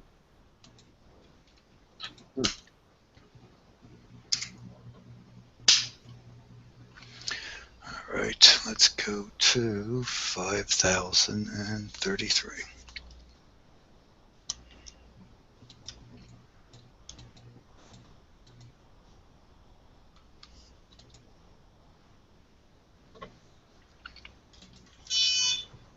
Wow.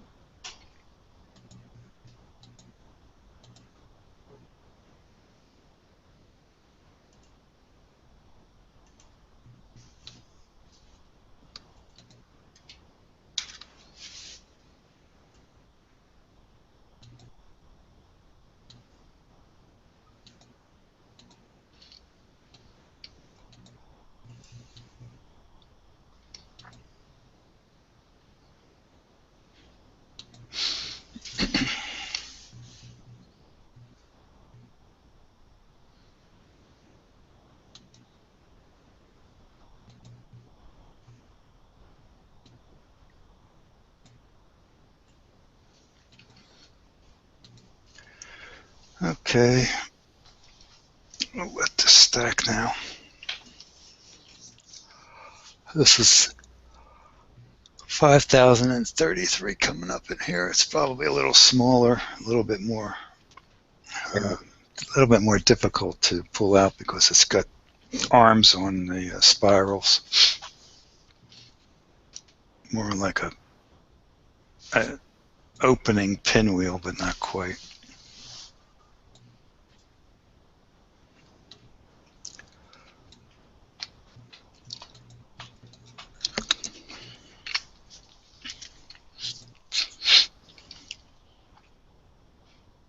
Start the image up, or excuse me? Oh, you're okay. I didn't see. Oh, the green's not changing. Okay.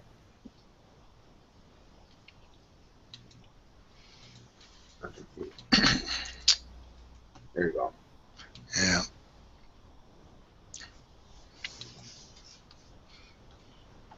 I do that too often.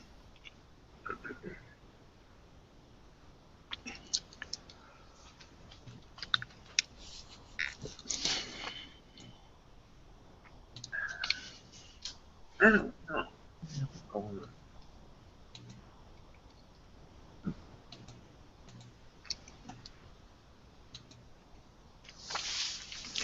Let's see what we're going to do next.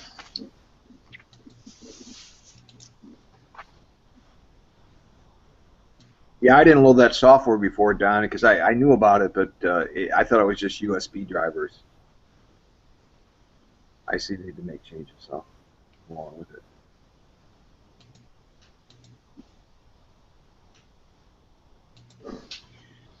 There we go. That's a pretty big object, actually. Yeah, you got Now, outer lanes already. Yeah, you can see them all the way out here. Yeah, Up here, up there. There's arms out there. Yeah, I bet that's gonna be a nice image. Good separation, huh? Yeah, let's run this up and let it fill.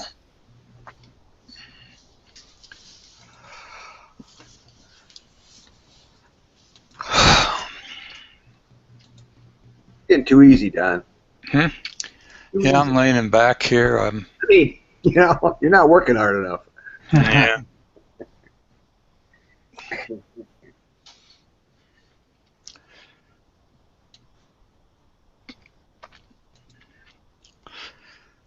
After a couple of weeks, I did kind of feel like that a little bit.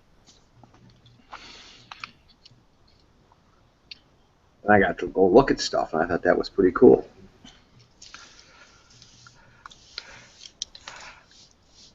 Oh, boy.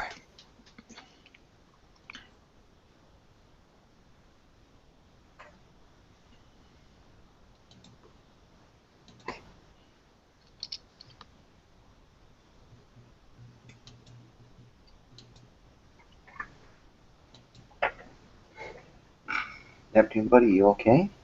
All right. Stupid. This is a lot.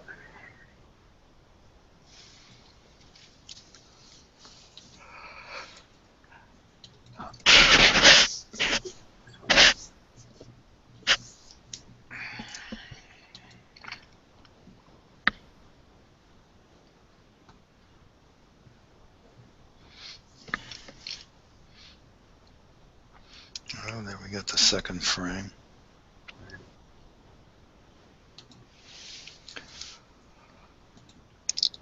Oh, it's getting there. Some detail showing. Yeah.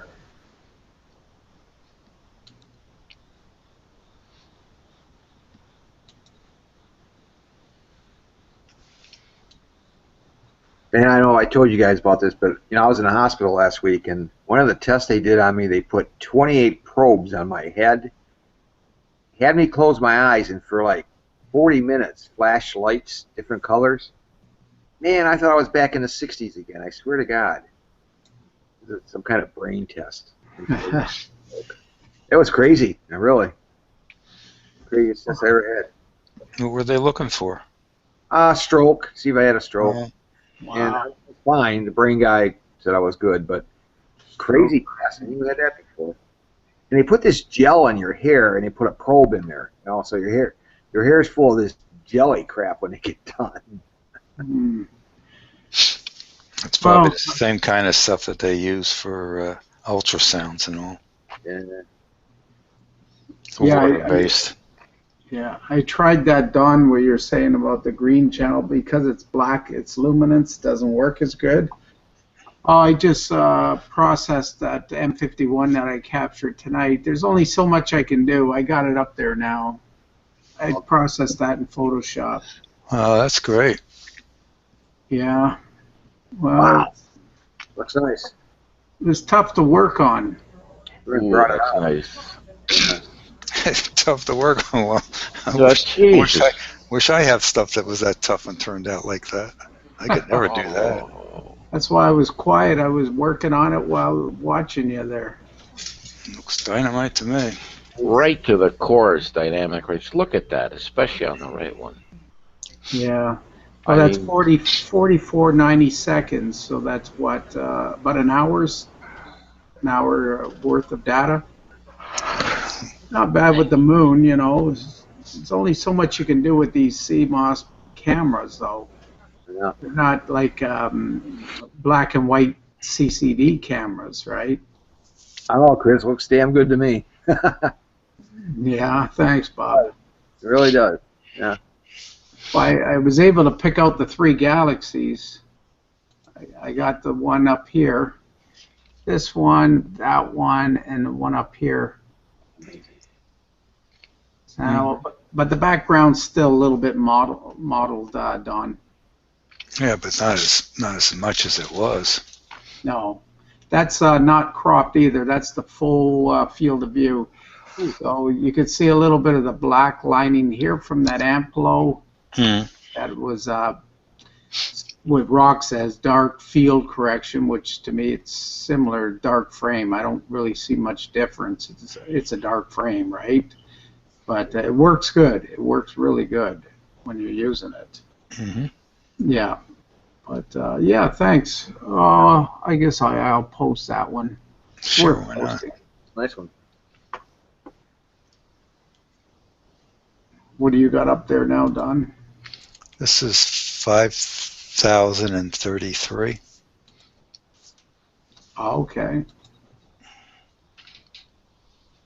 It's a spiral galaxy with open outer arms. Nice.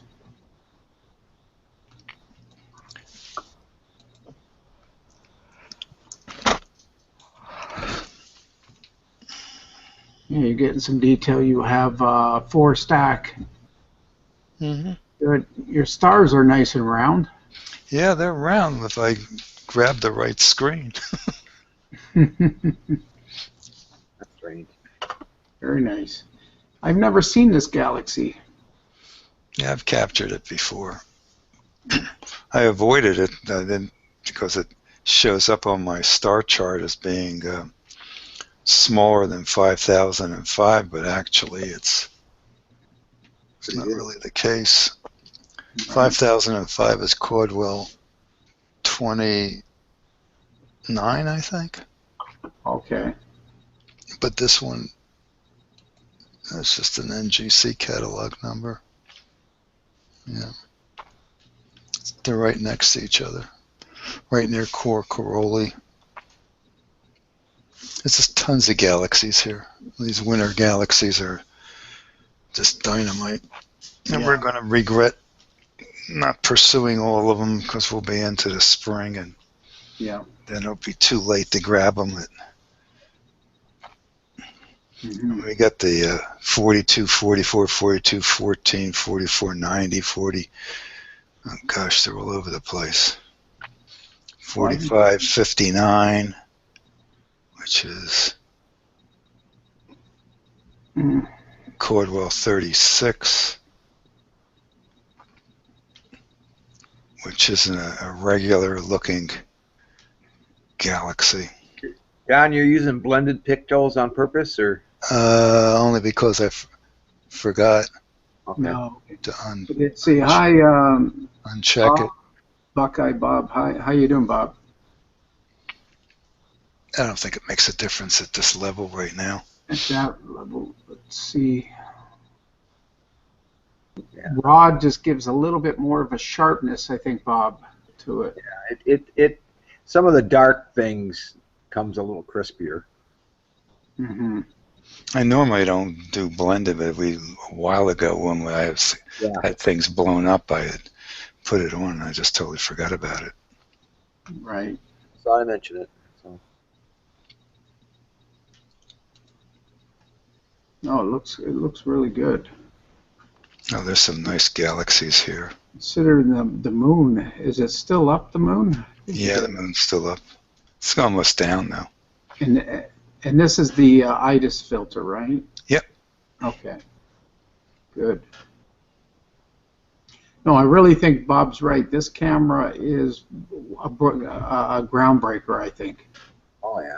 Camera and software. It's well depth. I think the depth of the well and the 16 bits really help out a lot. Yeah, see that image I was doing at M51, that's a 12-bit. It's not a 16. Right. Mind you, when I looked on the histogram, it was 0 to 65,000 shades of gray, which is strange. That's strange because that should be 16 bits. Yeah, at 12 it should be only what, 4,000 something? Yeah, 4028 or something. 4096. 4096. Yes, sir. Yeah. But I'm looking. What did you recommend, Don, to Bob instead of the 80 millimeter? I didn't hear. C6 with Hyperstar. Oh yeah. Because Now, he's losing stuff with a refractor.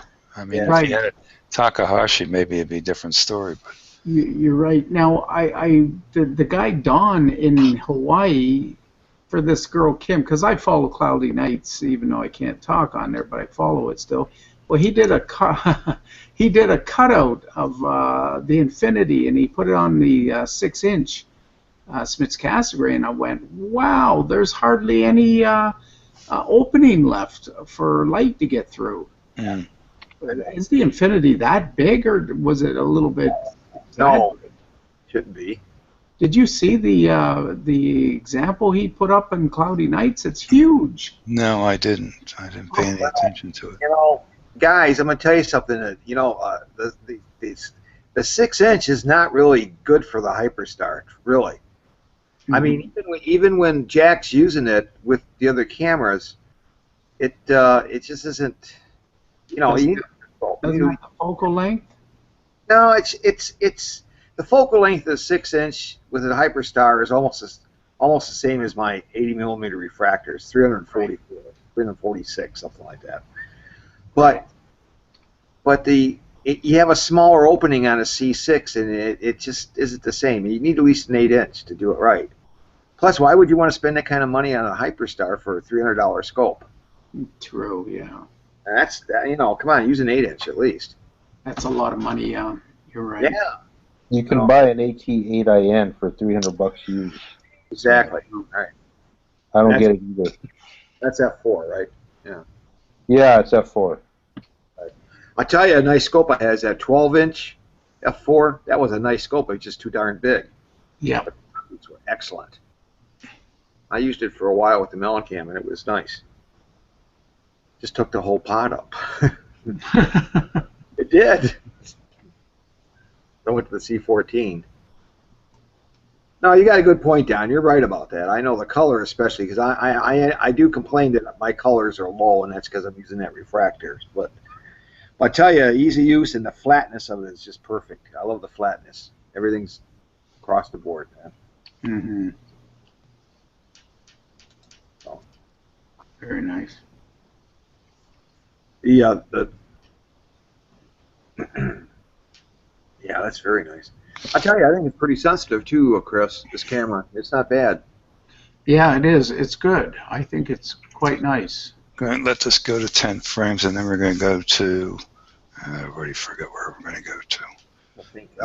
53, 54 is next. Among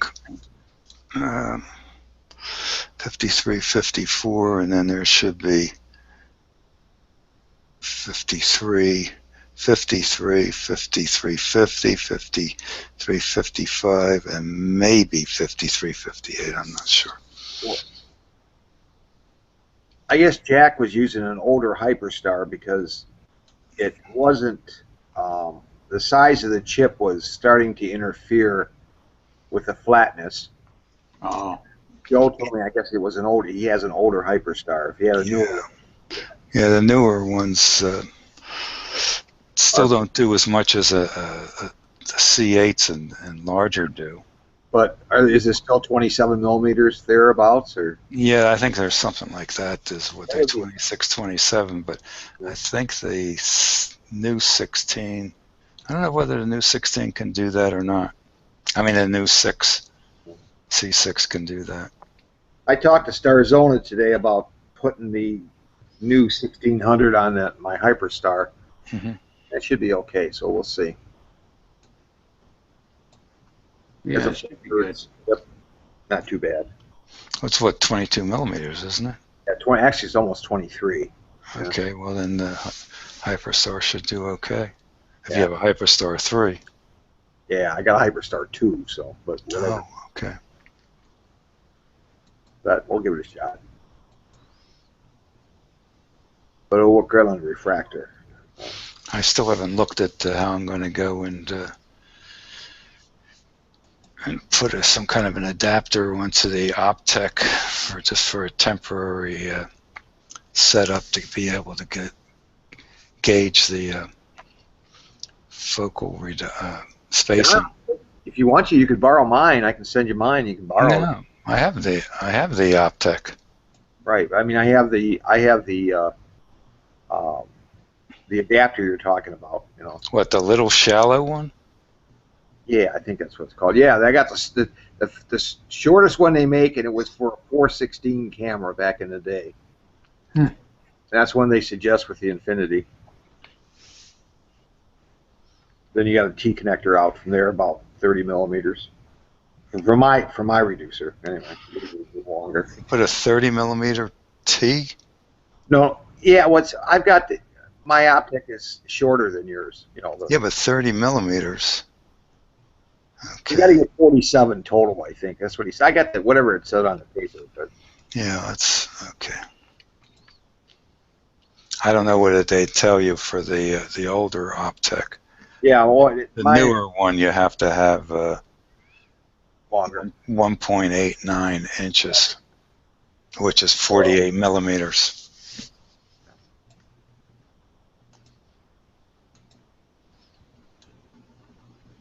Okay, well, we just got a few more to go here. We just did 9, we got one more to go, and I'm going to save it and then go to 53, 54. Mm-hmm. That's funny how that picked up the wrong. This image must be stretched because of the screen. Yeah, maybe. Yeah. Very interesting.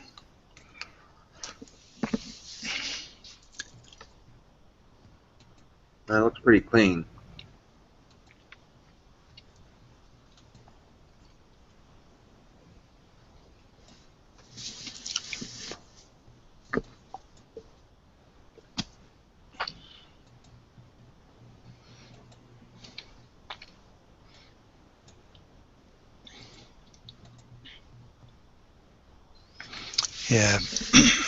Yeah, actually the screen on this thing is go full screen. Yeah. It changes it over, changes your image too. Yeah. I just went to full screen and made the image bigger. Now I wonder if it's stretching it at all. Ah. Nah, it's okay. It just might have cut the top off. Let me come and try and bring it back, exit full screen, and it'll bring more of the image back. See? Okay, there it is. I got a theory, and it might be wrong. I don't know. I'm just thinking about the way I'm thinking anyway. Like, for instance, those dust lanes, you know, we've been stacking here. You don't really, they're really not getting a whole lot better. They're better, but not a whole lot. If you use a bigger scope and faster optics, I think you would get more contrast. Is that true or not? Well, you get more detail because it's got more resolution. Yeah, I'm looking for contrast between the image and the background. Well, when Joe did M51 the other day, when I was doing M51, we ran them both at 60 seconds. He was roughly the same focal ratio that I was at, but he was on a C14, so his image was huge, but his detail was he just had more detail in it. Okay. Same amount of stacks and whatever.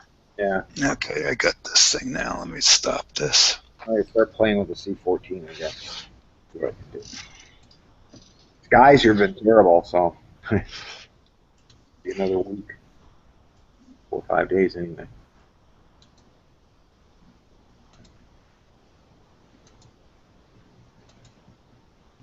Over 300 days of clear skies in Hawaii. Boy, that sure would be nice. Yeah, well, like I said, I didn't experience it. I was very disappointed. We get out there at night trying to look up at the skies, and cloudy as can be. Well, you got to get above the clouds. Well, I was up at 9,000 feet. That should be enough. Mauna Kea, and the only thing we could see was Saturn and the moon. Really? Yeah. Cold? Oh yeah. I bet it was cold. It was cold, really cold. It was like That's like going to the moon or Mars. You know, you look upon that crater and you go, "Holy crap!" That's pretty neat. Okay, let me just guide her.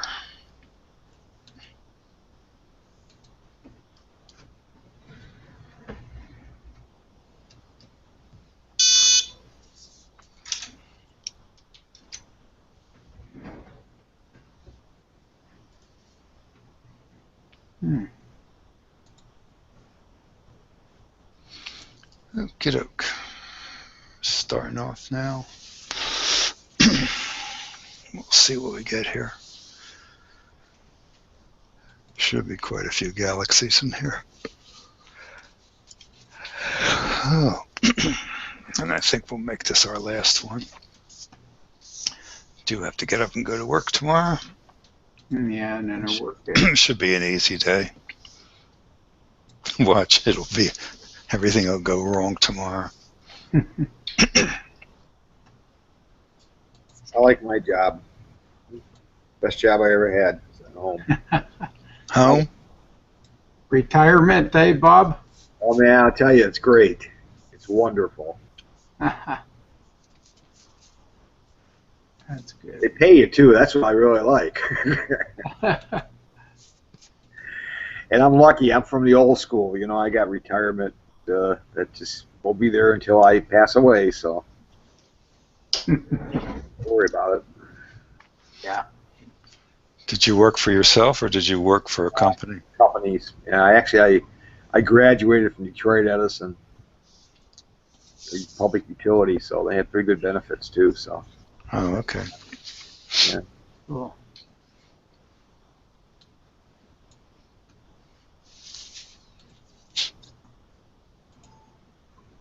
I think the biggest thing was the insurance. I'm really glad I got good insurance. Oof. That's important. This last trip in the hospital, I had 8 hours in the emergency and 3 days in the hospital with 24-hour monitoring. You know, I can imagine how much that cost. I just don't even want to know. I had every test you could probably get. And after they got all done, I think my doctor screwed up my blood pressure medicine, gave me too much of the wrong thing, and so they changed it, and that's supposed to help. So we'll see. Well, hopefully everything's okay. Now that's strange. It turned out to be dark on the first exposure. I got to do stress tests next week, so. You're gonna love the treadmill. I only lasted 7.5 minutes. No, I'm not doing a treadmill this time. I can't do it. George, it's just I don't feel well enough right now. Plus my knee, I need to get a new knee, and I keep putting it off. So I gotta get a total knee replacement. And I just don't like the idea. Now, when my younger brother just fell over, well, actually, almost exactly a year ago, heart, and it was like, whoa. And then remembering that, well, actually, tonight is the 31st anniversary of my dad falling over exactly the same way 31 years ago. So I immediately went out, and of course, they booked me on a heart stress test on a treadmill. I'm going, you're going to kill me on that thing. No. You know, but they did tell you, because you're up on this thing, and it's up. It says if you fall or collapse, try to fall this way so we can try to do what we can. I'm going, great. Yeah, they get you on the stress test to get your heart rate up to double. Oh, geez. Well, I said there's not going to be any like steep, really stepping, climbing stuff. No. But then I realized that the little treadmill actually ratchets up every 30 seconds slowly, right? That's the part, and that, oof.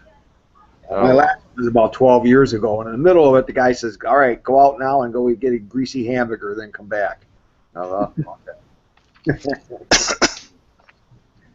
Figure that one out. Now we're looking at a different part of the sky, and it makes a difference. That's a nice one up top there, the little symmetrical spiral. It's amazing the symmetry with the little tiny core and the whoever that guy is. Spinning, that's why. There's a whack load of them. Right, but to actually get that at that scale of symmetry is amazing. I don't know how many light years wide that is. A few 100,000. Or, yeah, hundreds. Jeez. Big. Very nice.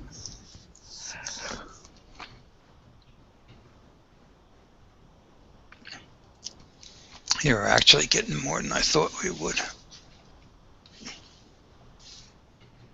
We have this big baby.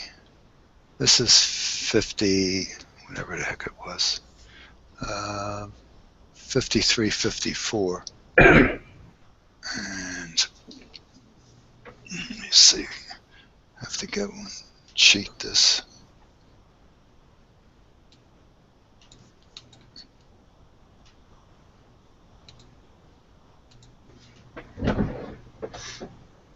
Nice. Very nice, Don. Thanks. I'm just happy that I think I see a bright yellow star there. Just color-wise speaking, that's part of the challenge. Look at the galaxy, about 11 o'clock to that star. That's nice. Yeah, that was This the one guy. here? No, I meant the big, No, the big, that one. the big symmetrical guy there that were, you know, little tail at the bottom, little tail at the top. Looks really good.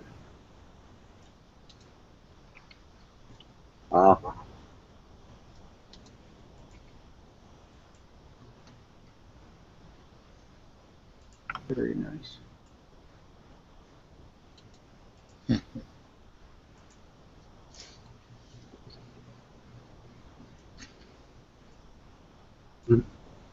Amazing. I almost want to call it an undisturbed galaxy for so long. To have the physics hang in at that scale for so long, but then, Gosh, well, right over here. we're only looking at what it looks like. Where's Curtis? Look up this He's one. down there somewhere, yeah.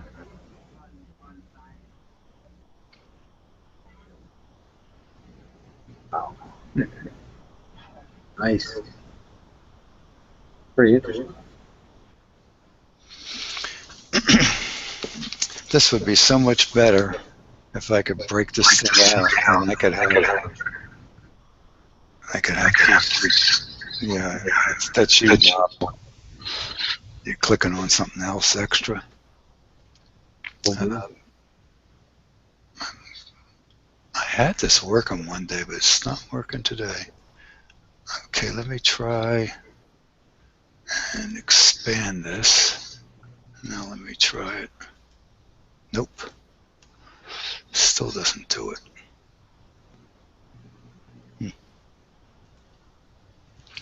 Maybe because it's...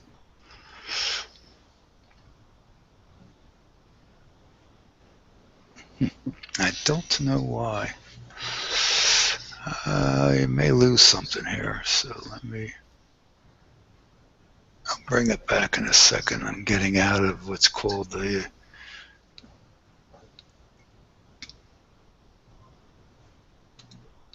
Nope, still doesn't work. All right. You're on a Mac, aren't you? Yeah, I'm on a Mac. Okay. Are you running this in a Mac? Yeah, I'm running it in coherence mode. That's what's coming back on. I just have to bring it back in the share screen. Right. There. Now it's there. Okay. Now we have it. Good. Okay, so I should be able to change this back. Now it disappeared. Son of a gun. What did I have to go? All right. It has to do with the Mac and parallels. I can bring it back in, but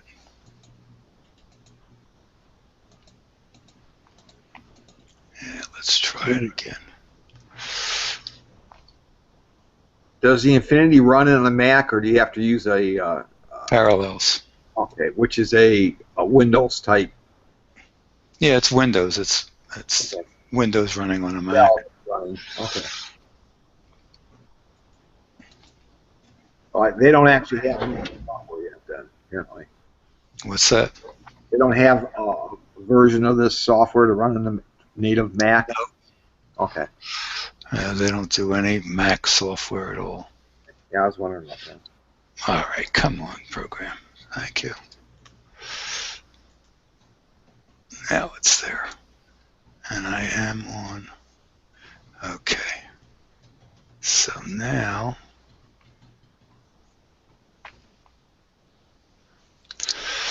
okay, this is what we're going to do. Come on. Google Schmoogle. Oh, you stinker. Okay. Here's the Infinity. All right. Now that's the, you're getting to see the full screen now, right? You don't see any of the software? Right, full screen. Okay. That's what I wanted to do. Okay, so I still have one monitor showing the controls with the screen, and then this is the pop out. That's nice. Yeah, so that's a big help doing that. Okay, I'm going to stop it here and save it, and we'll go to M3 and pull the plug. This is 5354 and company. Yeah. I usually say group. Make it easy for myself. All the buddies. Yeah, I don't know I'll just add them in later on. Tell you, Don, the Antares focal reducer is doing a pretty good job. Not bad. Not bad at all. Yeah, it did pretty good with the 414. So yep. Now I had yesterday. I had on the Attic version of the same thing, but this is a little bit better than the Attic. Yeah, that's nice. It's Just not, you know, I can't tell. Yeah, there's a little bit of vignetting and small amount of coma, but I'm not going to worry about it. No, it looks fine. Okay, let's go down to, let's try 15 seconds. Clear this out. And let's go to M3.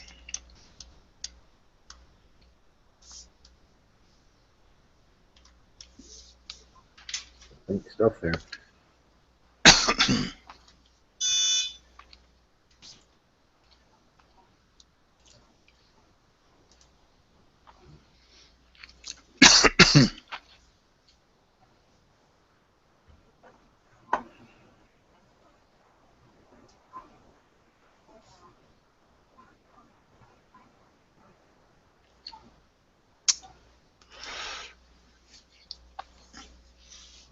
Is it tax day tomorrow? Or you got a couple extra days, I guess. Tax day is actually not due until Monday. 18th or something? 18th, I think. Okay.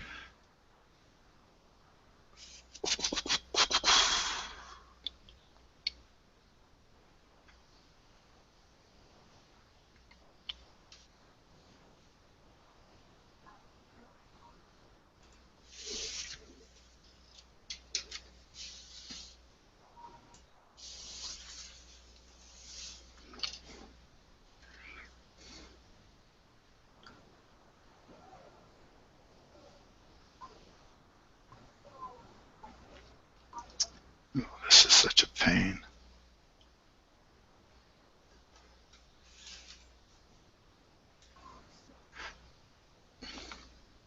Almost overexposed.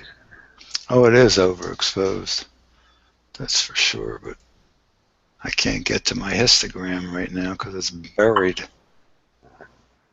Because this is not liking the screen resolution. This is a PC format, screen format.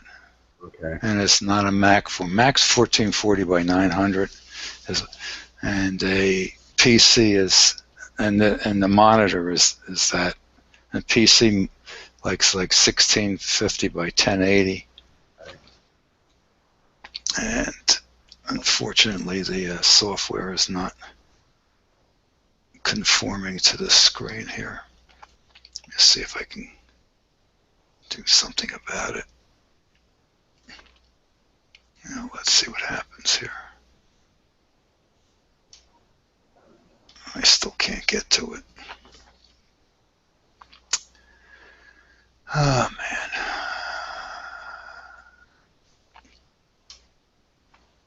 Let me see if I can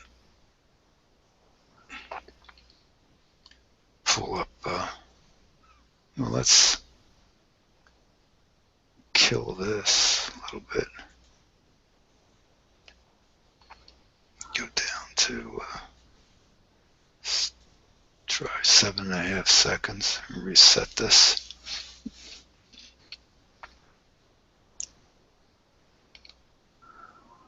It's still overdone, but without the histogram, I can't do anything. I can't even drag the screen up.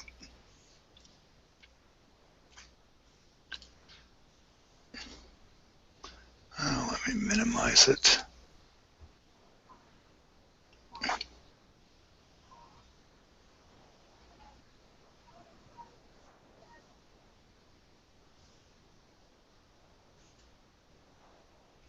There we go. That helps. Yes. All right, let's push this up.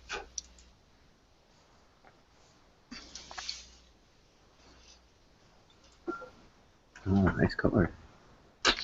We don't need to stack, I don't think. So I just take it off a stack.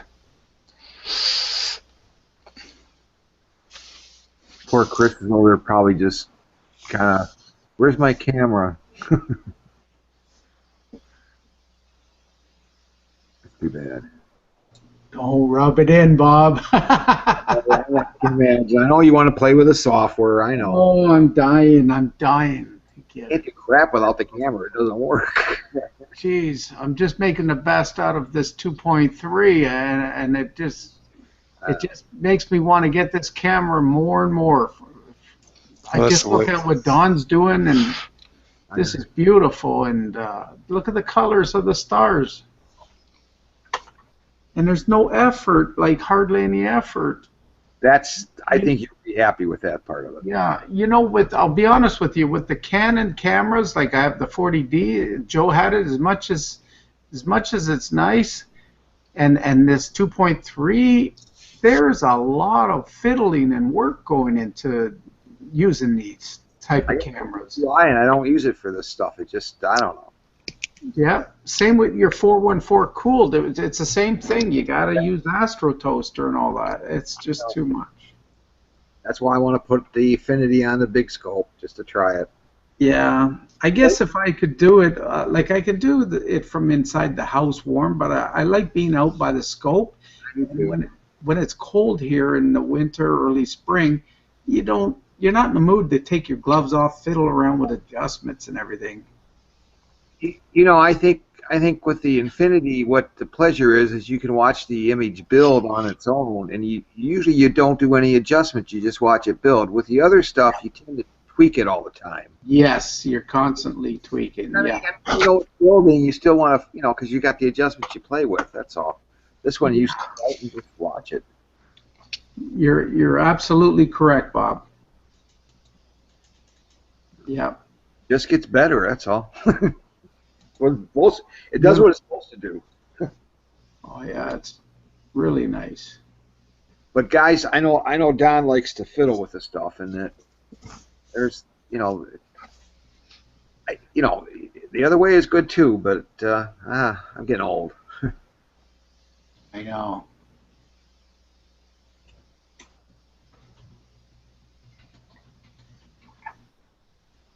Trying more exposure just to see what it does to the color.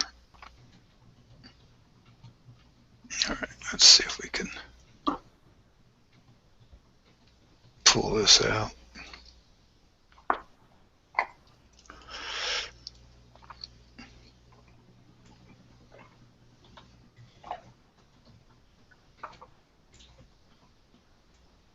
Damn, that looks good though. I like it, Don. It looks nice. Beautiful. Your tracking and everything is right on, man. It looks good.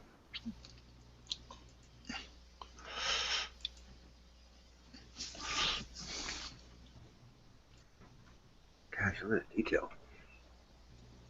Oops.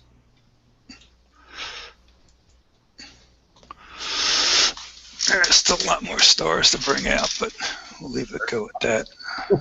Could spend another 5 minutes fooling around with this, but I'm not going to bother. How long is your exposure now? Excuse me? How long of exposure? It's 25 seconds and no stacking. No kidding. Yeah, it's just one frame. Wow. Amazing. That looks nice. Everything's centered up good. Yep. Really. Real good. Very, very, very nice. Can't get any better, you know, for what you're doing. That looks really good. Well, I like, you know, if you could ever get down to the thing in the south there, what the heck they call it, that'd be nice. Probably up there. The southern, whatever it is. The glob, the big one. Do you stack this, Don? No. I'm trying to bring the other screen on this. Is this Google Hangout thing. Such a pain. I know. Trying to get this darn screensaver and then clicking on it left here. We got to be more. There you go. Get the information now. Awesome. I'm not sure how Joe's got things planned. I'm sure it'll be different later on, but I don't know if he has a split screen deal, but it'd be nice sometimes. Yeah.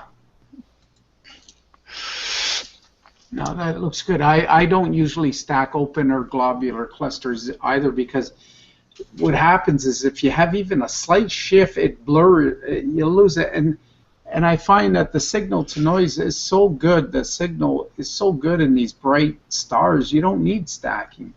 Very, very cool. Yeah, it kind of affects the image more. I had it blended, so this should be sharper now. Oh, now you sharpen it. Yeah. Now this is raw pixels. Mhm. Okay. Yeah. That looks better. Can you try blended again, Don? Sure. I think the raw is better for the core. It's blended. What do you think, Bob? Oh, the raw is better, much better, I think. Yeah. That's raw again. It just brings out the core better. It sharpens up all the stars better too. Excuse me. Colors are beautiful. Oh yeah. This is M3 or M? M3, yep. M3. Yeah. I like M3 as a nice glob. Yeah, I never was able to get this area in here as clear as it is. Yeah. On the Malin cam, just couldn't do it. Have you tried M13? No, but we can go there real quick. Sure, a final one. That would be great. Yeah, let me just put this on the. Get a snap of that one. Don't matter. You're set up for it anyway. Yeah.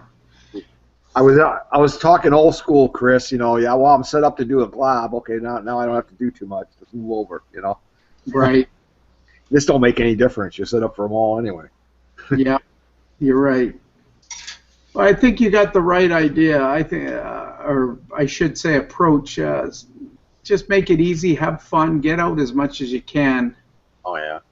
We have so very few good nights. You know, that's what's really same with me. Yeah. Yeah. We have good ones, but it just, you know. They're rare. Yeah. If I was like the guy Don in Hawaii, 300 nights, that's different.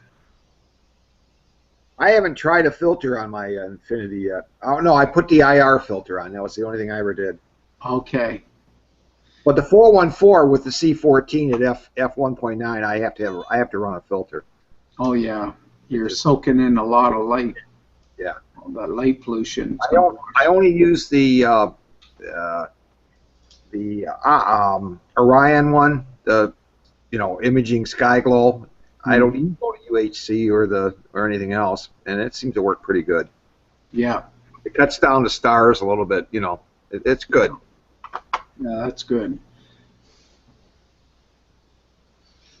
Well, Vatican come out with another camera, like a more higher resolution, more pixels, a little bit bigger, maybe around a 20-25 millimeter range. I think that's too big. I mean, I'm going to get one like that, but I would like to see them keep it small. Just, who cares about the pixel size? The electronics is going to get better, and the noise will get better. Technology-wise. Yeah. The CMOS chips are pretty unnoisy now, so Yeah. Keep the pixels between 3 and 4. Yeah, that would work. Nice, Don. What you can do, I mean, the old school was you need those big pixels, but with new technology and better noise and figures and electronics, you can, I mean, that's why Attic has a separate power supply in this, because they don't want to make noise, doubling the 5 volts to get up to 12. That's why, that's a smart move. Well, that's just a simple thing to do, Yeah. Not a big deal. And here the camera I'm using tonight was a USB 3 only, like one wire. So maybe they should all go with a separate power. Well, if you need over 5 volts, yeah. Yeah. Some of these chips need over 5 volts. They work at 12, so. Yeah, that's true. It depends on the sensor. Right. Getting a lot of nice blue stars in here. That's not bad at all. It's gorgeous. Yeah, you got the blue ones and the yellow and some red. Hey, Chris. Mm-hmm. Notice how fast that he did that? He just switched and it's just right there. Instant, within less than a minute. Oh yeah. And having that finder, binning at 2x2, that's amazing. That's nice to have. You go up to 8, I think. Yeah. Did you get some shift in your mount, Don? Yeah. Okay. I don't have the guider on. It's still shifting. Very bad settle down. I go put the guider on then. Yeah, put the guider, get one snap, and then get some sleep. Yeah. Nice show. Thanks a lot.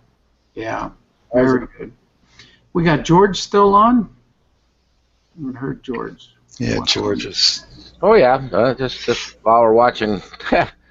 Okay. Rescue from Gilligan's Island is on over here, and I think this is you switched to M13, right?